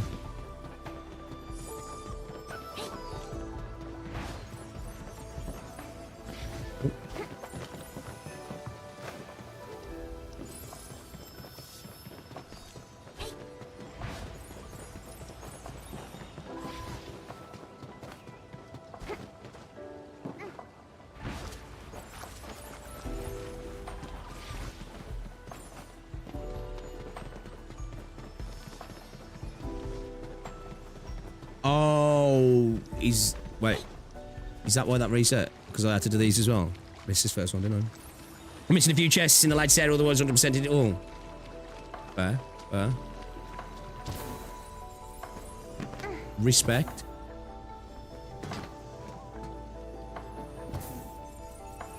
I mean, these sometimes with the lighting, kind of hard to see though.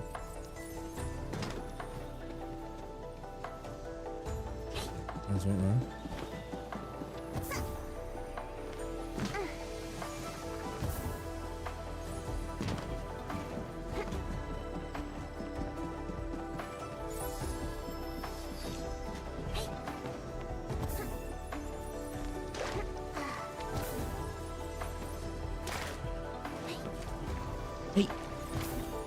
Still disappointed with her dash. Her dash is poor. I feel like I've got to miss some still yet. Oh, there's one there. That's the one I missed last time, yeah. Oh no, I missed a couple. I'm super disappointed with her dash. I'm not even gonna lie. Actually, like, compared to like Helga's. She's like, it's like she deserves a much better one because she's so agile and, you know, and she gets that. Actually, what's Enfield has your back. Right, he's got a lame one as well. Ron and ready. Let the fangs out. Ron and ready. What's Chen's now? I forgot. Yeah, man. Helga's still number one, yeah. Numero uno.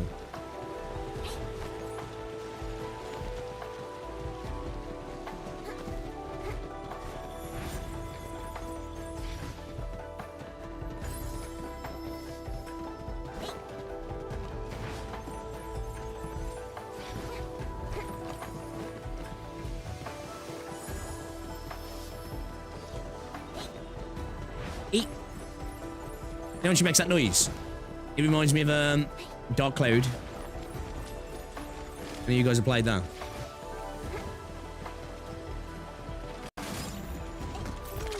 Spoiled by Pog. The power creep was insane. I can't look at anybody else now.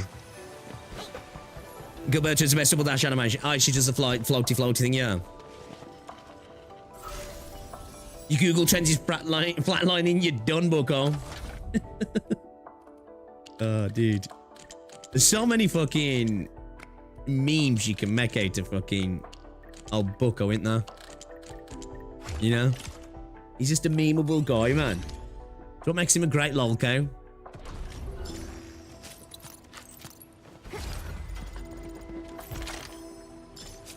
Somebody needs to make a good Google Trends and Twitch tracker meme. Funny.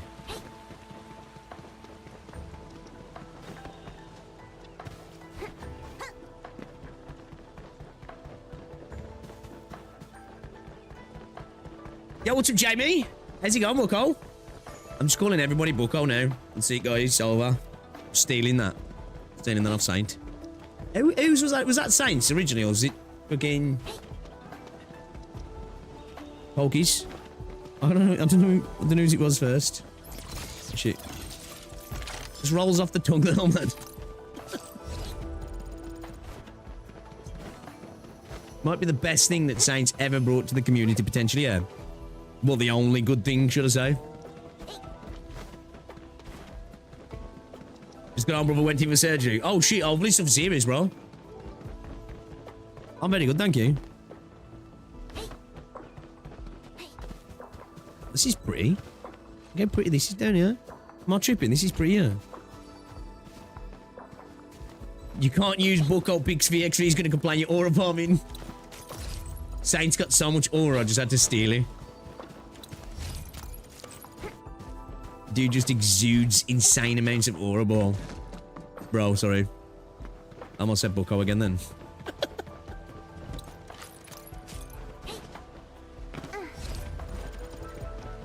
They hate me because they hate me.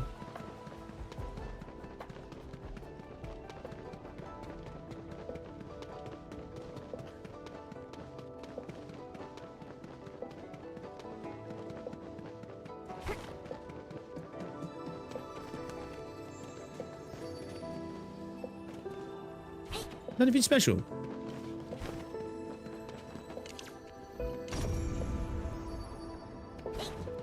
They just make nice noises.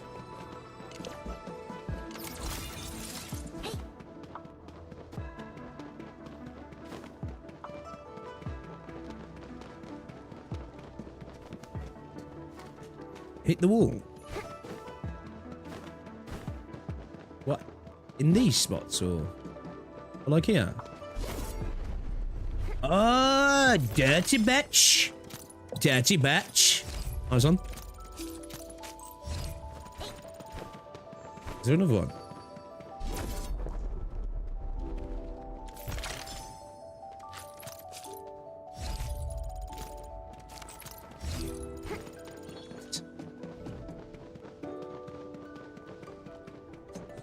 I'm kind of interested to see what Saint's going to say about the patch. Obviously going to be the worst 1.2 fucking live stream ever. That's got it. That's a given.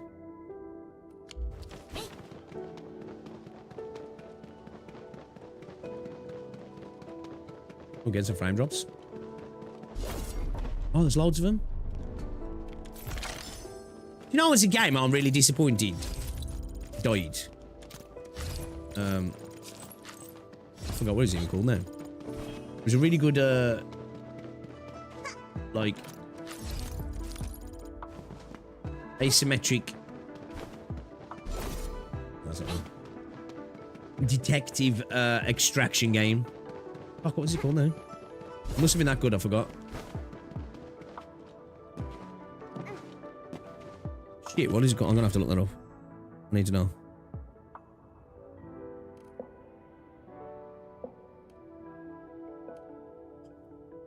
If any by accident, yeah. Yeah, I didn't know that was Bobby. What's he called now?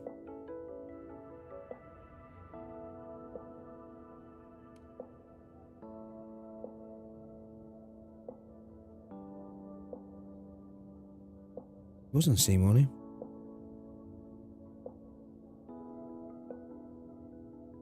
So following K0 Nightmare? I haven't played it for a while. Since Christmas, really. I do like K0 Nightmare, though.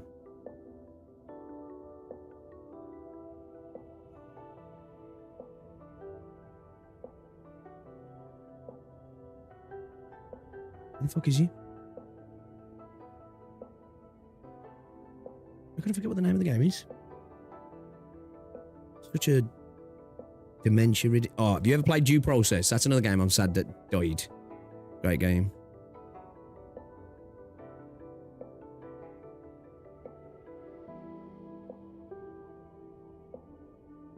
Maybe I'm sure it was on Steam, right?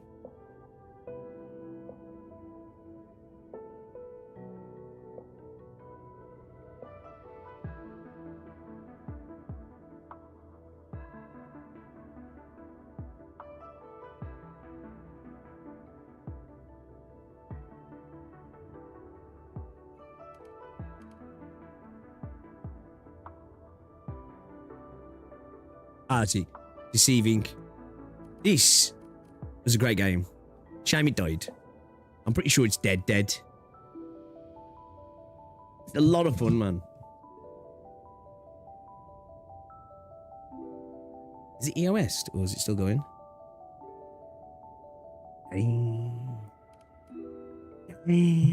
16 players, man. Oof. You got like fucking 3 lobbies. Insane. Rough. That's a shame.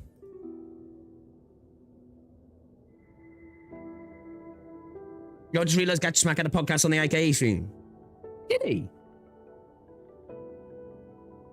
What? Live or? He's just uploaded it.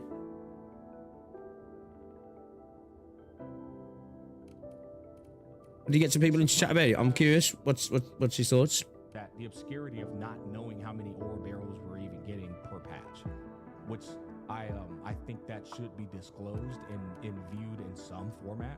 It should. Oh, that's fair. It's not shown, which is, like I said, I think that's a bad thing. They need to be upfront with how many ore barrels they're getting. But other than that, you're definitely getting them. We just don't know how many. Well, that's fair, yeah. That's FOMO, slow down and release a new character. Suddenly they complain they release only one character. So look, this is what you got to learn about gacha players. And this is what you gotta learn about like a lot of things in life. There are people where no matter what you do, they will be mad. You're damned if you do, you're damned if you don't. It's just how it is. That's the modern internet in general, right? It ain't even just gacha. Damned if you do, you're damned if you don't. You do the thing people ask for, they'll be mad. You don't do the thing people ask for, well, they don't do the thing I ask for. Yeah. Right. Very rarely can you appease everybody, right? This is where devs understand too.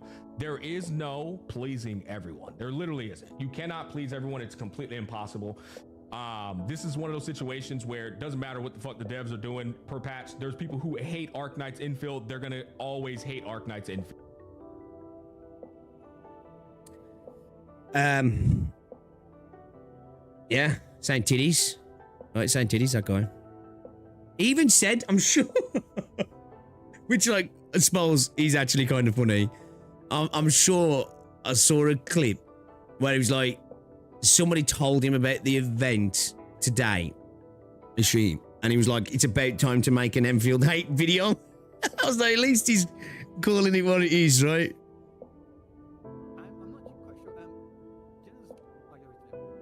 What did I'll start off with me. I personally thought, and so I think they're. I don't know. For me personally, I just didn't find it very. exciting. I'm gonna play it, and I'll probably have fun with it. But I wasn't like, yo, they're doing that. Like, this is crazy, you know? Oh my God, these hate it. No, I'm joking.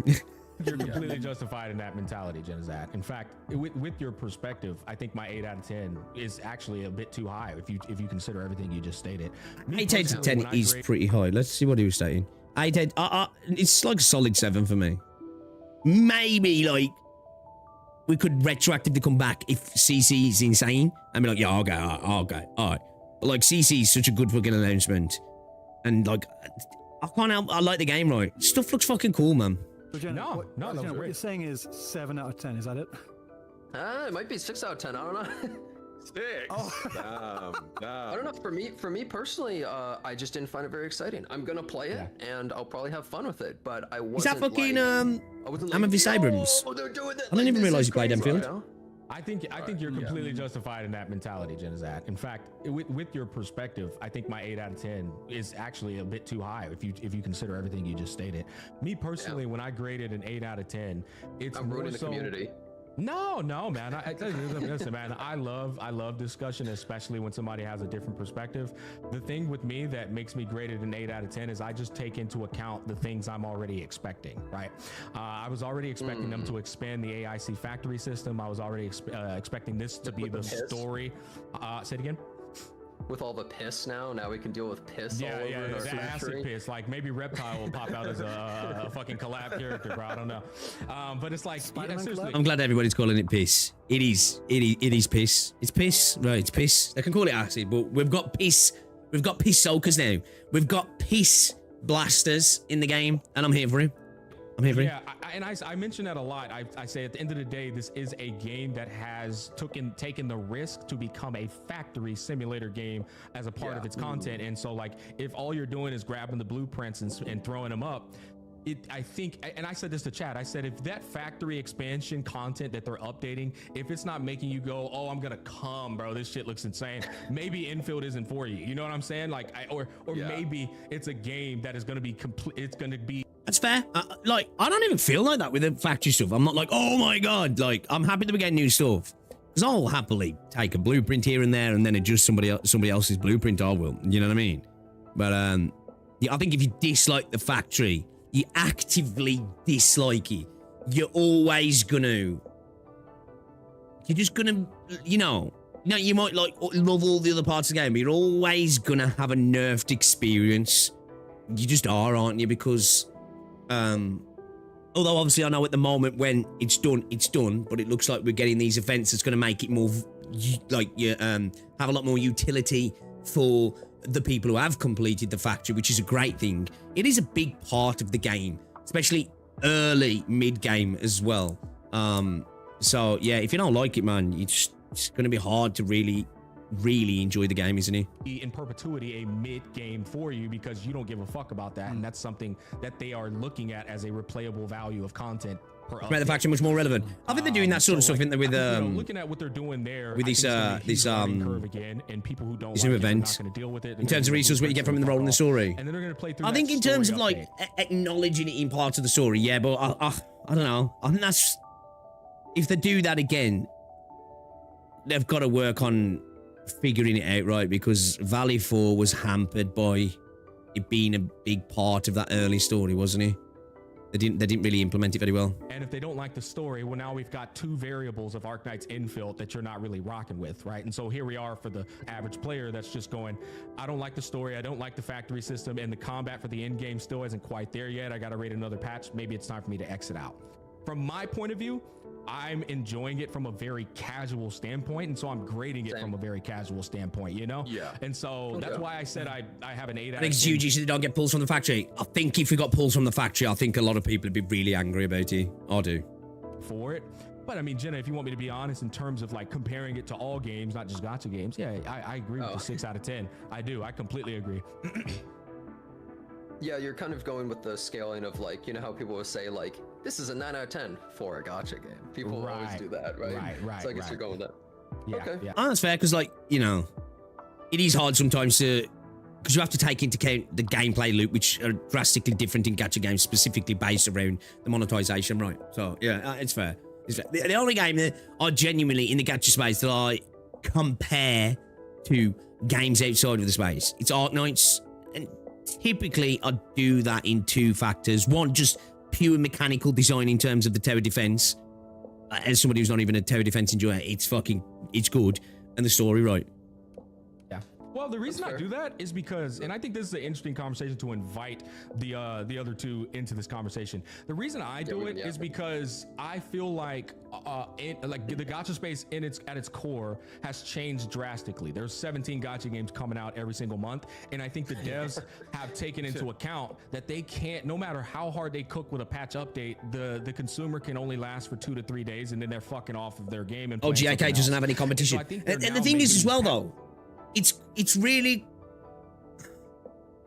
overperformed in a sense for that as well, because typically when you lack competition within your lane, within your genre, it tends to lead to stagnation, doesn't it?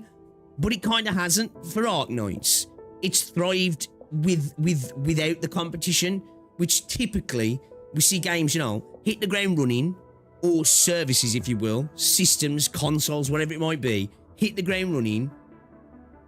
Competition can even spur them on, or with the lack of competition, they tend to just rest on the laurels and start to chill and be like, yeah, whatever, now we can just do whatever. Nobody's trying to eat any of our pie, so let's just burn the pie every fucking week, like, you know what I mean? So it almost makes it kind of even more impressive what they've done with Arknights for me, because as you say, fucking, it's what Path to Nowhere's probably, in the gacha space at least, is probably its closest thing to competition, really, when you think about it.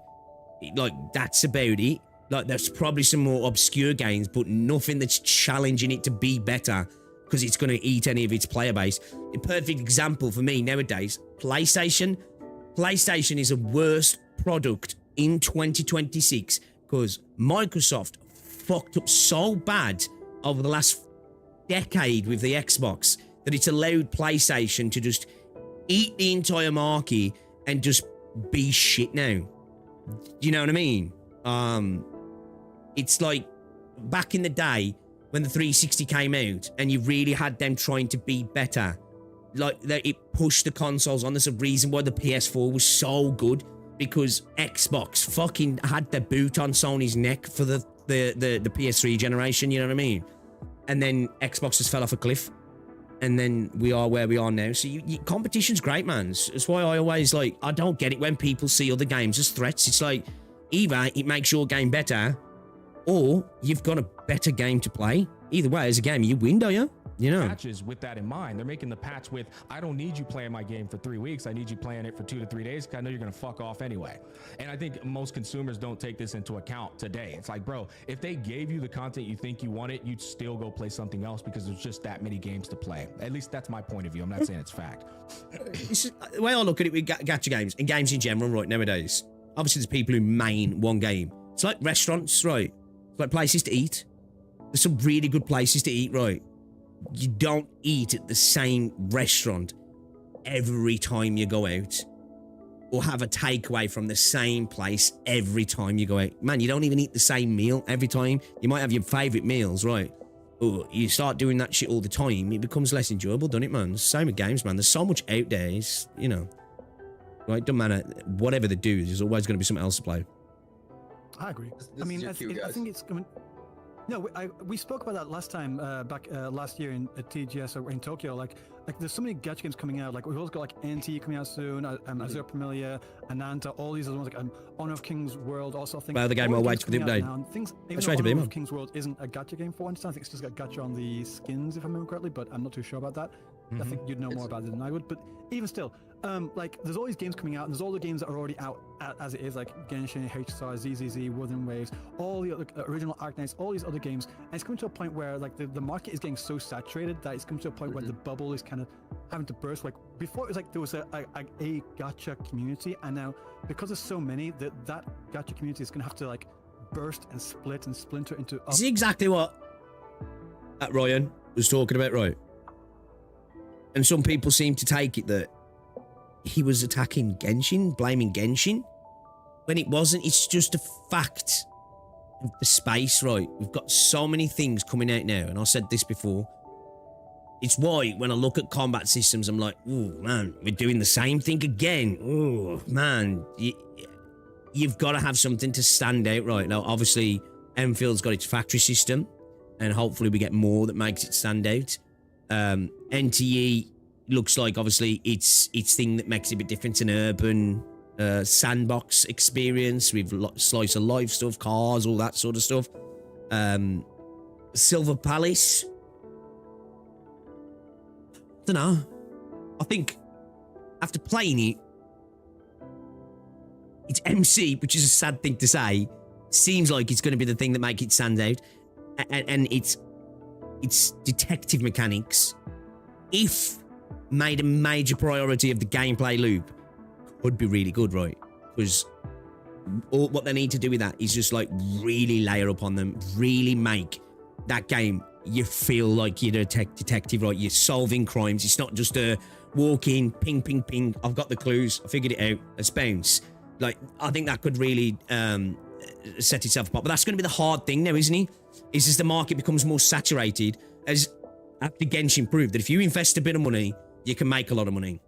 So now we're in the space where, of course, it's easier for these companies to pour out games like Enfield, Wua, Rewinding Cadence, fucking Azure Familiar, especially ones who already have solid IPs behind them. It's going to be easier for them to get into the market anyway, but they've really got to start standing out, haven't they? They've got to start doing something that makes them actually, stand out from the crowd. It looks like Azure Familiar are trying to do their thing all around like the monsters, and it looks like they're having a lot of stuff added to it, but yeah, it's going to be hard for a lot of these, it's going to be hard for a lot of these companies. I just hope they nail the Silver Palace gameplay because I really like it. Yeah, Silver Palace is... I was actually wrong about Silver Palace because when I first saw it, I was like, look, I think we all could admit, looks pretty, right? Visually, the fidelity, the style. I think most of us probably looked at that and was like, all right, that actually looks kind of dope. But as soon as I saw combat, I was like, looks flashy, but after playing it, it needs work. The combat does need work. But I kind of like the combat. You know what I mean? I kind of like the combat. I love the world, and I really like the main character. If they really understand that, right, if they nail the story and nail the gameplay in terms of like the detective stuff and the combat, I think Silver Palace will do really well. I really do. All these different ones, and each game having its own. I'm sure there's going to be overlap between the players in there, but there's going to be like a split. And yet Enfield pivoted away from being different and far more towards being basic. That's why the statement when Rome is so infuriating. They relegate to the best, the part that makes this game stand out to a side note that you can easily skip. I don't know if I agree with that. I don't think you can just easily skip the factory though, can you? I know you've got the blueprints that can reduce the tinkering required, but I think the continual thing of making it so you've got to craft the new parts for your gear is keeping people engaged with the factory system, right? And they even said the data that they're getting from the back end is showing that people are spending quite a lot of time in the factory as well, aren't they? So I think that in itself, data starting to come from, at least if they're telling the truth, which I don't know why they'd lie about it, is actually showing that that's, it's coming to fruition, right? People are engaging with the game specifically around the factory system for long periods of time as well. And actually apparently longer than the contemporary games, because that's something that you can spend a long time in the factory, really, if you really want to min-max the fuck out of it, right? And try different stuff and try to compact stuff as much as possible. Obviously, you got the blueprints, but I think even still with the blueprints, you still have to engage with it to some degree. A lot less, but yeah, man. Like I say, I've used blueprints that I've then, typically I'll take someone's blueprint, I think pretty much every time, apart from maybe once, and then, the blueprints just didn't end up mattering in the end because I've just changed it so much. Split, and then with that split, the revenue for each of those games is going to plummet as well, and then it's going to have a lot of other different effects. Yeah, for sure. We've seen it with I know obviously we're seeing an expansion in the PC market, which is why it's so important now for games to tackle that market, because I think saturation is kind of taking effect in the mobile market, because we're starting to see quite often the monthly revenue on mobile seems to be smaller. There's a lot of more downloads sometimes, and then the revenue's smaller.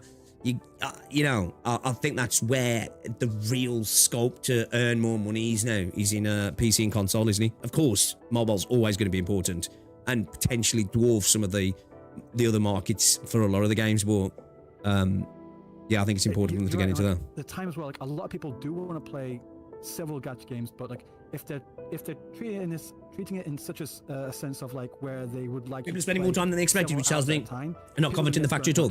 I don't think that I'll take that as that.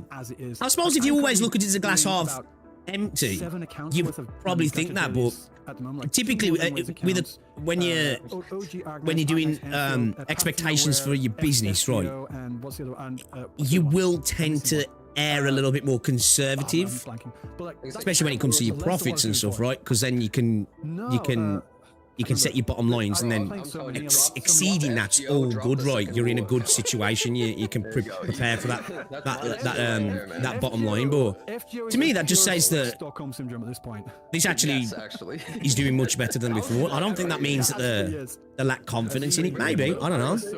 But I think if they lack confidence in it,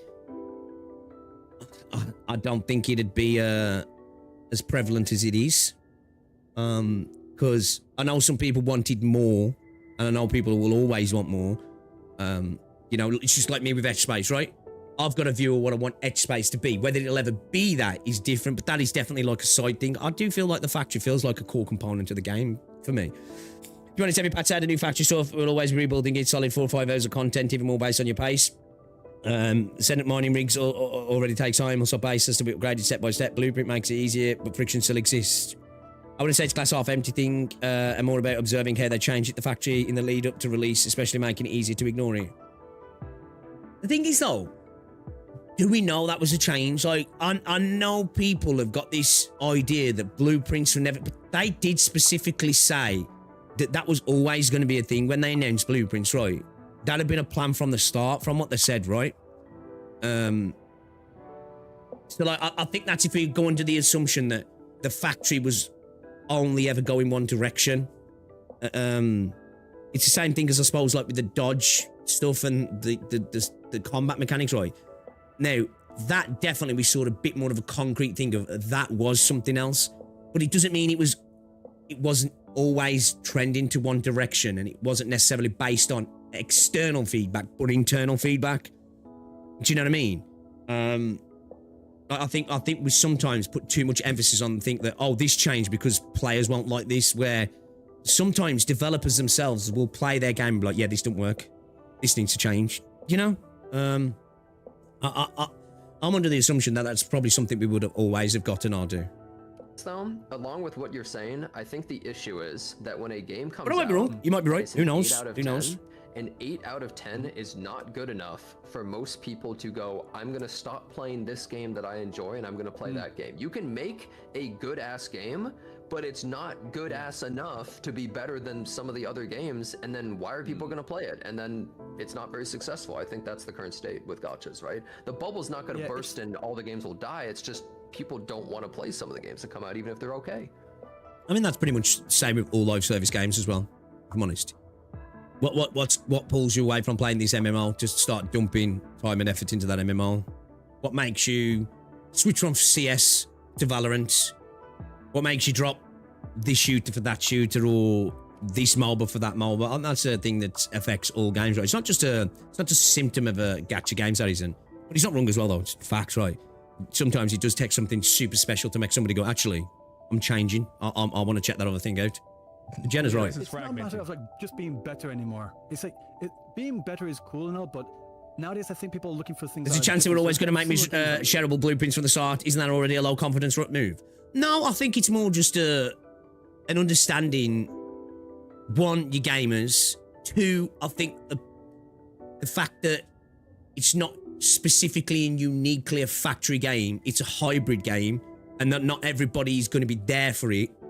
Two, it's a gacha game, and with a gacha game, it's a lot of people play them in a specific way, especially in parts of the world in a just a lower time constraint, right? So I think it's just more of an option for the players. For me personally, I do.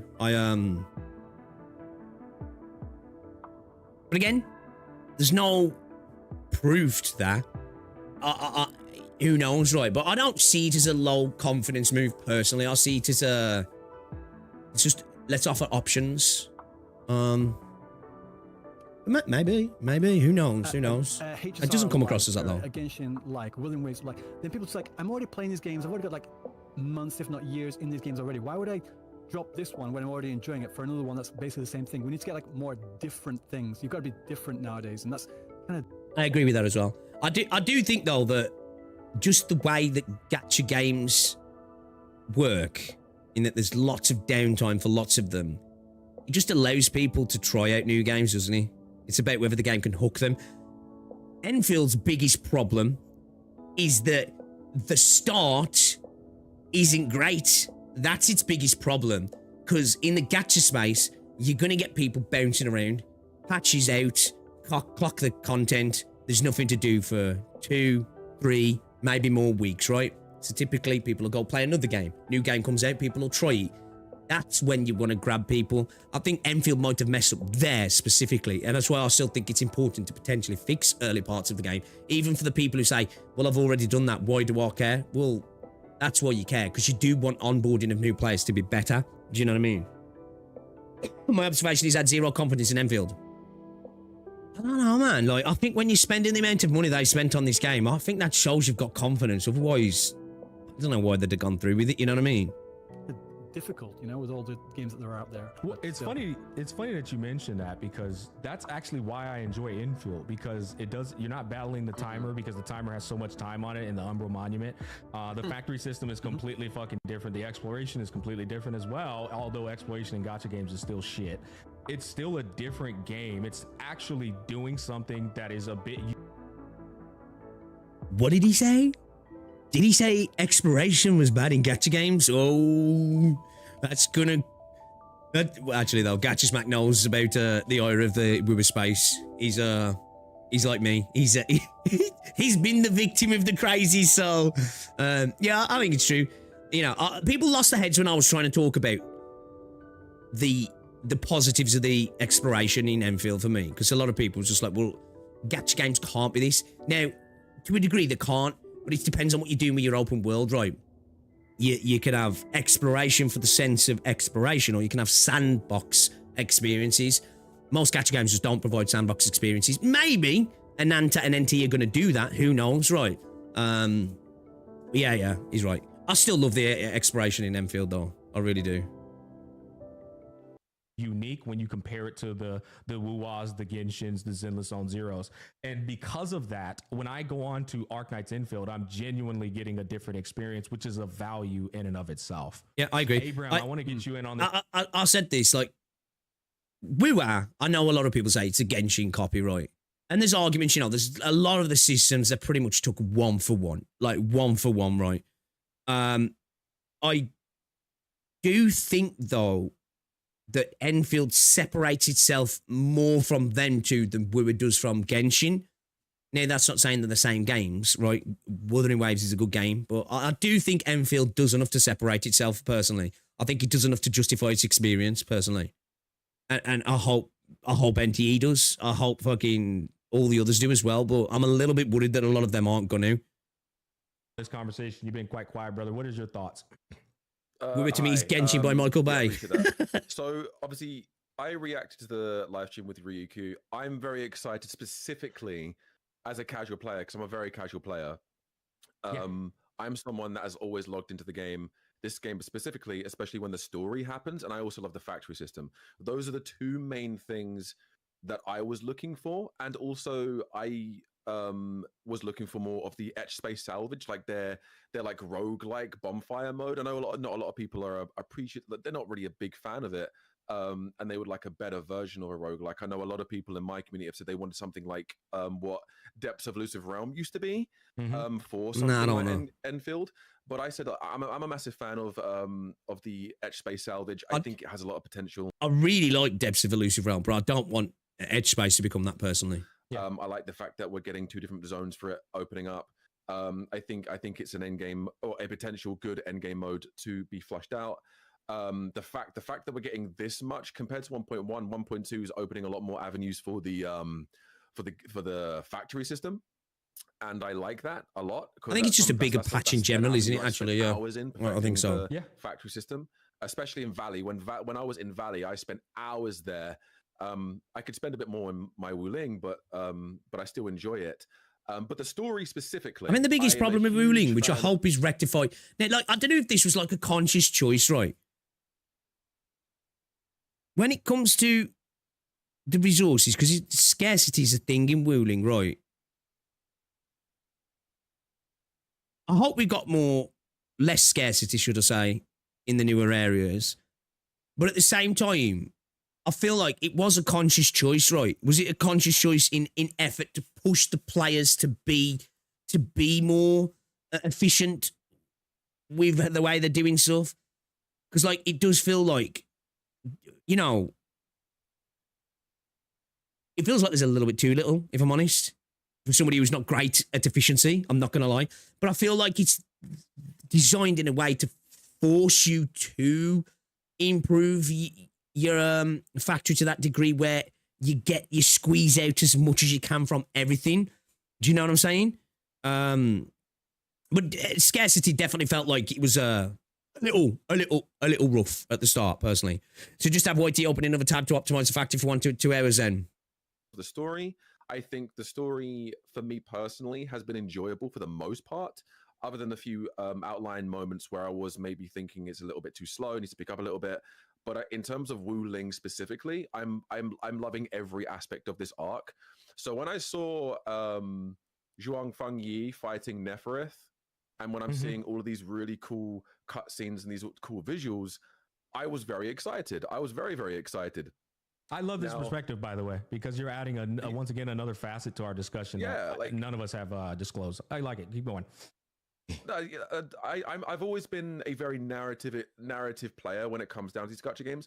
Like when I look at Wuthering Waves, I look forward to the story. Whether people say the story's dog shit, story's good, peak cinema, whatever, I always get my own experience out of the stories. Now, my opinions on the stories may not align with other people's experience, but coming from a objective at the end of the day, playing these gacha games, I have a really good time experiencing it and experiencing. Yeah. It's in my own emotion. But I, you know, end of the day, it's totally subjective. WoW just never did it for me. Most gacha games don't do it for me, if I'm honest. Got to be honest. If I'm coming for story when it comes to games, if somebody said to me, right, I love a good story in a gacha game. And again, I'm not taking away from what Amethyst is saying here because that's his opinion, right? And I respect it. I'm not saying that. I'm just saying that if people come to me and was like, what's the games for the good stories? I wouldn't direct them to gacha unless I was like, if you can enjoy visual novels, Arknights has got some good shit going on. I'd direct them towards like, you know, more one and done titles, you know, some JRPGs, some Western RPGs and stuff like that, you know? I do think Enfield stories got better though. I do. I think it's definitely improved. Playing it. So when I saw the trailer, the first actual version trailer for 1.2, and I see all of these crazy events going on with Ardajir, Nefereth, Fengyi, Zhuang Fengyi, and all these other mysterious characters, then yeah, it got me very excited. That for me personally was something that they led into first and got me excited for the live stream. And that's just me. That's the main thing that I'm excited for. Well, like Vegas is just goated. The end game modes that I'll play. No, fucking your Mass Effects, your Metal Gear Solids, Final Fantasies, you know, fucking Dragon Age Origins, you know, to name a few. As well. I don't think that's just you. I think it's actually representation of probably a lot of players that just aren't in the call right now. Great, yeah. You know what I mean? And that's what I think is cool about, like I said, the conversation is that like Genizad has his perspective, and I'm sure he's representing a shit ton of people with that. I have mine. And if you disagree with me, you're just wrong. And I think it's it's like this conversation. You're either with me or you're retarded. It's the very definition of just how nuanced it is in terms of a consumer. Really good games have become rare, bro. It's like it's that simple. I don't think it's necessarily really good games that become rare. I think if you want really good high production values contemporary to where we're at technologically, that's true. If you go back to the PS1, PS2 era, and what I mean is in terms of the time era, if you wanted high production games, good games for that era, obviously now they're not, right? There was lots of them. I agree with that. I do think there's a lot of good games about now, but I think if you want the big budget AAA experience to be pumping out good games all the time, that's just not there, right? That's just not there. I think you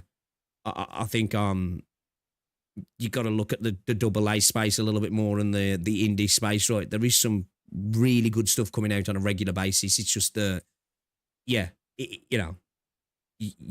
not in the PS1, PS2 era where, big companies were pumping out lots of good games. A lot of trash. Let's not forget that. Like, there was a lot of fucking fodder that came out, a lot of the movie tie-in games and stuff. There was a lot of fodder, but because the budgets was much smaller, these games could pump out like 50 mid-tier sort of trash games, and then they could put out like 5 or 6 bangers in the space of a year or two, couldn't they? Where now, well, look, it's like TV series, right? It's the same sort of thing, isn't it? Where it takes fucking a decade to finish fucking a show that has like 5 seasons, where back in the day, in the 90s, we'd have 7 seasons in like 4 to 5 years, wouldn't we? 20 odd episodes a season, where now we're lucky if we get 5 seasons, 8 episodes a season. It takes 10 years, 2 years in between a season. You forgot what fucking happened. And I think we're just in a different space. I do think there's a lot of good games coming out though. I just think the games that really should be giving us a good quality are just giving us shit, aren't they? Like the AAA space is the biggest example of just so much garbage coming out, right? Simple, but in terms of this new in-game mode that's supposed to be coming in 1.3, what did you guys think about that? I know Ryuki wants to talk about this. He's loving this. What, the contingency contract? What, the contingency contract? Yeah. I've heard it's Dark Souls difficult, but since a gacha games player said it, I didn't really grade it as that serious. Is infinite. He doesn't know. Chat, he doesn't know about the difficulty that can be in Arknights. We're not going to get contingency contract difficulty. We're not going to get Arknights difficulty. It's a shame we won't, but we won't. I'm like 99.9% sure that's not going to happen because of the type of game it is. But it is. I do find it interesting because Smack's right. Gacha difficulty isn't really true difficulty. It's typically stat stick difficulty, and that's pretty much it, right? But Arknights is different, right? It actually has genuine difficulty. So, but obviously it's not going to translate, so it's not going to hit like how people expect it to. Definitely harder than Enfield will ever be. Okay, yeah. Gotcha. Well, okay. Well, if it depends. Well, they can always tune that up in the future. We will see. But like once I saw the trailer for it, I was like, wait, they're not already. And then I saw the logo, the contingency contract logo. Oh no, it's just him. Fuck out. I was like, we are so dead. We are all so fucking dead. I was like, all the people that be like complaining about like the lack of end game, lack of difficult content. I'm like, all right, you guys can shut the fuck up now. If they do this as well as they would do it in the original Arknights game, you just can't translate. I don't think you stack as many buffs onto the enemies and as many debuffs onto you, and you can also use this as a way to like PvP as well, like to see how many contingencies you can add of what level of difficulty you can. See, like, I just don't think it's possible to have the difficulty because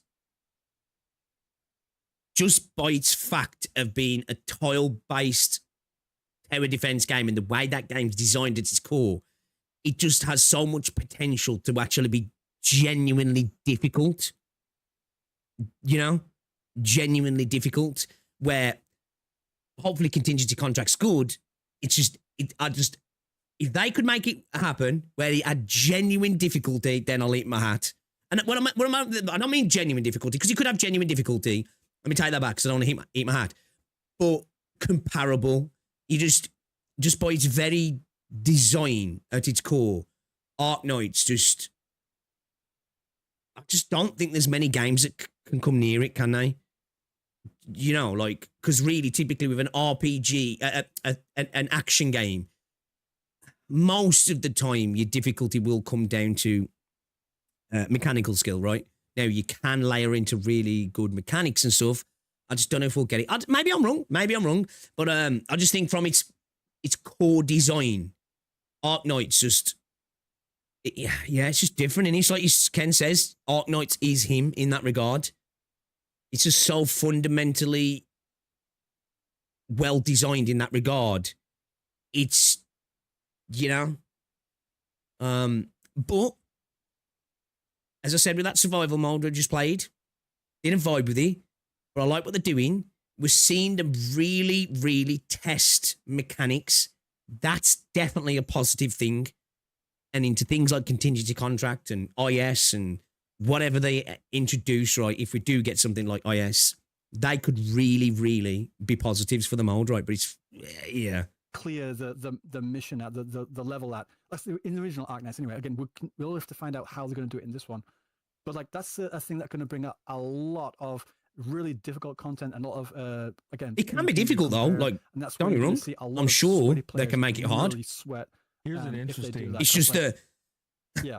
Obviously, there's hard content in AK, but you know when I first played Contingency Contract and I was like, fuck it, let's lamp it up, right? You know that first time when I put it all on and it was just like, blah, blah, blah, blah, blah. I was just like, what the fuck? I was like, okay, all right, this is actually difficult. As an E1 player, I'm cooked. But I like that. I was just going to say, here's an interesting talking point is... somebody told me you got 0 rewards for that mode in Arknights, original Arknights. And my take on that was, I was like, I don't mind that because there should be a mode in the game where you're not playing it for rewards. You're playing it purely for mastery, art of mastery. Agree. I think as well, when you take away rewards from these modes, right, for it to exist, the onus is on the developer then to make it fucking good.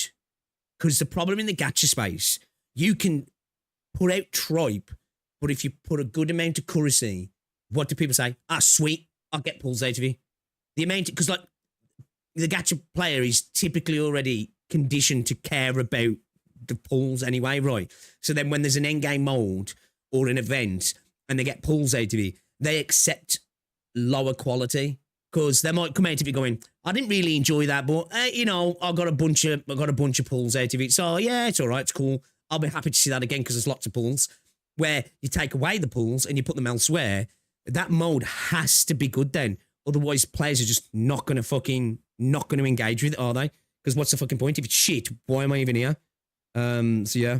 And I said, but then it's got told to sit down, son. Pretty much, dude. Pretty much, I did. People who are going to get that new mode and they're going to be mad that there's no rewards. And this is a point where it's like, well, there's no appeasing you guys because at this point, you want them to put in-game content in the game that is not only fulfilling to the sweaty player, but also content that is giving rewards passively for a game that people are good end game isn't giving out. Should be something that gives the player to something to replay, something to attempt to achieve, right? Like I totally agree with what Smack's saying here. Like when it's all just the, oh sweet, it's reset, so I've got more pulls.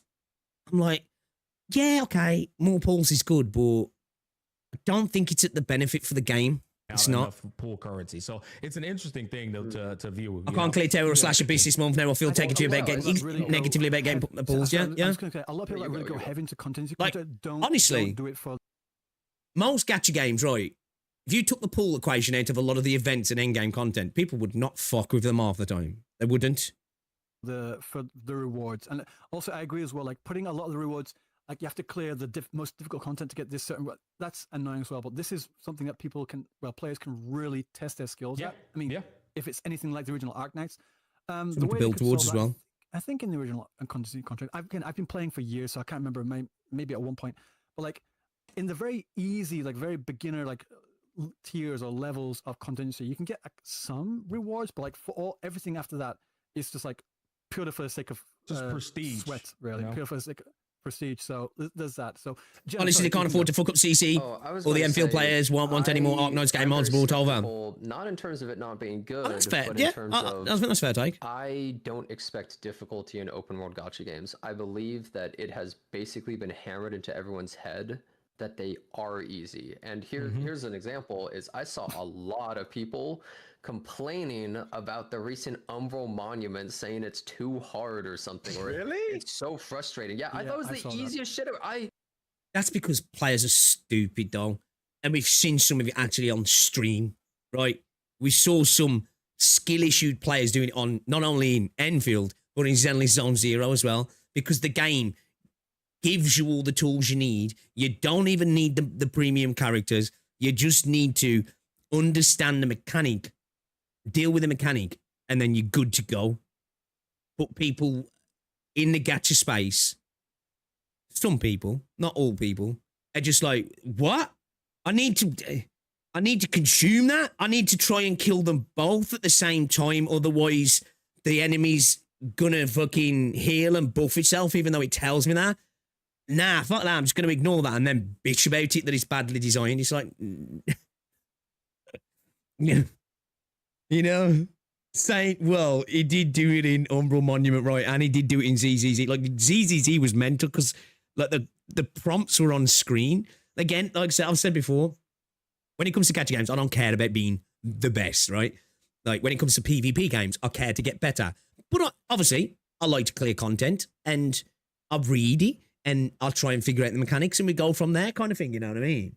But yeah, like, man, the new Umbral Monument, you know, the birds, easy. Just getting out enough damage for the big bull dude.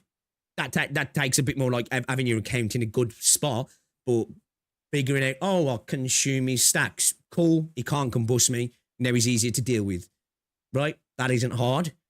It's easy to figure out, right? Deal with the mechanic. It makes it a lot easier. The only one that I'd argue, I wouldn't say it was hard because, again, you have somebody like Chen, right?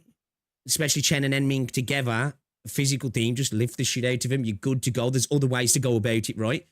But I'd argue that was just frustrating purely from, I don't think it was that well designed, if I'm honest. I think it had some design flaws. But again, yeah, this idea that it's too hard.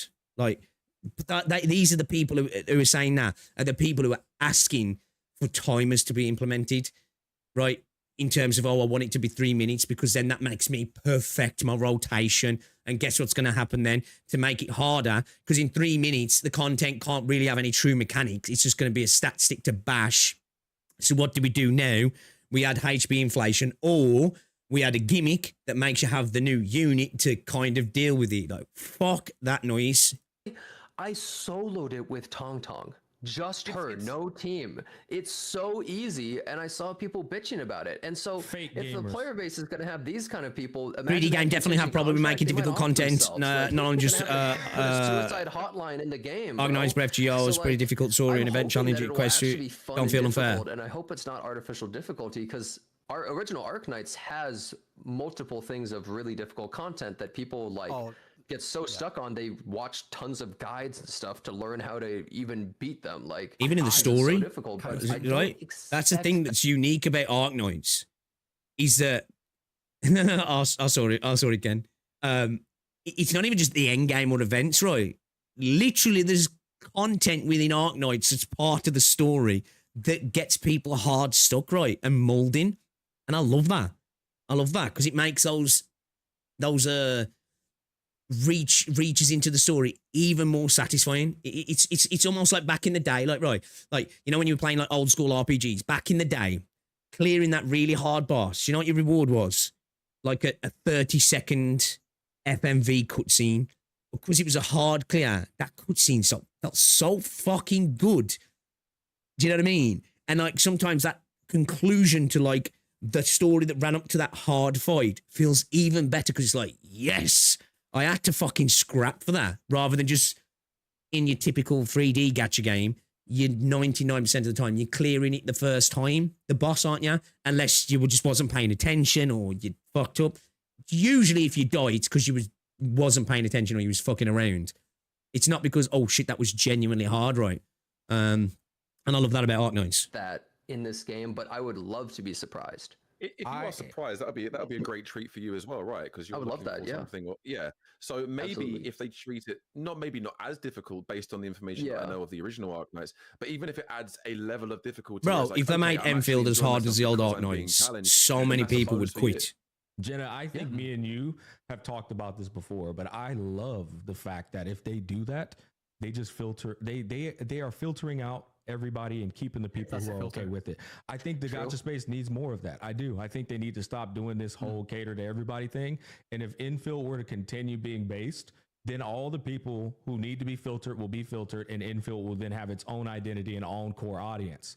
I agree. So I think they should niches exist for a reason and go against the grain of like gacha players think gacha games are hard, and be that one game where people go. Frostsalve was a big roadblock considering early game resources back then. Except this game. This game is difficult as fuck. I ain't even going to mention. Was it TR15? I would be interested. I think they could do both, like where they just not for everybody. Have the Enfield have a few more easier modes for the more casual players, but have some actual sweat, like pure pain type modes, like contingency contracts as well. So that way they can still cater to both audiences. I completely understand what you're saying. I'm just thinking, like, if they make it too difficult for all people, it would be a bit. It would hurt their bottom line. And again, these are gacha games companies. They're trying to make money. We all know that. So, but no, contingency contract will filter out a lot of people. And if they get people complaining that it's too difficult, I really hope to God that they just stick to their guns and say, "Oh, that's an interesting opinion. Moving on," and they just ignore those people because the contingency contract is not supposed to be easy. I didn't see you there, man. Definitely didn't see you there. No, Abram, you got it, brother. Go ahead. Do you think? If they're doing that and they do filter out the player base on which they just want rewards for game modes compared to the ones that want to do it for their own pride and for their own prestige, then that's the players that are complaining is problem. That's not the developer's problem. If they're going to treat this game mode or similarly as they are treating the original game mode from the original game, then great. Obviously, people are going to be excited about that from people from the original community, because they're going to be going, great, we can actually have this game mode that's going to have an element of difficulty. It's going to make you angry if it is as difficult as people say. And also people that want a more casual combat experience, you can play the other one, the monument. Yeah. I agree with these. I think I'm the type of person, right? If you are going to have a few molds, like, I'm okay with people talking about filters and stuff, right? But if you're going to have something like CC or whatever, think of an super hard game mode, just have a good choice, Have this insanely fucking difficult one. And then you've got, as long as you've got a lot, people have got to, you know what? I don't fuck with CC, too much for me. I'm just going to go play some IS, or I'm just gonna get the events. I'm just gonna play this instead. I'm just gonna do EX stages or whatever it might be, right? I think it's a good idea to pair that with a good portion of other content as well that you can just go to, right? Random note, but gacha CC's wedding cap seems to be a pattern. They're gonna keep releasing monuments. I don't think they're gonna stop. So you're gonna be able to get if you're finding monuments somewhat difficult, but completable, then you can get your dopamine rush from the casual but rewarding difficulty there. And people that just want to really test their luck, test their skill, and flex on the community going, look what time I beat it in with these characters, then you can play this new game mode. I think there's a pathway for both kinds of players, but if people do complain about it, then they can just move on to something else that's it's why I say I think it's a good thing that they're adding the timer in to the bosses. The bosses now. It was like, for the people who really want to, like, eke out every second to get that screenshot to be like, look how quick I did it in. That's great for that now as well, I think, because that gives people those abilities to really practice some challenges, right? Rather than trying to have a little fucking timer on the phone and be like, oh shit, I did it in fucking 45 seconds or a minute 50 or a minute 10 or whatever, like, and you can really see yourself progressing, because, like, it's a very small change, but I'm glad they did that. Compared to the people that are excited for this specific thing. Yeah, I think that's probably a pretty good perspective. The one concern I would say is there is I didn't expect it. I mean, a third party in this fucking this podcast created this group. I called them the FOMO casuals. I'm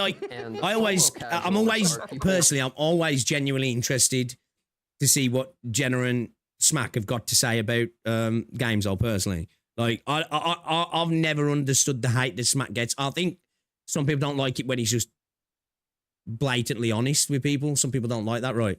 But yeah, I like listening to Jenna and Smack. I do. It's kind of why I've ended up sticking to this. Sorry. They feel like they're missing out on things if they don't get everything, and they hate that, but they also barely play and complain about games all the time. Yeah. So those people, they're the players who are so casual and think that they should basically get a trophy for logging in. And there's a Yep.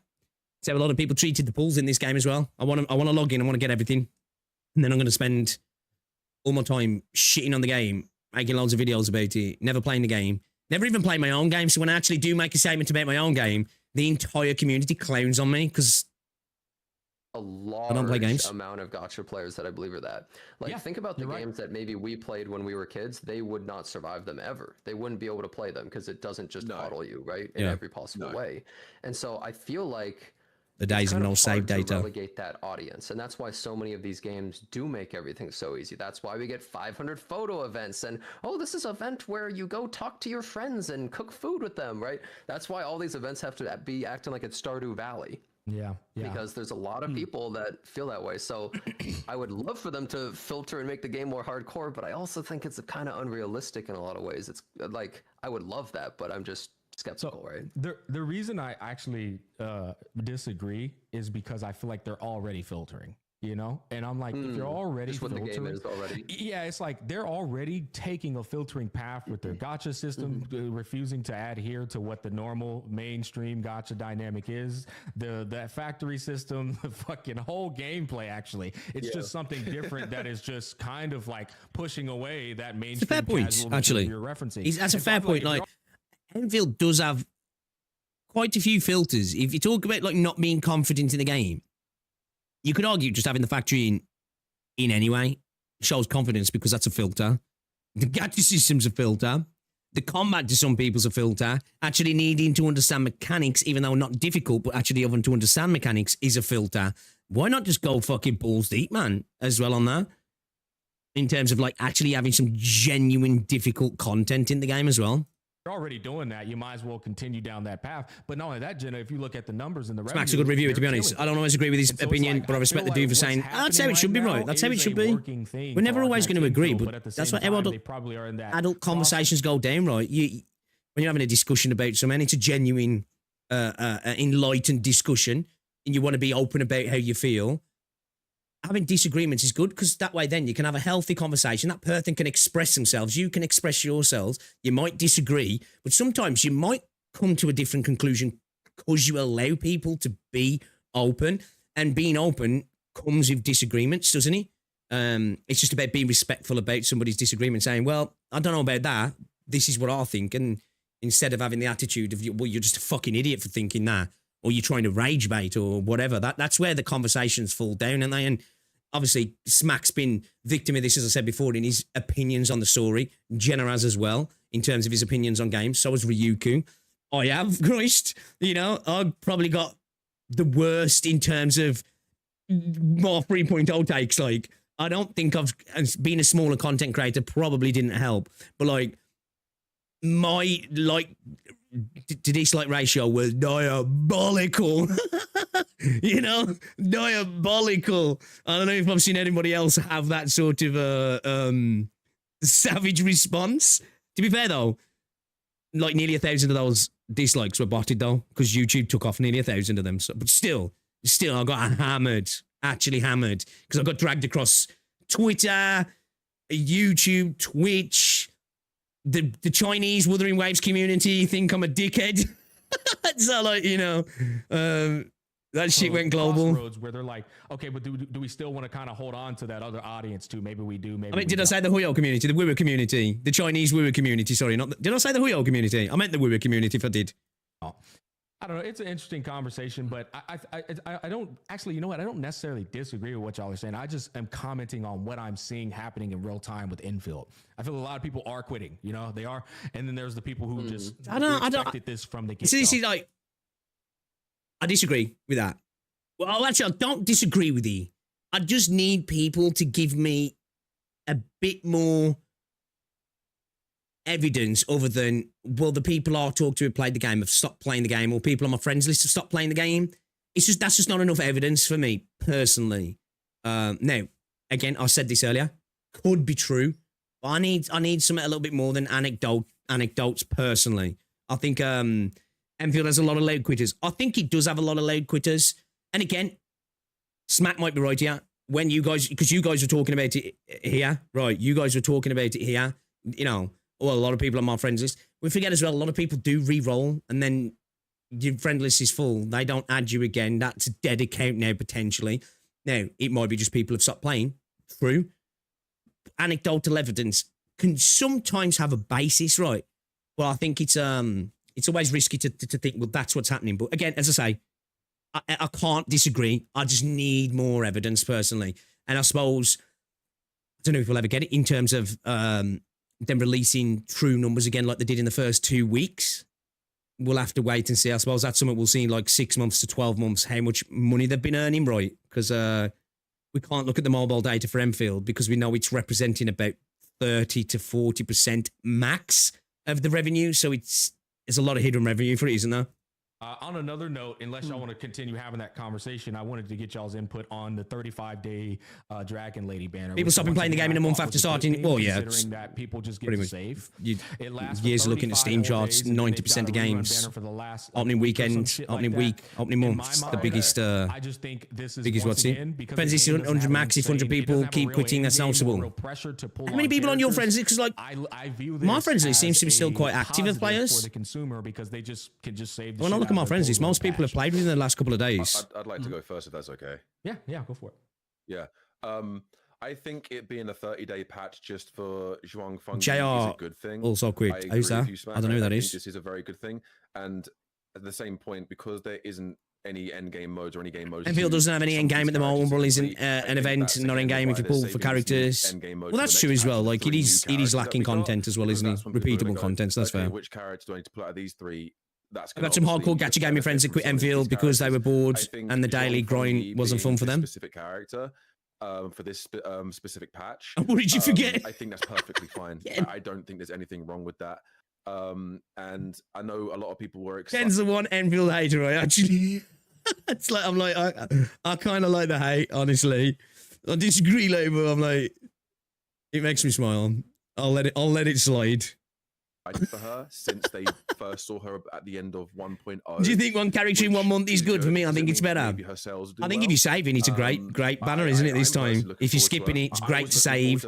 If you want this character, it's great. If you want to collect more characters, not so much, right? The fact that she's the only banner, I think is a good thing. I think it's going to also enable people to save for the next patch as well, whether people are or are not summoning.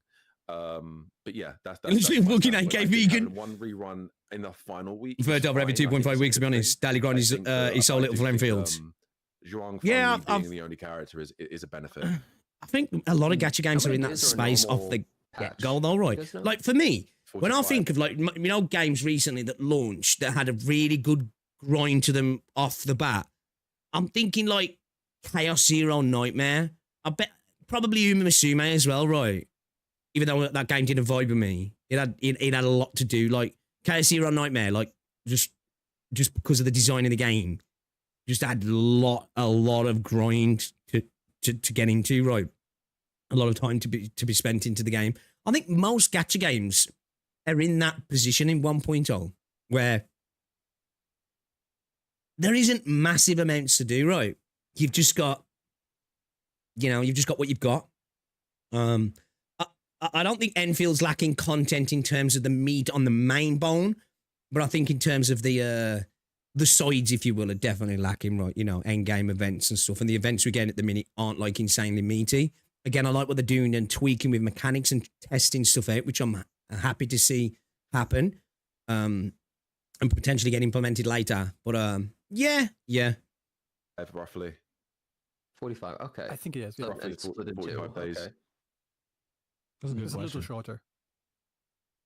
Well, I was going to say, like, what were you guys thinking? I agree with as well. I agree as well with Amethyst because like it's just one banner, so we're going to get all the login pulls for that banner and for that patch, all the exploration stuff. You can just like farm a lot of we assume. Him aboard me, the grind was just uninteresting. That's the same for me, really. I can see it's a good game. It's just not for me. You know, and then when it's comes just not to for the me. patch after that, we're gonna get. But like I can see subjectively, he's got some cool stuff about it. New like I refreshes. just, I'm gonna get a lot more. yeah, so I didn't vibe too much with it, a lot man. easier to get characters and get currency as well. So it doesn't fix a lot of the problems that people have with the gacha system, but it does make it a lot easier for those who want to try and pull for as many characters as possible and still stay free to play. Museum still playing, yeah, it's infinite grind until you get the perfect image for CM. With just having one new character, like for the longest time, it was usually that convention, like just having one new character for the patch, wasn't it? Until it was only until about 3 or 4 years ago until it started becoming this 2 new characters per patch thing, isn't it? Or am I misremembering? Like for other games, like I'm speaking like Genshin or something. Did they always have 2 characters for each patch? It used to be. I remember when Genshin was. I think it was more common, but it was usually also a 4-star character running with it. Yeah, they started ramping up. One 5-star and 1 4-star, but now it's usually 2 5-stars, 2 5-stars, 2 5-stars. They ramped up. People can't keep up. Yeah, I agree. Consider this though. Here's what I think. I think a lot of gacha games, especially when you add in fucking weapon banners as well, right? Because like in a sense, a lot of games anyway, as soon as you add in a weapon banner, you're running dual banners even when there's a single banner anyway, right? Even in Enfield, even with the rebates now, it's a different system. It's a little bit more generous in that regard. But yeah, you know, like truly in most gacha games now, when you have 2 banners running, you've got 4 running really, because you've got to pull on the fucking weapons as well, right? Obviously, depending on how important the signature is in the game, is you know, all dependent. The patch comes out and you don't pull the character, you kind of just lost anywhere from 40 to 60% of the content. I hate that, by the way. I feel like that's a lot of games. Yeah, I agree, but I don't like it. I don't like the fact that that's what it's become. Yeah, I mean, that's fair. Sorry, that's why things I'm are confused. the way Sorry, they are. like you say it's a new thing. I think it's always been that way, even since as far back as Grand Blue Fantasy, where whenever they release a new character, like their weapon banner for Wales, especially, is not well designed. Losing so many 6-star regardless of the amount spent does not feel good. And you unlock their story, and that's where a lot of the new content was. Only one character for a new update with hopes and dreams coming after, just like Black Beacon here soon. It's over. Yeah, it's done. That's why they made one That's why there's only one banner, man. They've thought, fuck it, we can't afford to make 2. Let's squeeze his last little bit out and we're off. It's Jova, baby. Difference, I would say. Ain't no Rizzler to save him here. Older games, there's always something to do. Like, I don't even play Grand Blue Fantasy actively, but like, you can always be playing. That's what I'm curious about, though.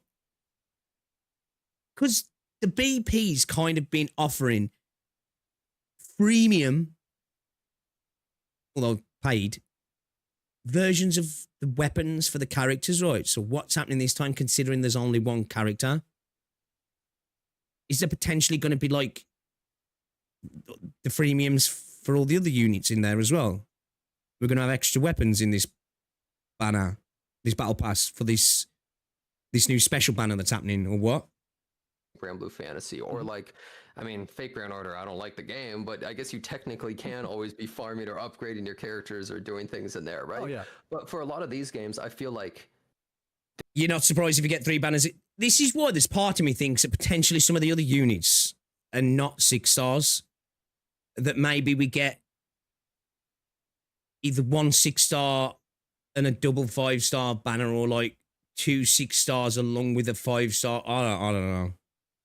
There isn't something to do, right? Like, BB West from the previous patch is still available. And you know, you do the new area and you do that, but you usually reach a point where you just go, I'm done. They'll just add a new, like, I just did freemium in for there's not really anything else. Like, there's Zhuang. 2 styles of gacha games, I feel like. There's the ones where the events are just like, you insta-clear them. Like, if you know the game Star Savior, that in essence, then you're getting a little bit less out of this battle pass, then yeah. Sweep, that's the event. It's good that we're getting more sanity stuff. stuff. Playing the core game, and then there's the games where it's about the events, which I would say that's a positive. You know, games like Enfield, Wuthering Waves, like, Genshin, you know, without the sanity stuff, I suppose in a sense, we're getting a little bit less out of this battle pass, won't you? Then really, just keep adding new. Yo, CJ, what's up, dude? I'm good, bro, man. I'm good. How's things? I think Liberia has to be lower rarities away. The Ferment Proxy is going to be lower than 6. Yeah, she looks like she's got the smell of a 5-star. She does, right? I think she does, man. I'll be surprised if Mifu's a 5-star, but if she is, all right, cool. I could see the vampire being a 5-star as well, honestly. I honestly could. Oh, shit, no, man. You're good, CJ.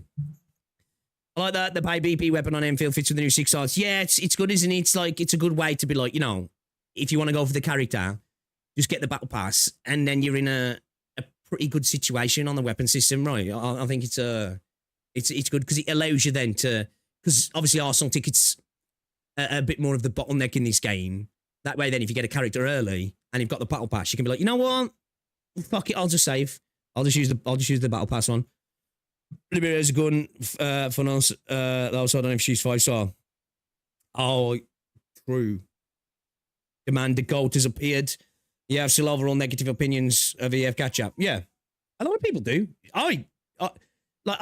For me, I try and be objective and look at the math side of things. But end of the day, some people, the experience doesn't. The math doesn't always play out in the experience, if that makes sense. But yeah, I don't mind you. I suppose I'm in a bit more of a beneficial situation as well because I didn't pull any of the first banners, so I'm sitting pretty with pulls, and I'm guaranteed for like the next 2 characters. And yeah, but nah, you're not the only person. Loads of people feel like that dead end. We've got several pheromones as 5 stars in AK. Maybe. I started watching a bit of your video earlier, CJ, earlier on stream. Fucking, I need to get around to watching the rest of it, man. Dude's fucking wiling out, isn't he, man? The fucking idiot. Literally getting doxxed. You're literally not, you fucking dickhead. It's like people log in and they do the events. That's a big part of the content, right? Yeah. So I feel like the characters are in that same vein, you know? That's kind of my feeling. No, for sure. And I think, once again, it comes back to that same thing of the live service dynamic. Bro, I was saying this earlier, yeah. I was saying this earlier as well. Fucking, you know, we're saying, if you get to his channel, right? Fucking, do you reckon Bucko's planning to potentially dip from Wiwa? Right. For the metrics dude who pays his rent with his shit. It ain't looking good, is he? And this is coming from a dude who gets like 2K on a video. Right, I don't give a fuck though. You know, this ain't paying my rent. But like, dude's lucky now if he gets past like 20K, man.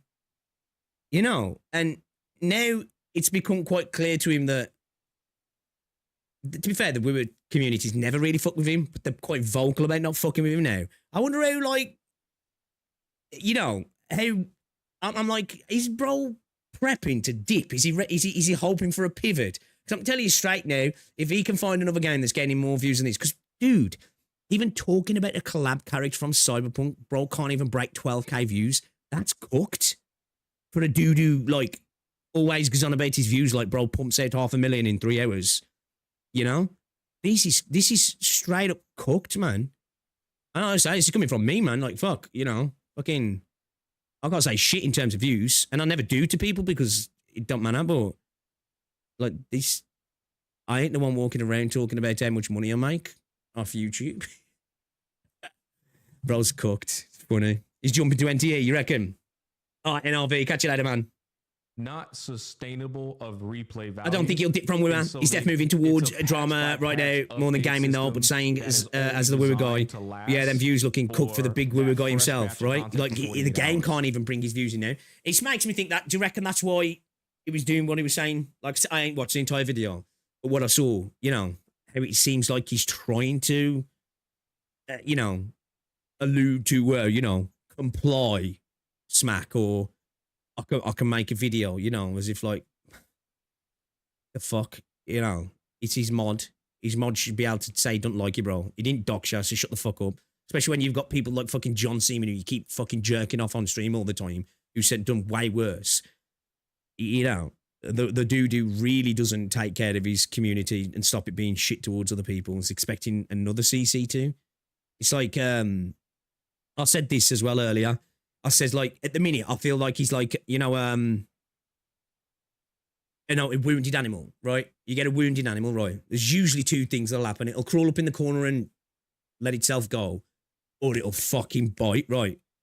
And I says, like, I feel like he might be at these, like, prepping to just go butt crazy You know, just started saying some insaner shit. Because with Saint, it's not like you can say, man, he's going to start saying some insane shit.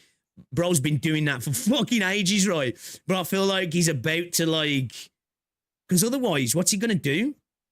You know, because it's either that or he's just going to vanish, right? Because can he live with the dishonor almost? You know what I mean? Of the dude who's been going around going, look at your views, pussy. What you doing, pussy? Oh, you're a teacher. You fucked your career, pussy. You know, all this stuff in terms of views, because that's what he was saying. Did you hear he actually said that about Ryuku, dude? He was trying to talk about his career. Like, bro's got a fucking career in real life, you moron. And you're talking about he's ruined his career on YouTube. Like, fucking get a grip, bro. It's like, after doing all that, can he be the dude who puts out videos where he doesn't get views and has to deal with the repercussions? Because you know for a fact, people are going to be laughing at that shit all day long. You know? Because I am. Dude could still get double more views on a daily basis, but I am going to be laughing the tits. And I know, because I've had people, I've spoke to people, there's so many people, and I don't think they're preying on his downfall to see bro suffer to pay the bills, but I think they want to see that. How does bro handle it when he can't use that one thing as a battering ram against people if he gets more views than them? You know what I mean? It's like, oh, it'll be cinema. It'll be hilarious. That's why I agree. I think dude's going to do some crazy shit to stop that happening. It's like anything after that, I feel, is a fool's errand. And I think the devs have recognized that as well. That's why their content these days. Rather have views and a wife and a job and a kid yet. What has he said? I'd rather have views than and not have irrelevant friends. Like, bro sounded like a fucking 15-year-old on TikTok. Like, brother, how's about have real connections? Nah, man. I need friends that are irrelevant. You know? Pussy. You know? Get a career, bro. Would say mid, because it's like you're gonna get that value out of it in the first 48 hours, but after that, it's just like daily. It's just chores. Yeah, because that's because you're a normal person, Laura. Lauren, that's because you're a normal person, Lauren. And then get off the game and wait on that next patch update.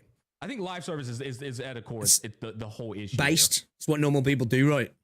Yeah, I mean, there are games that handle live service well, but then that's, again, those are outliers. We're not saying Dantas is far from normal, though, right? Live service games in the past that have handled it well, and a lot that haven't handled it well.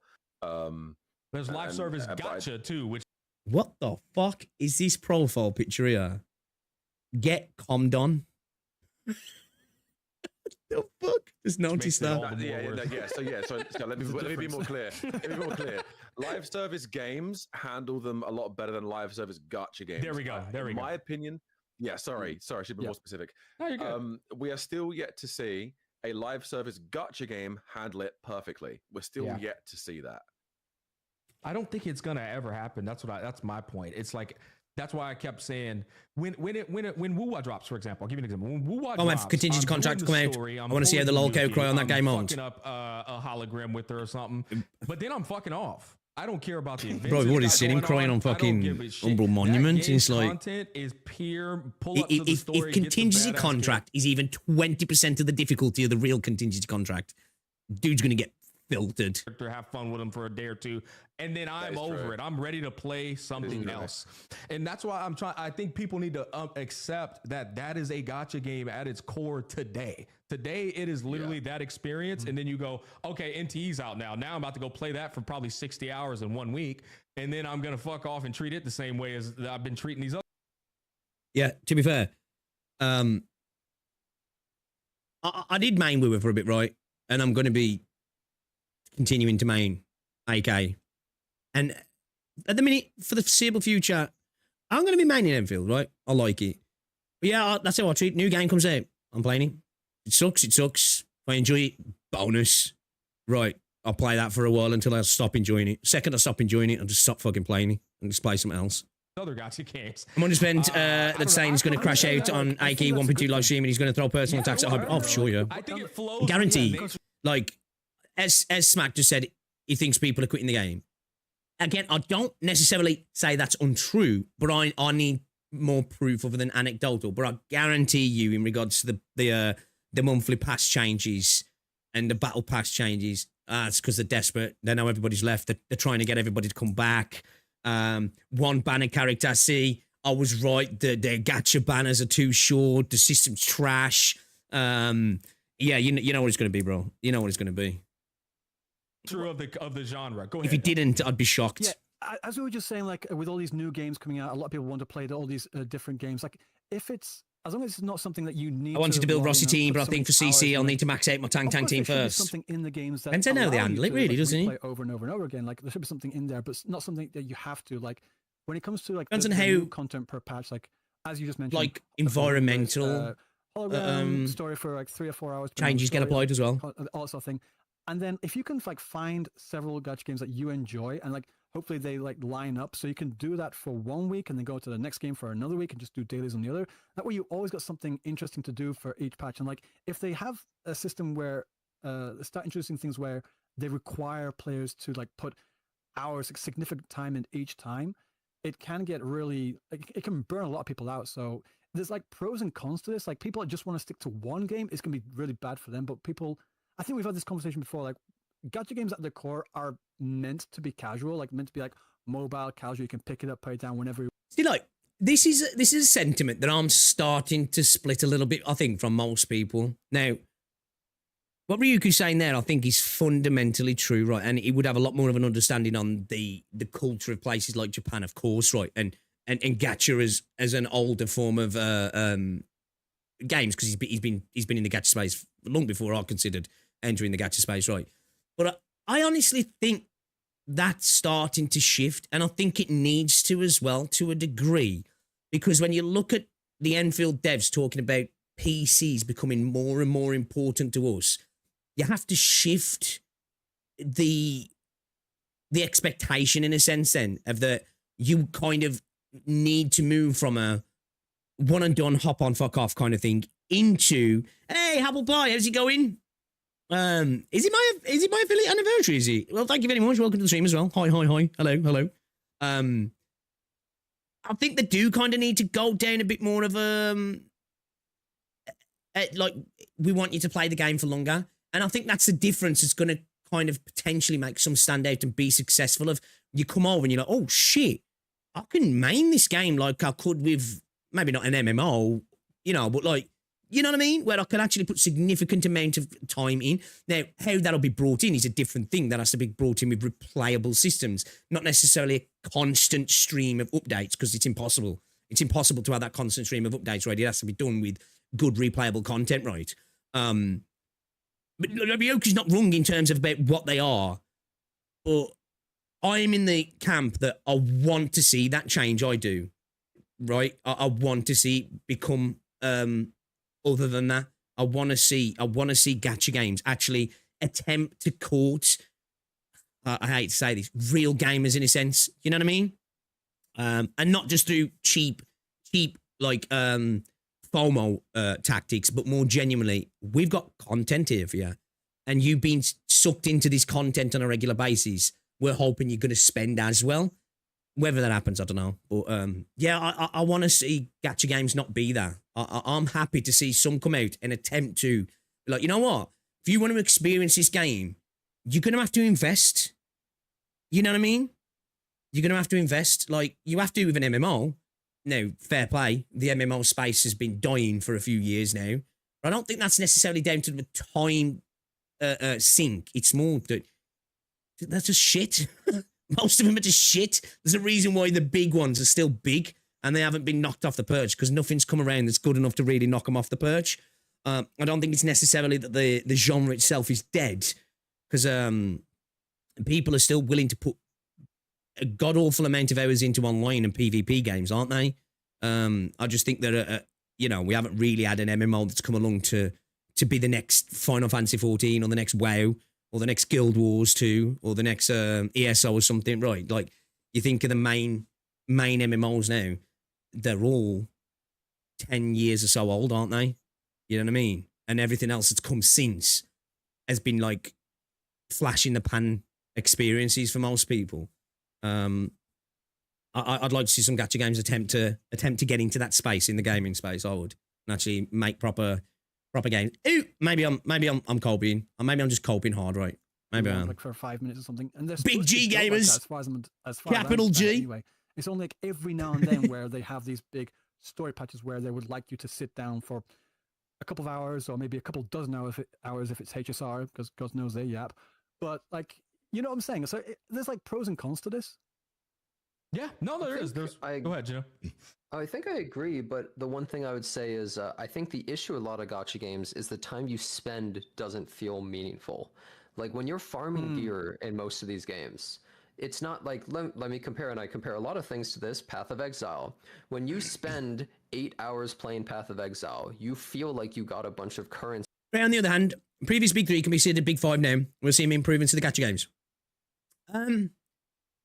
It's always an interesting conversation around the Big 4, Big 5 and stuff, right? Because when you think about it, like, what we consider the Big 5 probably is like what lads, TCG, fucking Genshin, Star Rail, and like that last spot rotates, right? But I understand what you're saying. Like, I think in terms of like a quality standpoint and that those big games, yeah, I agree.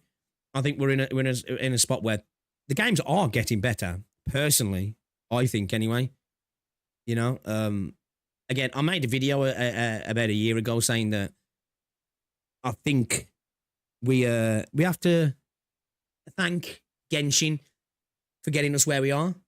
Now, there's lots of things we can criticize about the way banners are done and all that sort of stuff. And you know, there's lots of things there's two sides to all these arguments, but it allowed developers to go, okay, shit, there's money to be made if I actually invest money. Where prior to Genshin, I feel like it was like super low effort. You can make a good amount of money and you're good to go. And then Genshin came along and was like, actually, you know, if you're willing to spend a few $100 million, you can make billions with a capital B. And then, like, you know, where we are where we are now, right? I don't think we'd have all of these games coming out now if Genshin hadn't been the insane hit it was, right? I ain't saying we wouldn't get there, but I think we'd be a few years behind where we're at. Maybe I'm wrong, I don't know. And progressed in some way. You are getting things that are useful that you can sell to somebody else for like currency to then buy something good. But in gacha games, you spend 8 hours, I don't know, farming gear or other stuff like that. You don't feel like you got shit. In fact, most of the time you lost. Yeah, carrying lads revenue in the can still reach top one. Insane, man. And it was just a waste of time. Girl Gooners. About the fucking like random substats thing, I swear to God, man. Fucking yeah, I mean, that's RNG on the substats. As much as you hate them hoyles all my suckers, yeah. That's exactly what it is. I wouldn't have trouble with that if I could farm unlimitedly. And you know, Petit Planet and this Anime Nexus to me are definitely trying different things. They're really potentially risk. Like they've got I think they've got a lot of risk to flop. I don't think they will, but they've got so much risk to flop. They have. And you think about it, like I know they don't want to kill Genshin, but they could just really do Genshin 2 when you think about it, right, and just print cash for the next fucking 6 years again, even more than what they're doing now. But they're thinking down the route of like, well, maybe we still can continue to print cash here and we do something totally different and just try and over up everybody. Like, you know, it could flop, couldn't it? It could flop. It really could. Especially when you look at Petit Planet and Nexus, because they're quite even though like the type of game Nexus is, there's massive markets in Asia for it. I think, especially Petit Planet, like that's really quite niche when you think about it in terms of gaming, isn't it? Oh my God, people don't realize. Yeah, shut up. Like a lot of people that's still fine with that. It's like, yeah, you're fine with it, but there's like so many more people that would have continued playing this game, but they're so burnt out because of that system, because of the stupid fucking RNG in the substats. Like they need to get rid of that. I remember as well saying that when he said the AKE system shit, that he'd rather just farm for better echoes than get the gear in Enfield and go for like your essences and your artifice and somewhere along those lines. And it's just like, bro, fuck that. Echoes suck balls, right? Like, Woo is a good game, but echo farming sucks donkey dick. Every day, have some kind of way to mitigate it, because like they could have mitigated it with, we had this conversation last time, Smack, with that the substat reload type thing. Like Well, first of all, there's no kid in Genshin, just like there is no We Were Here Last Year. These games are massive now. They ain't going nowhere for a few years. Just re-roll one, and you know, it's just a re-roll and not a select. Genshin's proved itself. Shit, like, if they We ain't going nowhere either. That or just tweaked it to make it something that you could farm a few of them, and you can use one to just. Yeah, that's true. Gemini C, yeah. You don't have that in gacha games, yeah. Common you can get them. That is true. Really rare. Make it a select. That's where like they tried to do with gear, didn't they? If they make it but then they made it infinitely worse. Like people just do not realize. I think as well, gear would be so much more interesting if it had physical changes to characters as well. But then it never happened in a gacha game, I don't think. How much the RNG subsets are crippling a lot of these games because it just. Petit Planet is a cozy game. You're going to be surprised to find out how many people actually play cozy. Oh, well, for sure. It's like Petit Planet is one of those markets for me that I think it's a bit more niche, but it's a strong niche, if that makes sense. That audience is like they will dump into it, right? You know, like your Animal Crossing type stuff, right? And man, really, what competitions are you going to have apart from like Animal Crossing at the minute, really? Are you going to play games today? People I just played Enfield for 10 minutes. A lot of people out, and then some people will like argue saying, well, they need to have retention. I've just got interested in this, man. I'm always interested in what Smack's got to say in Jeddah. To keep people logging. Like I find the conversations interesting about games. To log in. What you do after the dailies, that's completely up to you, and you shouldn't be having to like farm hours and hours just to get the thing you need, just to feel like you're progressing your account to any sort of degree. It's really, really bad. It's pushing a lot of people away, and I think that's one of the reasons. For me, is Echoes end up having one or two specific ones that no brand is active ones. Whoever you bid it, yeah, that's one thing. I remember when we were first up. You know, when you first like, oh shit, this is a really cool gear system because the Echoes themselves, it's a really cool way of having gear. Right, it's an active. It gives you passive stat boosts, but it has active implementation into gameplay, right? And like when we first saw it, I was like, yo, this is so fucking cool. But then because the way the Echo sets work and Echoes work itself, it's like you say, you have that one Echo that's your main Echo, and then the others that literally do just turn into gear set pieces then, don't they? And it's like, oh, to be nice if I could change the one that's on field, but still get the benefits of the main one, but do the different, you know, I think it just adds so much variety to the play style personally. Why we've seen, I don't know if you guys have noticed it or you feel like it. I feel like the play base for a lot of the games. I was super excited for Echoes, but we were completely fumbled them. Yeah, it's such like you go back to when I first started playing WoW. I was so like, holy shit, this is an insane system. This is insane system. Fed up with it, and if you really think about it, the amount of time you spend doing these chores in game.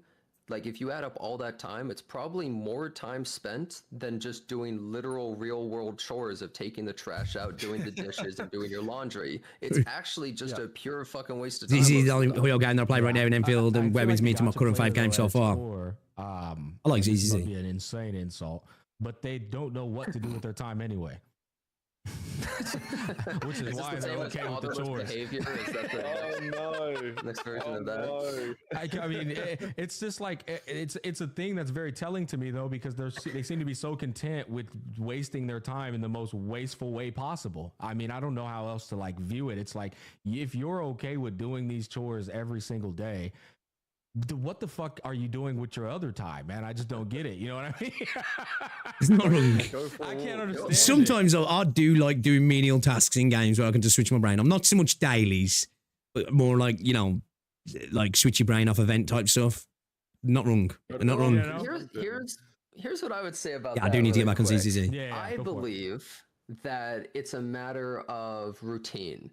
So, you know, you work your job, maybe lunch break, or maybe after your job, you get on your phone or PC or whatever it is, and then you play your game, you do your load dailies. After active skills are fucking worthless, yeah. It's almost like a grounded kind of thing. It's like some time you spend, you know, it's a part of a habit. Like I play Nikkei at the start of every single stream. Do I think the game is amazing? No. But I enjoy the low routine of going into the game, doing my little dailies, and then being done, even though the game's not anything crazy. And I think that's what it is for a lot of people, but I think things like gear farming and other stuff is just a pure fucking waste of time and nobody likes it. Literally no one likes this trash. Yep. Yeah. Agree. That's why I prefer the system in Enfield, even though there's a bit of farming to it, but I prefer the system in Enfield. That's why I prefer the system in AK as well, right? If you want to make it So when I go and farm gear, right, there's a bit of RNG to get in the drop. Cool. Just give me flat stuff, right? Cool. I'm cool with that. But when you have to RNG for the main stat, and then after 5 times fucking RNG for substats, and like this isn't just wooer, and then there's so much, not only just the actual stat itself, but the actual range within the stat. Like, oh, I got the stat I want. Fuck, I got the bottom end of the stat. Fuck off, right? You know, that's the worst feeling, man. And when, especially in wooer, because of the way you do your substat, seeing a potential great echo just go to shit just fucking blows, man. It is not enjoyable in any way. I don't care what anybody says. Oh, and I've been saying this for a long time back when I played it, and people used to say to me, but that's the end game, Pixel. That's the end game of wooer. And I'm like, if that's the end game, then it fucking sucks. I don't care what anybody says. Now, you can disagree, and I'm not going to insult you for that, but I just disagree. Farming substats, random stats, and then watching it go to shit is not fun. It's just not fun. I would say what you just said was such a beautiful, like, a way to represent that player.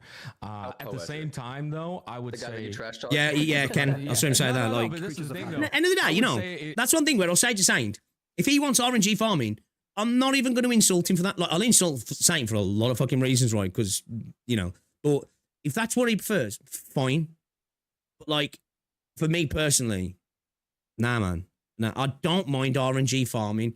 But the grind, when you're pushing me to grind in a game, the grind should be fun.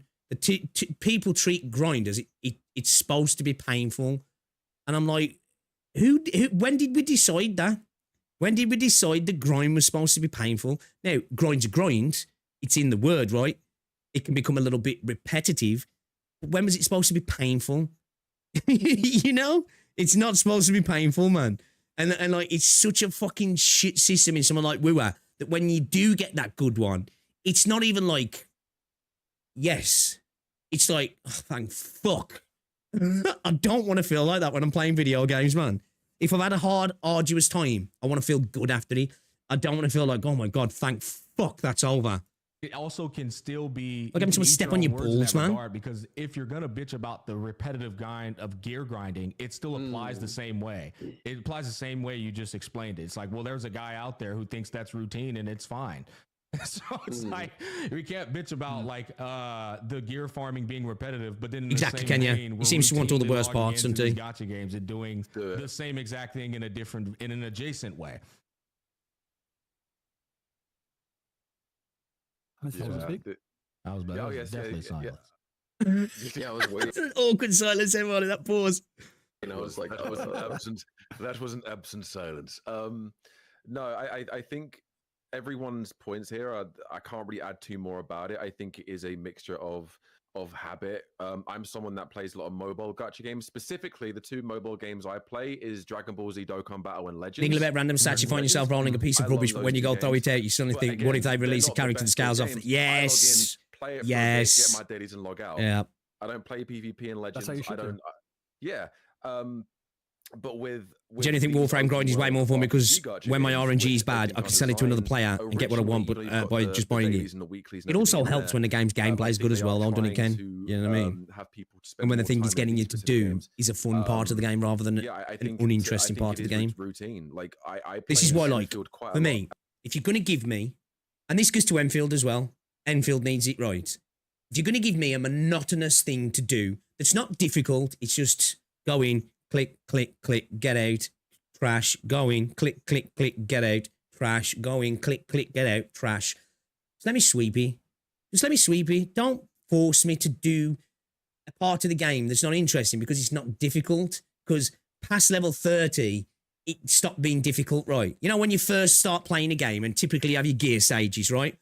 It's that you start like, you know, you start on the first stage and then you start getting up and you get to like the third or the penultimate stage. It's like, damn, fuck, can't shit. I failed it. Fuck, man, I'm trying to farm. And there's a bit of excitement to the farming the gear, but then you get your character to a set level and it's just like, okay, I'm just rolling over this now. Just let me fucking sweep it, bro.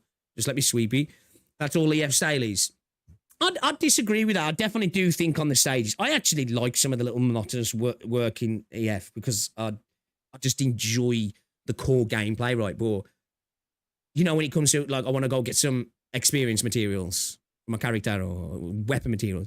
Let me sweep that shit. I don't want to do it. I don't want to do it. Just let me sweep it. You know. I play maybe by year 6 we'll get that. if Arknights anything to go from. Quite a lot. Sometimes if I've got a spare half an hour. The great insulter, is that even a word? I like it though. On my rota, everything on my list of things I need to do. I'll sometimes log into Arknights Endfield, do my daily, see if there's anything I need to do. Can I grind a little bit to get this piece of equipment? Yeah, I do. I need to get it back into it again. And then I'll log out. It Brother, is the RNG. It is just right there in the word. It was painful from the start. To do. It's like we've been doing it for a while now. I got to just do it again. Sometimes it's subconscious. You don't even know you're doing it. Mm-hmm. You know, that's fair. That's fair. If there was anything you guys could insert into Enfield that you feel is missing, what would that be? That's the retention part. That is Gemini. I want everybody's chat to get involved on that too. It's like, oh, you want to get whatever, like gear. Okay, to keep doing the little farming bit, we're going to give you just enough that you can do a little bit. But if you don't come back tomorrow, you miss out on that little bit. So you're inefficiently playing as a way to get you to keep logging in into it. That's the retention part of these. That's why they all do it, right? That's why they all have systems like that. It's all about retention, right? Somebody who plays a game daily is a lot more likely to spend than somebody who has weeks off. You can justify putting 50 quid on a game each month if you're playing it every day, right? Where if you're playing it on a weekend, 2 or 3 times maybe here and there, you might think at the end of the month, actually, I only play this game like 5 times a month. Why am I even spending on it? You know? Let's see. I suppose for a lot of people, it would be Endgame. I suppose a lot. Endgame, I think, a highlight. Yeah. I think replayable content. Isn't stamina part of the whole CL limit your playtime thing? That's definitely part of it. There's a lot of systems in gacha games that are designed for that, but I don't think it's necessary. I think potentially it was introduced initially to solve that regulatory issue, I guess. But I think it's long since been that what they did with that, which is very smart. It's like console games back in the day, right? Take Silent Hill, right? They couldn't have load distance, in terms of your visuals. So what did they do? Let's have fog. Infinitely made the game better, right? Now, I'm not saying this makes the games better, but it's like, oh, we've got a problem here. And they introduced a solution that actually not only plugged the hole, it kind of created a system within the game that's like, oh, shit, we killed 2 birds here. We've got around that, and we've also introduced a system that makes people come back each day if they want to get that little bit out, like, you know what I mean? We've always spoken about that. Smart when you think about it. There's a lot of systems in these games that are incredibly smart.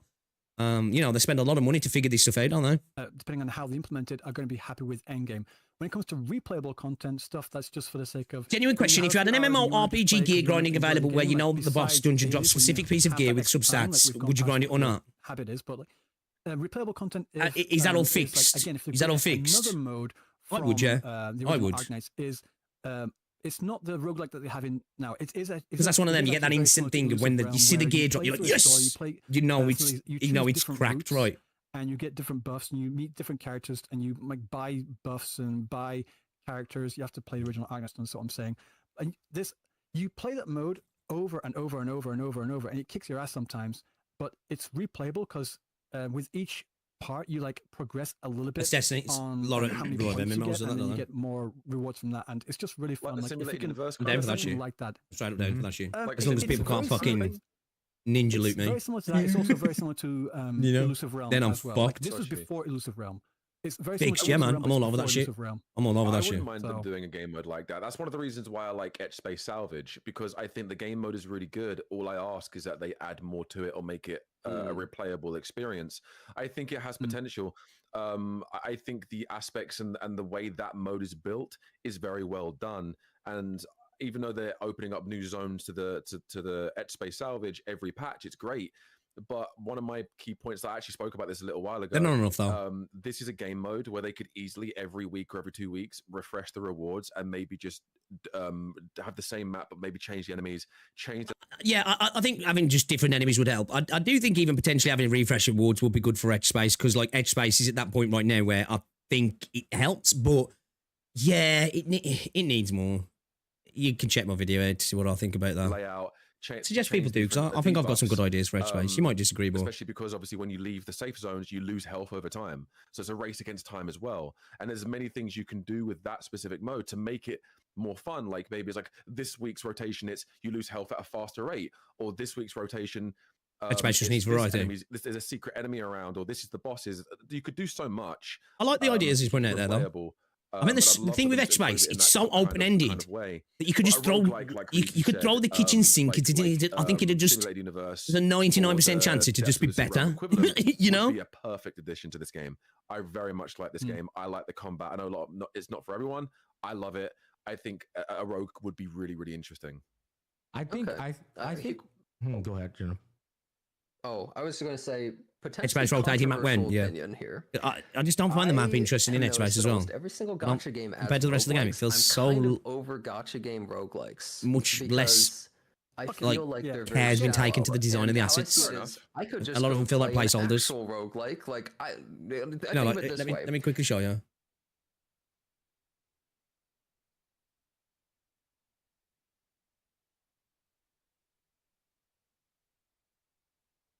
Is he gonna oh shit, hold up.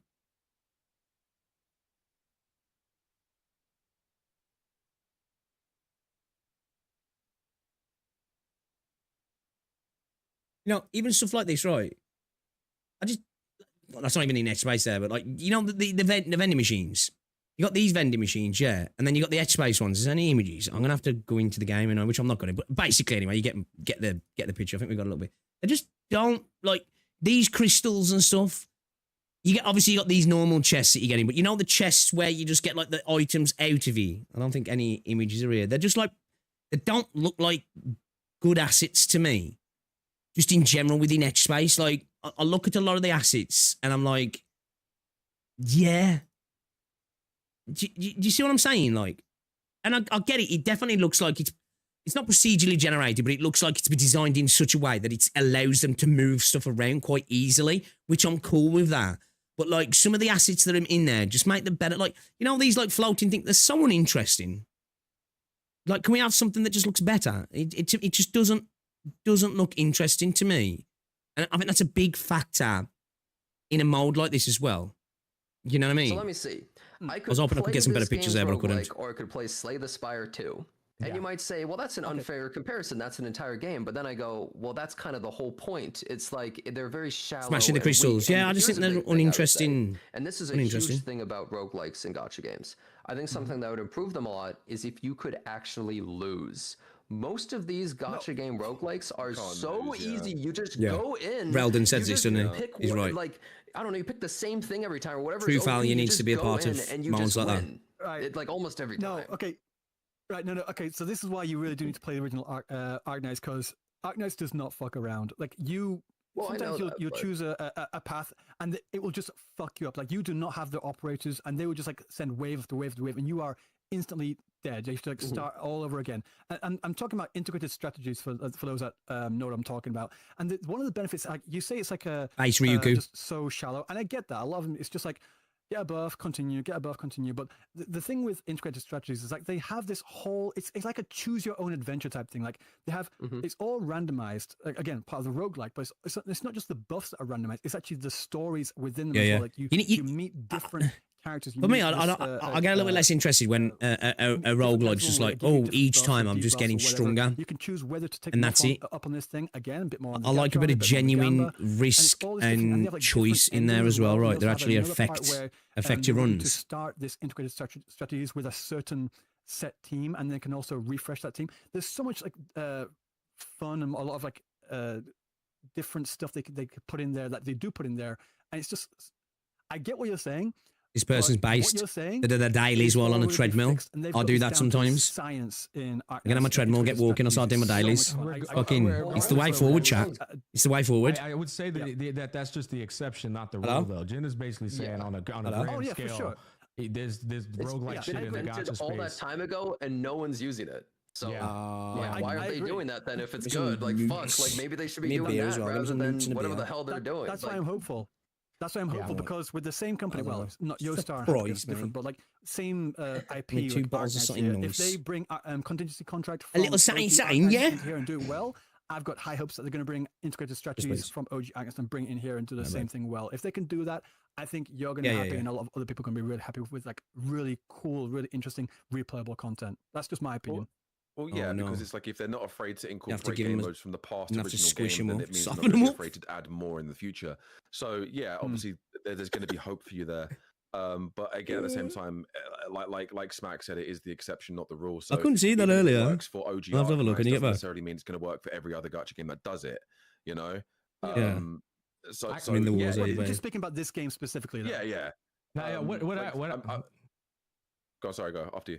Oh yeah, you watched Benidorm. You fell asleep last night after a fucking episode.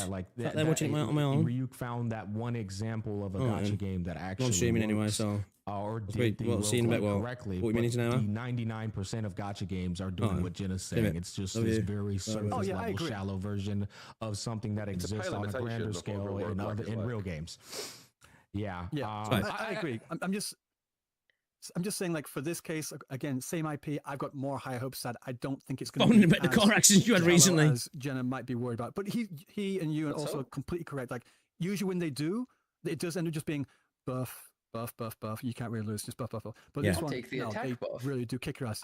Yes, Jenna, yes. I'll take attack buff. Oh, a bit of extra crit. Oh, I've got defense. Sweet. Nah.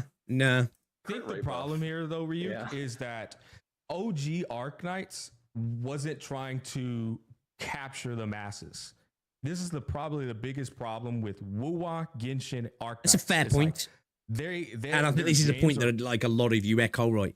Is because Enfield is trying to do that. It's what's diluting it, right?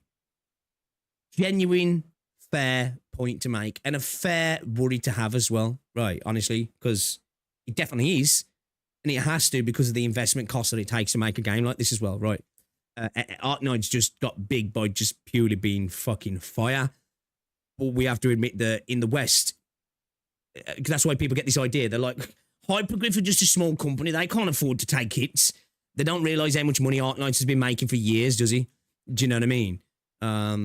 Good game design is an exclusive niche. Oh, it's not, but it's a risk that comes. It's like when you're in a job or any social setting, right? When you attempt to please everybody, you usually end up rubbing some people up the wrong way, and most people tend not to be that into you anyway because you're genuinely trying too hard to make everybody happy, and in the end, everybody's just like, yeah, he's a bit of a prick. He's just like, sucking up everybody's arse, kind of gets on my nerves. But sometimes when you're just some people in life are just never going to like you.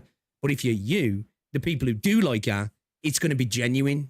Do you know what I mean? Because it's you. You're you. That's who you are. And they connect to you because who you are kind of thing. That's how you get good friends in life as well, isn't it? I think that's how you get good customers as well. Do you know what I mean? I think that's how you get good customers, isn't it? Is that you're unapologetically you.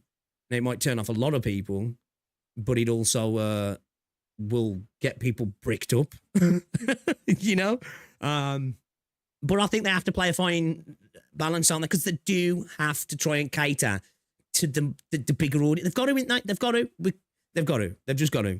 And that's not saying that they couldn't survive on Arknights' money. Of course they could, because Arknights still makes a shit ton of money. But like Enfield, for a corporate standpoint, it needs to be a step up, doesn't it? If you're taking the investment up, you expect your return on investment to be even greater. Whether you've got investors or a board or you've got fucking, a parent company to appease or a publisher or whatever, that's how business is, right? You don't go, right, last year I spent 50 grand. I earned 100. I was 50 grand up. You don't go, next year I'm increasing my spending to 100 grand. I'll be happy if I just make 50. The fuck's the point? You've just increased your risk massively and you've took nothing on extra, have you? Do you know what I mean? See, really, you want to be looking at then to be like, well, if I'm doubling my investment, I want to at least double my return, really. AAA premium games set out to target a lot more people, which is going to inherently put a fucking wrench in. What they got to do is thread the needle between welcoming and opening people up to new ideas. I agree. This is why I still believe that they should do some early reworks of the early game. Personally, optimistic about it. Won't benefit us. But I do think, okay, unless they it'll benefit the game, won't it? And they continue. And if the game gets better, I do think it's a bit. And they get more money and they reinvest that. It's better for us in the end, isn't it? The AAA fucking beautiful graphic quality game that they've already designed. If that makes sense. Oh yeah, I get it. Yeah, I mean, I don't know. It's an interesting conversation. That's why I'm first of all, I thank you guys for taking your time to have this podcast with me. But I was pretty much thinking to myself, because I asked them while I was reading the chat. This is why, like, I don't listen to like a lot of gacha gamer take sometimes, and I actually, like I says, I like to listen to Jenna and Smack, and as well, like obviously Ryuka, because you know Jenna's like 30 now, Smack's 34, I think Ryuka's 38, right? You know, I'm an ancient dude as well myself, right? I'm 72, so you know, it's like you get a bit more of a, I don't know, it feels like a bit more of a, I enjoy the conversation more, right? Because they're like they've got a bit more experience in other stuff. That the take isn't just around like, well, my argumentation is going to be this versus this. I'm just going to argue fucking we were against Genshin. That's the parameters of this conversation. We're going to have bad faith arguments, say silly stuff all the time, and the conversation never expands beyond that because it's always Hoyo versus Kuro or whatever. Where like you know, these sort of conversations I like them because it's like we're gamers. We're just gamers just vibing. You know what I mean? And as somebody who loves gaming, I love these conversations. But it's just like we're talking about gaming in general, really.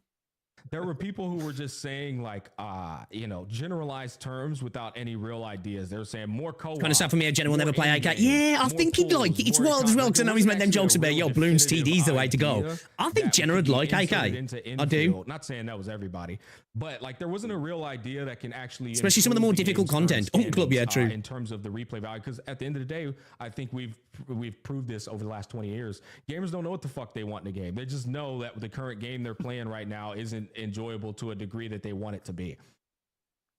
Yeah, I will say, I think it's fair to not know exactly what you want, but just things to be better. Yeah, because I do think that there's, I mean, to bring up the example again, something like Path of Exile, a lot of the time people wouldn't know what they wanted, but then sometimes GGG would be like, here's the big new patch, and people were like, holy shit, this is insane. Like, I said this before. I said this before in the early days with Wua, where like there was a lot of this argumentation around Wua where it was like, if you're going to complain, you have to offer up the solution that's better.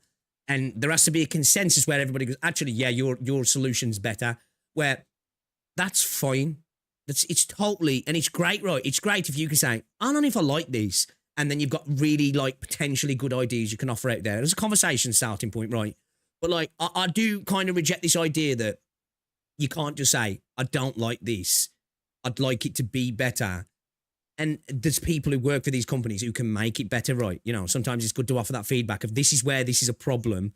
I don't necessarily have the solution, but hopefully you've got some smart people working there that have the solution, right? And it's great if you offer good ideas as well. Because, I used to get a little bit peeved at that when people had this idea. Well, it's got to be constructive. In the sense that, well, just saying that this RNG, this part of the game is kind of bad. I don't know what the option is, but this right here, you know, like I mean, we don't want this. I think that's a fair thing to say, but like there was definitely that conversation of like, well, you can't come out like you got to offer solutions, man. You got to have good, fair criticism. It's got to be backed up by why it's bad and how it can be fixed. And it's like, no. There's people getting paid like 120 grand a year to do that. I'm paying to play these. You know? Now, if I've got good ideas to offer, I'll offer them, but I think it's totally fair to just say, hey, this sucks, right? This sucks, you know? Then I've probably got, well, I have definitely got ideas for things like the Tower of Adversity being better, but I think it's fair to just turn around and say, the Tower of Adversity kind of sucks, or timer-based modes that are just like strict statistics suck. I don't think you necessarily need to explain why. not necessarily why, should I say. You can explain why, but like what the alternative is. I think it's good to offer that feedback up to the developers and them to go, okay, then what could we make? How could we make this better? You know what I mean? Constructive doesn't mean offering solutions, just mean giving them feedback they can actually work with. Yeah, exactly. I agree. Simply saying this doesn't play good, even if the answer is why, I'm not sure, but it feels wrong, is already an important feedback criticism. I agree, because sometimes things do right. So it's just like, I can't quite put my finger on it, but this feels off. And sometimes that leads to solutions sometimes in games, because it might literally be a hardware issue or a coding issue, and enough people come back and go, I don't know what it is. Something feels off, and then the devs look into it and go, oh, fuck, shit. Let's move that over there. That's why that feels off. And then all of a sudden, it doesn't feel off anymore. This looks amazing. And even with a game like Epic 7 in the past, there would be some patches where people would be like, this is incredible. Like, I can't believe how insane this sounds. So I think developers, the onus is on the developer to make things that surprise the player and excite them. But sometimes the players should actually have some concept of what they actually want. Based. Agree. It's a mixture of both. It's Agreed. a mixture of both. Yeah. You know what I mean? I just saw a chatter in my chat say the same thing, like, oh, that's on the developer. Well, it's on the developer, but it's also on you to provide the proper feedback as well. Otherwise, I mean... But the feedback isn't always a solution. It's great to have it. Or should I say, it's not the solution. Because just because you've got a good idea doesn't always mean it's a solution, right? Because that's the thing as well. As gamers, we'll be sitting there and go, I know what makes this mold better. I've got the idea. But the 99 other people might go, yeah, that fucking sucks. You know, Saint Tontas thinks he's got the fix for Umbral Monument, right? Have a fucking shit timer like fucking Wuthering Waves. I'd say most people would say, yeah, no, chief. You know? Yeah, I agree. It's a symbiotic thing. The gamer needs to offer up some good criticisms. Try and base them in a reason. And if possible, offer up some ideas, right? But it's also on the developer to really take in all that feedback, sift through it and be like, okay, all right, we've got the picture here. Because at the same time, you need that, don't you? Because they've got the overarching view of like, oh, okay, a lot of people agree with this. Yeah, that one idea. I actually think that's a good idea myself, but everybody else thinks, fuck that. The developer can only cook so much. You know what I mean? At the end of the day, Sorry, but I disagree. If you want to offer constructive criticism, you better be able to at least give an indication of an idea how to improve it. It's not right. But then, like, so basically saying you've got to offer up a solution to the problem. Nah, it's great to have it, but I think it's totally fine to say this mode has issues. Like, most people are cognizant of Etch Space has issues, right? And you could say why it's got issues. It lacks replayability. It lacks variety. It lacks difficulty. It lacks risk. I think that's totally fine to say, and the devs can work off that. You don't have to say, well, let me explain to you where the risk would come from. Let me explain to you how variety would work, and let me explain to you how difficulty would be incorporated, because I think they're smart enough to understand that. Now, that doesn't mean you can't do that, but I don't think it's a necessary requirement. I think just pointing out the problems, but pointing them out well, is enough for me personally. It's always great and better to have that extra as well. I just don't like it when people go, well, what's the fix then? It's like, what? I don't necessarily know, but I know what I don't like. Do you know what I mean? You do need that feedback from the player base to kind of solidify that concrete idea that can expand upon their pre-existing gameplay. Yeah, no, I think, you want to say something? Yeah, if you elevate yourself to the position of critic, you better be able to give an... Well, there's a difference between a critique, somebody who was literally a critic, this is my job, then I'd say yeah. But if you're somebody who has a critique of something as a paying customer, I think it's totally okay to say, yeah. It's like, you know, it's I see it as like, I've just spent all this money on a car, someone's off here. And then you take it to the garage and they go, what do you want me to do about it then? What's the fix? You know, I don't know, fucking look in the engine. You know, but I'm telling you, that clutch is spongy as fuck. I don't know what the solution is, you know? But I think as a consumer, I think it's totally fine to say, because as I said, there's been solutions in games where that's been a thing, where people can't quite put the finger on something in a game. It's like, I don't know if it's a TTK here. I don't know if it's lag comp. Something feels off with this gun in a game. And then enough of those reports come back where people are like, something's wrong. Something doesn't feel right. And the devs are like, oh, yeah, we got a damage calculation wrong. Yeah. Something was missing on a multiplayer on this particular body part. The penetration wasn't working correct here. But like, it's difficult sometimes unless somebody goes into a breakdown, sometimes using software to see what's actually going on. You know what I mean? In terms of actual what's happening in the game. And it more comes to, yo, this don't feel right, man. Like, as somebody who's played shooters for a long time, sometimes when you're playing a shooter, you'll be like, yeah, something's just not right. You know? And you can't necessarily quite put your finger on it. As an actual game designer, I've noticed players are good at identifying problems, but not so great at finding the best solutions. I've said this, yeah. Gamers are brilliant at finding problems. And sometimes that's all a developer can need sometimes as well, isn't he? That's why you have tests, because you want that feedback to come back and go, that's fucked.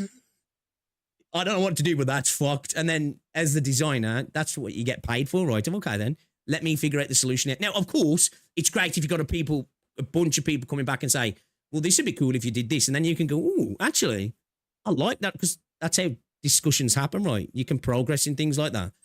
Anyway, we've yapped on about this long enough. I agree with what they're saying here. I think it's a symbiotic relationship, right? I think it's brilliant if you can offer it up, but it's not necessarily needed. Or it's something that has to be done, or shut the fuck up. I don't like it when people say that. When somebody comes along and says, this thing's not working properly, and somebody goes, well, unless you got the solution, fuck off. I don't like that. The point everyone's making is correct.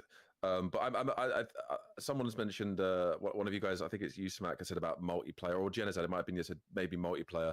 I don't know if Enfield it could in That's why give you all those options to survey. Sometimes it lets you better verbalise what you might not. Yeah. Sometimes you need that little push in the right direction, don't you? The game's experience and improve the game's enjoyability. I know we were used to do a lot of multiplayer things. Now it's non-existent. So maybe that's an avenue that. Yeah, what happened to all the co-op stuff we fucking we were? Not many mad. Other gacha games of the same genre. Even though I never really cared for it, a lot of people did. I know there's a reason for that, though. Can you explain? I'm not as knowledgeable. I think Seven Deadly Sins Origins is a perfect example. I think Do It Night Abyss is a perfect example as too. The reason why they keep like anti-multiplaying developing their patches is because it takes away from an inherent quality of their game. If they instill multiplayer in there, then it's gonna like make the servers a bit more I don't know the correct terminology for it, but it's definitely gonna take away from the polish.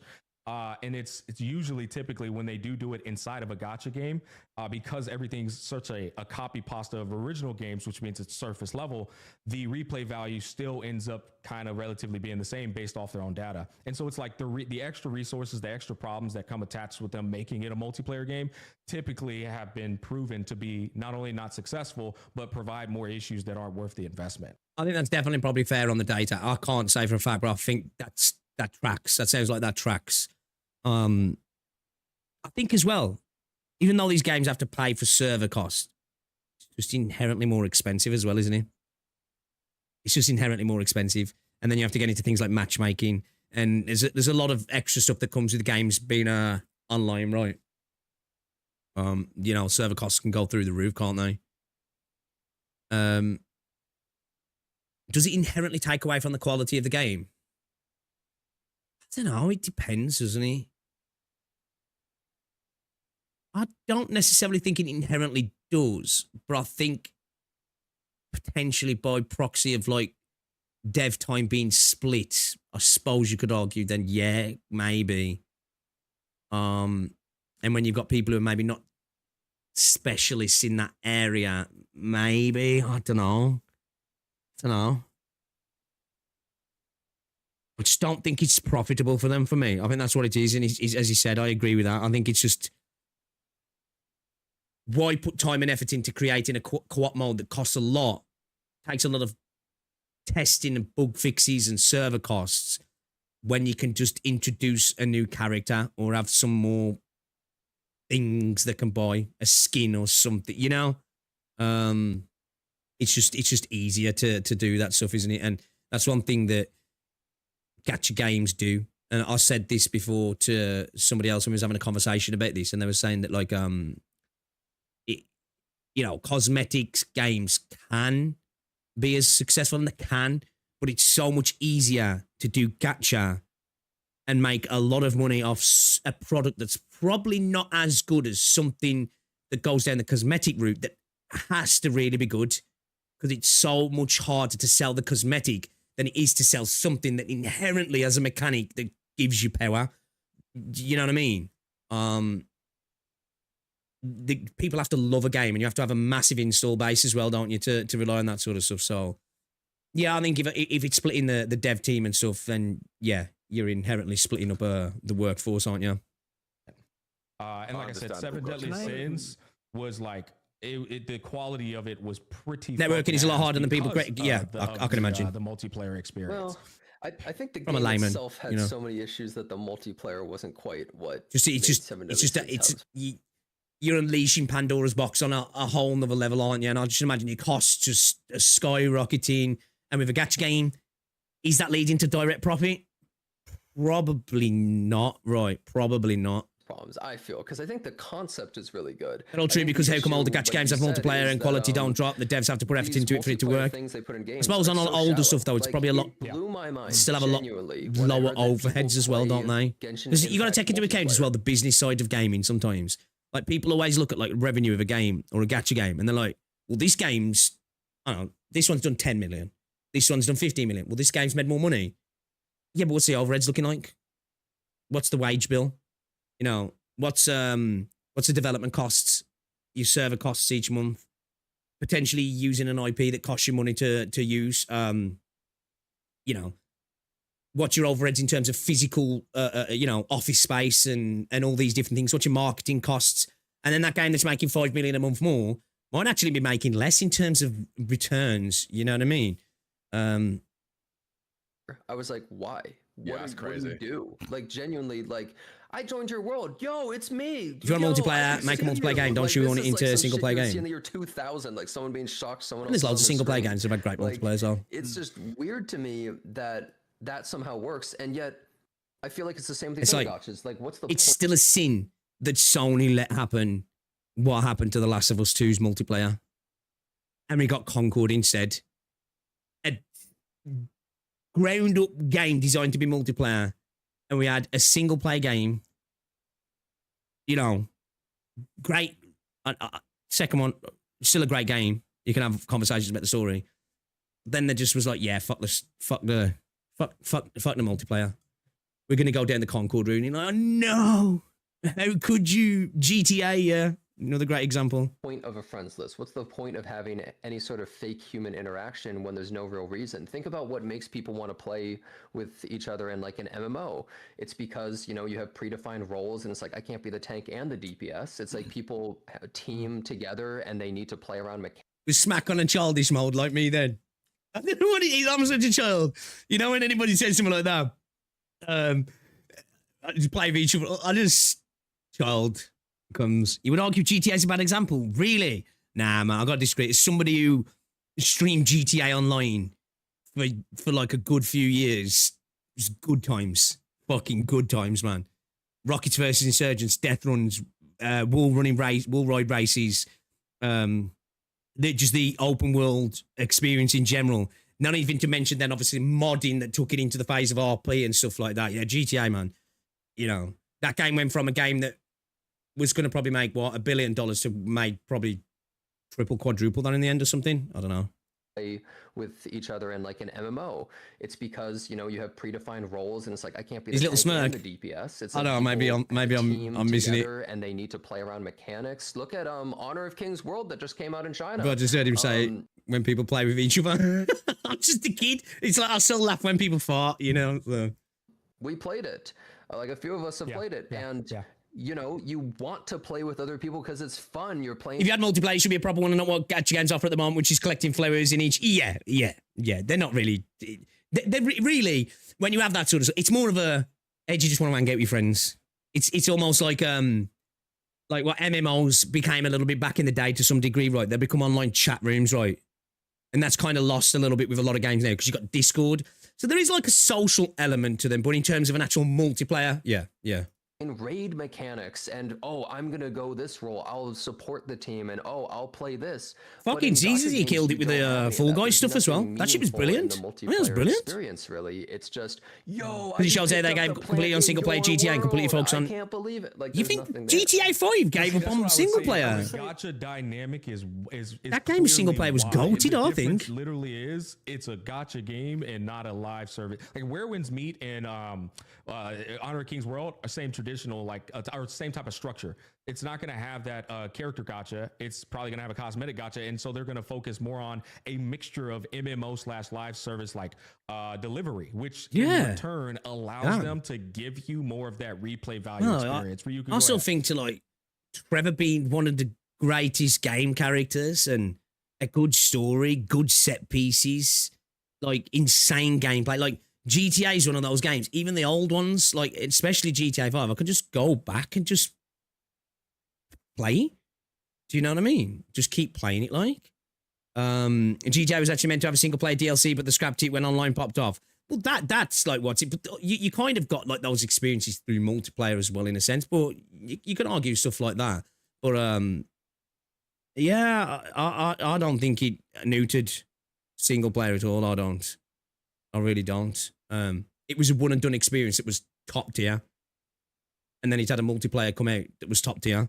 Now you can say we could have got more single player, but I would argue that GTA Online was a better addition to more single player. The story of GTA was a great self-encompassed game that had hundreds of hours worth of gameplay if you really wanted to get into it. Do you know what I mean?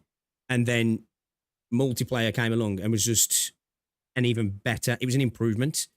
So if you're going to argue that it stunted future stuff, yeah, but to say it makes the initial game lesser than, I disagree. Now, more multiplayer is just better investment for more profit. It might be better for more profit, but it was also brilliant.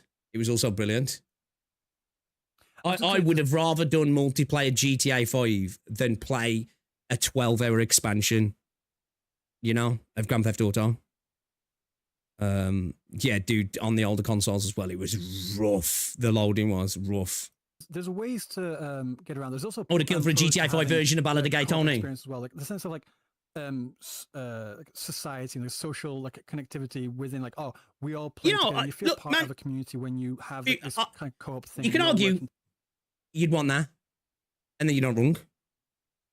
But I'd rather the multiplayer, man. The multiplayer was just brilliant, You create your own character, you build business empires, you fucking do the drug running, you have the custom game modes, As somebody who really got deep into the custom element of GTA Online, it was just brilliant. It was brilliant. It took a game that you had this amazing story that you could remember and then allowed you to immerse into the world with other people. So you admit multiplayer killed the single player then? No, because the single player was amazing. GTA single player was a solid 9 out of 10. The multiplayer coming didn't kill that. It might have potentially stopped expansions, but what, a 12-hour, 15-hour expansion? If that's the game being worse because of that, we're just going to fundamentally disagree. Do you know what I mean? Just going to fundamentally disagree on that basis.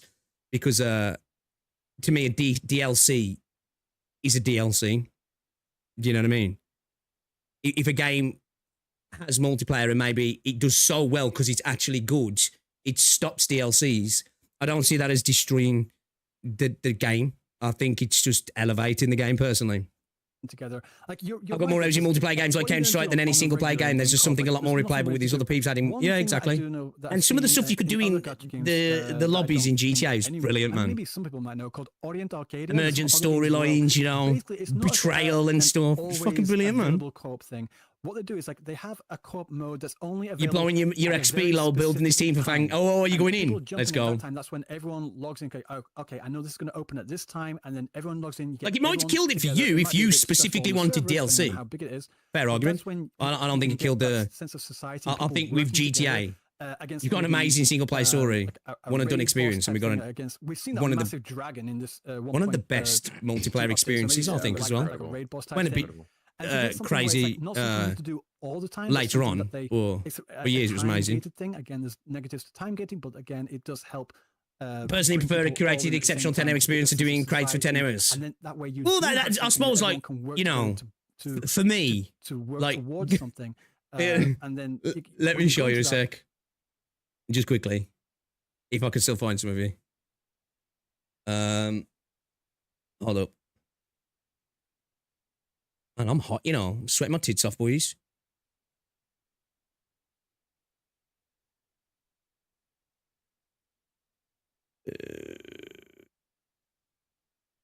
Shit,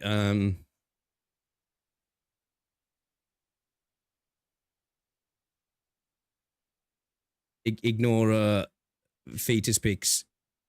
Like, yeah, man, that's so many good times in this game back in the day. Like, multiplayer was just great, and as I say, like, it was lots of it was a story in itself. You know, you had great actual like story missions to do. That was especially when you're playing with like viewers and stuff. It's fucking brilliant, man. You know, doing like the standard races, doing the custom wall running stuff and that, like Rockets versus Insurgents. Rockets versus Insurgents was brilliant, man.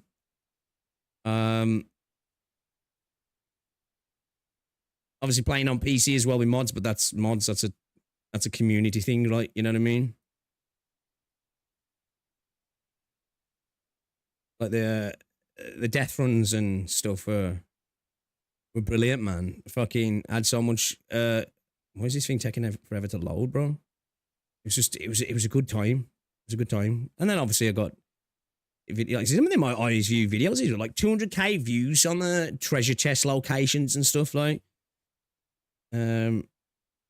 Yeah, like I think it was brilliant. Well, the heists as well. They were good. Speaking of other games, like you can have one be the main DPS, one be support. So you got healers, one people that apply shield. I'd argue you're kind of misunderstanding me. It's story versus gameplay. You like gameplay. Multiplayer is more gameplay, but it killed the story mode, aka single player. You mean additional single player? I think that's what you're misunderstanding as well. Like, because it seems like you're saying that the multiplayer, which came quite a bit after release, killed the single player.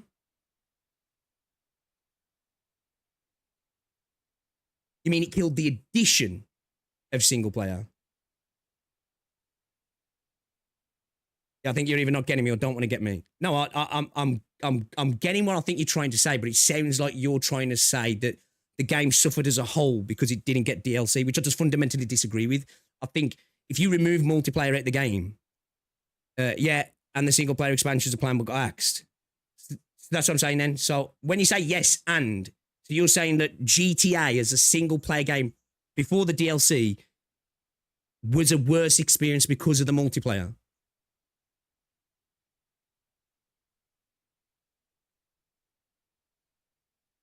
No, that's what I'm asking you. You just make yourself... No, I'm asking you. That's what I'm saying. It seems like you're saying. I'm asking you a question. I swear, BS, every time you're in chat, man, you always argue the toss of me all the time and then try and like act like I'm arguing in bad faith. Like, if you're talking about additional, I said I can agree with that. I disagree that affected my enjoyment, right? I'm saying that multiplayer was a better experience, and obviously the people agreed with it because it wouldn't have popped off right the way it did.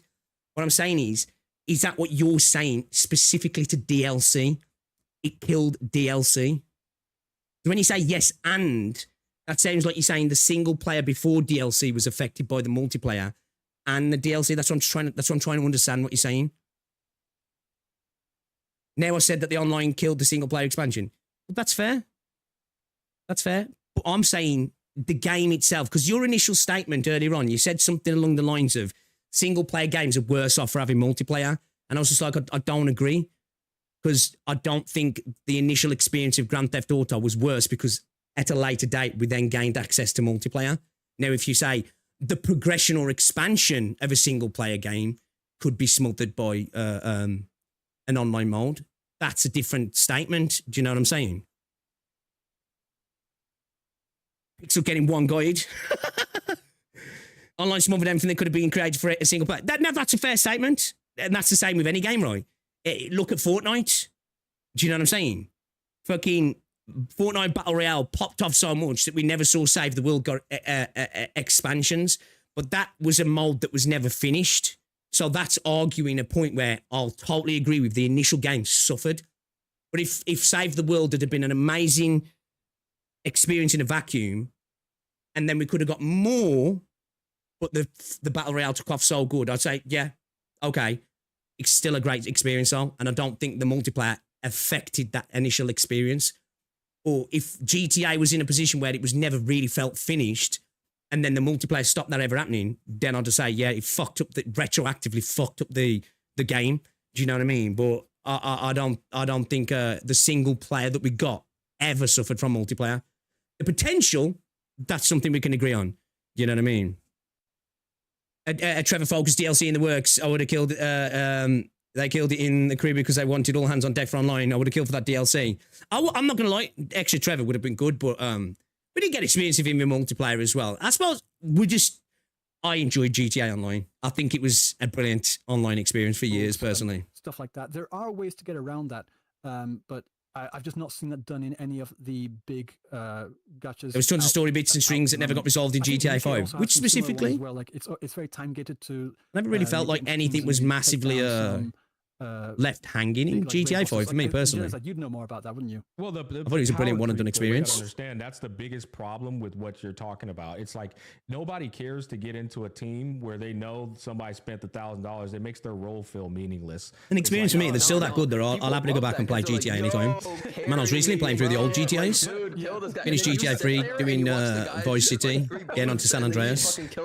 Plan to go through all of them again actually at some point. If I can find the time. Jenna's like fucking. He's taking a piss right there, but what I mean is if it worked, then they would do it. You know what I mean? If it actually brought in success, they would do it, but it doesn't. People bitch.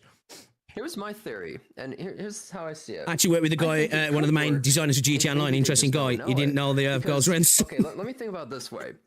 There is a chatter that I have that is currently working on a game for a big gacha company. They're working on that Rewinding Cadence game. Have you guys heard of that game? Ooh. Yeah, I'm excited. Yeah. Get me on that, please. So, well, I mean, Ryuku, like, yo, hook me up, bro. That's it's pointless, but he's working on that, and he has told me some interesting things about how. To me, nothing in GTA Online was so expensive they had to kill SP content for you. And the management are kind of at war with each other in a way over trying to develop the game. I think they had the resources to do it as well. They want it to be Genshin Impact. I think single player games can have brilliant multiplayers. Because obviously that was the initial discussion where it was like, you know, single player games are inherently worse off for having multiplayer or something like that. I disagree. There's plenty of games where I played single player and I've loved the multiplayer. Last of Us was a perfect example.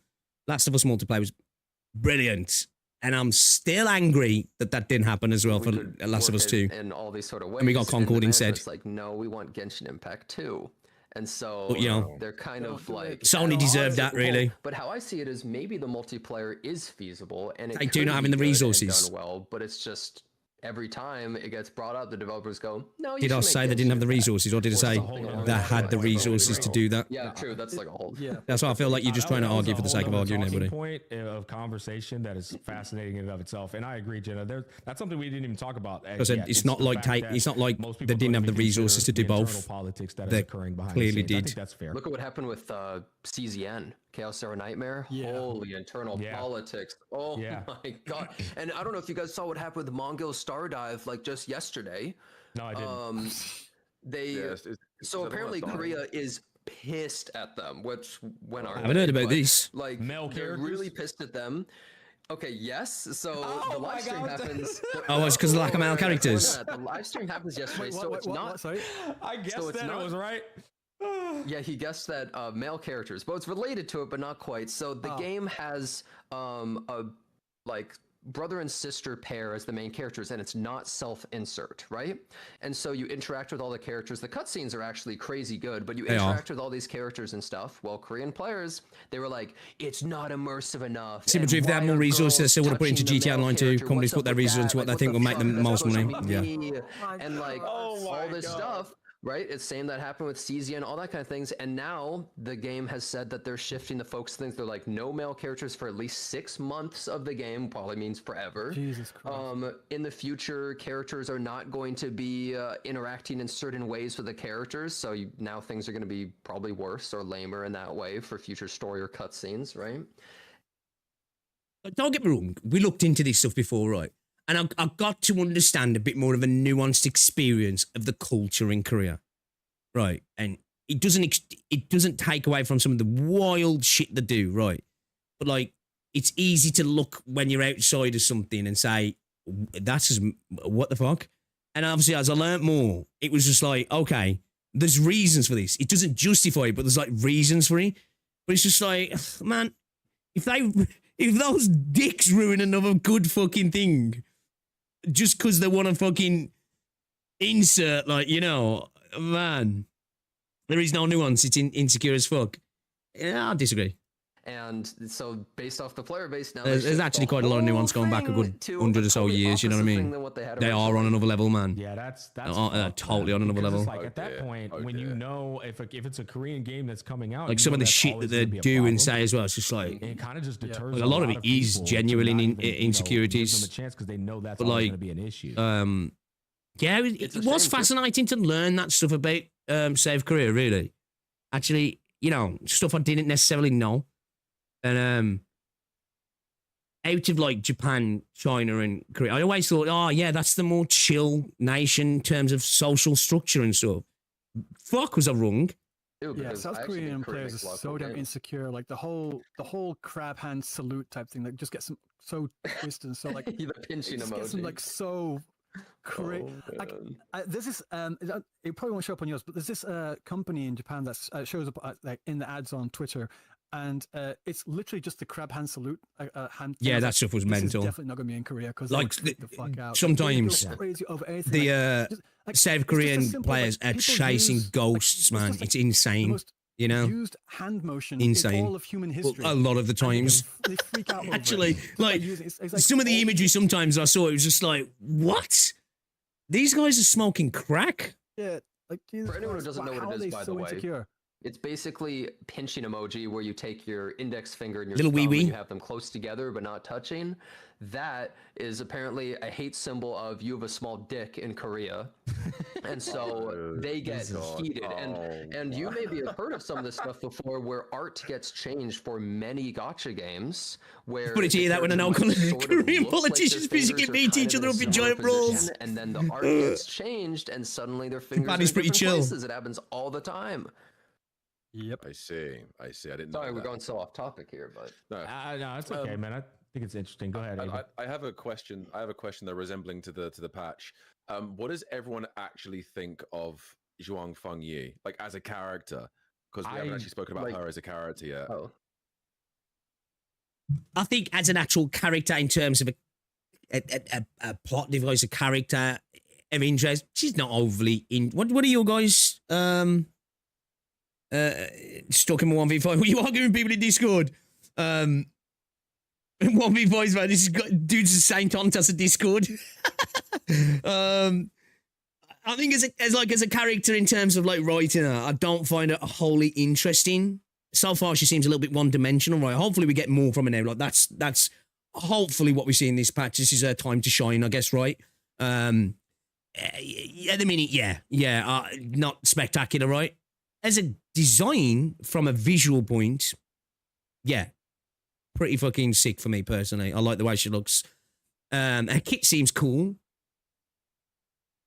I've got to experience the fighting, man, because as I say, I'm a little bit worried about it feeling a bit floaty. Again, I've got to keep it 100. Said it about some characters in WoW. Sometimes floaty characters. I've got to feel it though, right? Maybe they do better. We'll have to wait and see, but. Yeah, hopefully they kill it with her in this patch and make me like her. You know, that's totally doable, but I'm getting it though. I like her vibe for now at least. She's got stuff to learn about. She's interested certainly outside to Enmin, but also too much Enmin glaze. Would prefer more dark. Yeah, I think there is a little bit, but I'm gonna give. If in 6 months we can have this conversation where we come back, I'll get into the same camp when I'm like, yeah, fuck this shit, because I don't want the admin to become Rover 2.0. I'm going to be so pissed if that happens. Yeah, it's a time thing, though. I've got to give him a bit more time first before I nail him to the cross, you know what I mean? I literally think you don't like a design either, but yeah, it's fair. Yeah. End of the day, it's subjective thing, isn't it, that really? Lune from HSR, she's just an Enfield. Yeah. She just literally like nukes. Yeah, well, she transforms, and then her whole purpose. Oh yeah, Geminosity. Yeah, I was starting to learn more about it. Like that's why I say there is nuance to it. Like the reactions are not justified, right? And I agree with that. And some of the stuff they say about games and the way they try and some of the stuff they've done as well is insane, right? But I agree. Like after learning more about it and some of that as well, I was like, holy shit. Okay. This is crazy. You know, there is reasons. It's not a justifiable reason for people to do what they do, but you know, sometimes you can look at stuff and go, okay, fuck. I didn't know about this. This is a whole new thing to me. Man, I hate floaty characters. They always feel off to use. Yeah. It's like literally Imbiber Lune transferred onto the infield combat dynamic. I dead ass think that's it. Me and Amethyst said that she's kind of like a mix between Jinshi and also Leak as well. The dual form, like using the ult to go into another form, but also like the attack animations are kind of similar to Jinshi as well. It's like I like it. I love it. Yeah, I think animations look really, really cool. But I didn't actually put the 2 and 2 together. About yes, Mifu's the one I'm reading. I actually, although the writing was on the wall early on, Zhuang, I was kind of hoping Mifu was going to be the Electro character. From a selfish point, I was like, yes, please be my Electro brawler. Let me slap her in my team, and let me just go ham with her. But alas, no. I actually think the little midget before her is infinitely more fun, if you ask me. In terms of what you could do, I think her shit just goes hard.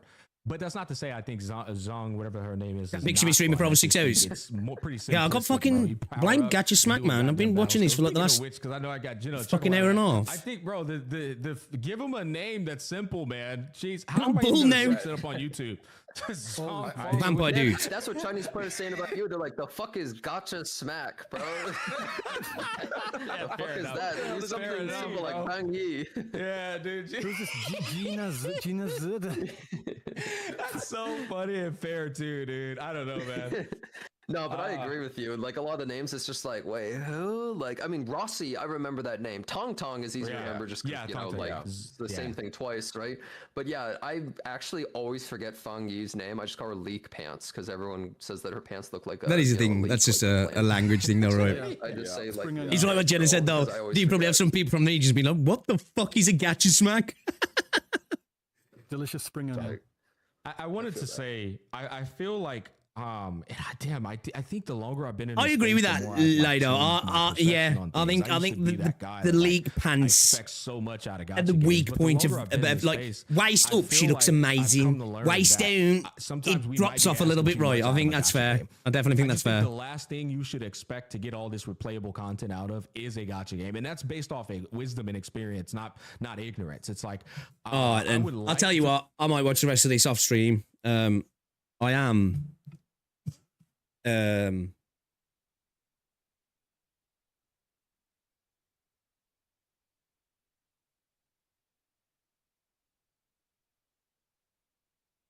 Hold up a second.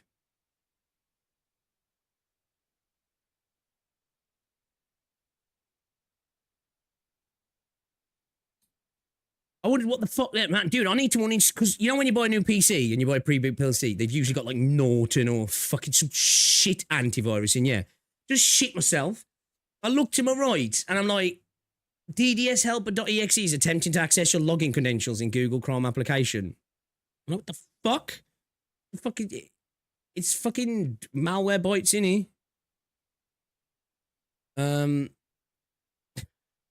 Scared the shit out of me.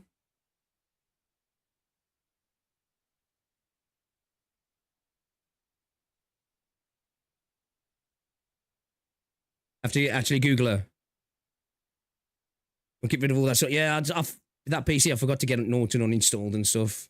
Yeah, because I always feel like them. They feel like more like malware than any malware. You know what I mean? Shit just slow your rig down and It's like fucking Windows Defender and malware bites, man. Good to go. And just be careful about what you're clicking on. You know what I mean? The blue coat girl with cannons does look great. Yeah, agree. That shit looked. That guy gave me like what's that for one early character you get in PGR? You know, the healing girl, and she's got the two cannons like. Pew, pew, pew, pew. Yeah, I like the look of her. She looks cool, man. She looks cool. But yeah, guys, I'm gonna get logged. I have an Ethel day. I've not a morsel of food has passed these lips, and I'm fucking hungry. Liv, that's it. Yeah, Liv. I do apologise that we had a little bit of gameplay. We're gonna play chapter 13 tomorrow. I'm probably gonna chill tonight. Man. Just gonna relax a little bit. I think I'm gonna have a shower, get some food. I might come back on later, maybe.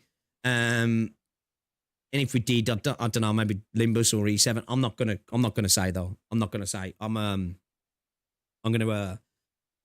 go relax a little bit though, guys. Have a shower and yeah. Oh, get some food. Pathetic. But yeah, I am very hungry. I am very, very hungry. I'm hungry, guys. So yeah, appreciate you coming through, man. Hopefully you enjoyed the stream. Yeah, man. Appreciate you. Disagreements, agreements. It's all good. Apart from UBS commissions. I hate you. I'm joking. I don't. I don't, honestly. I you didn't mishear that. But yeah. Yeah, that's what it's all about, right? Having conversations. I love having conversations about gaming. We don't always have to agree. But I will see you all later. Enjoy the rest of your weekend if I don't see you guys. All right? Have a good one. I'll catch you in Discord anyway. You know.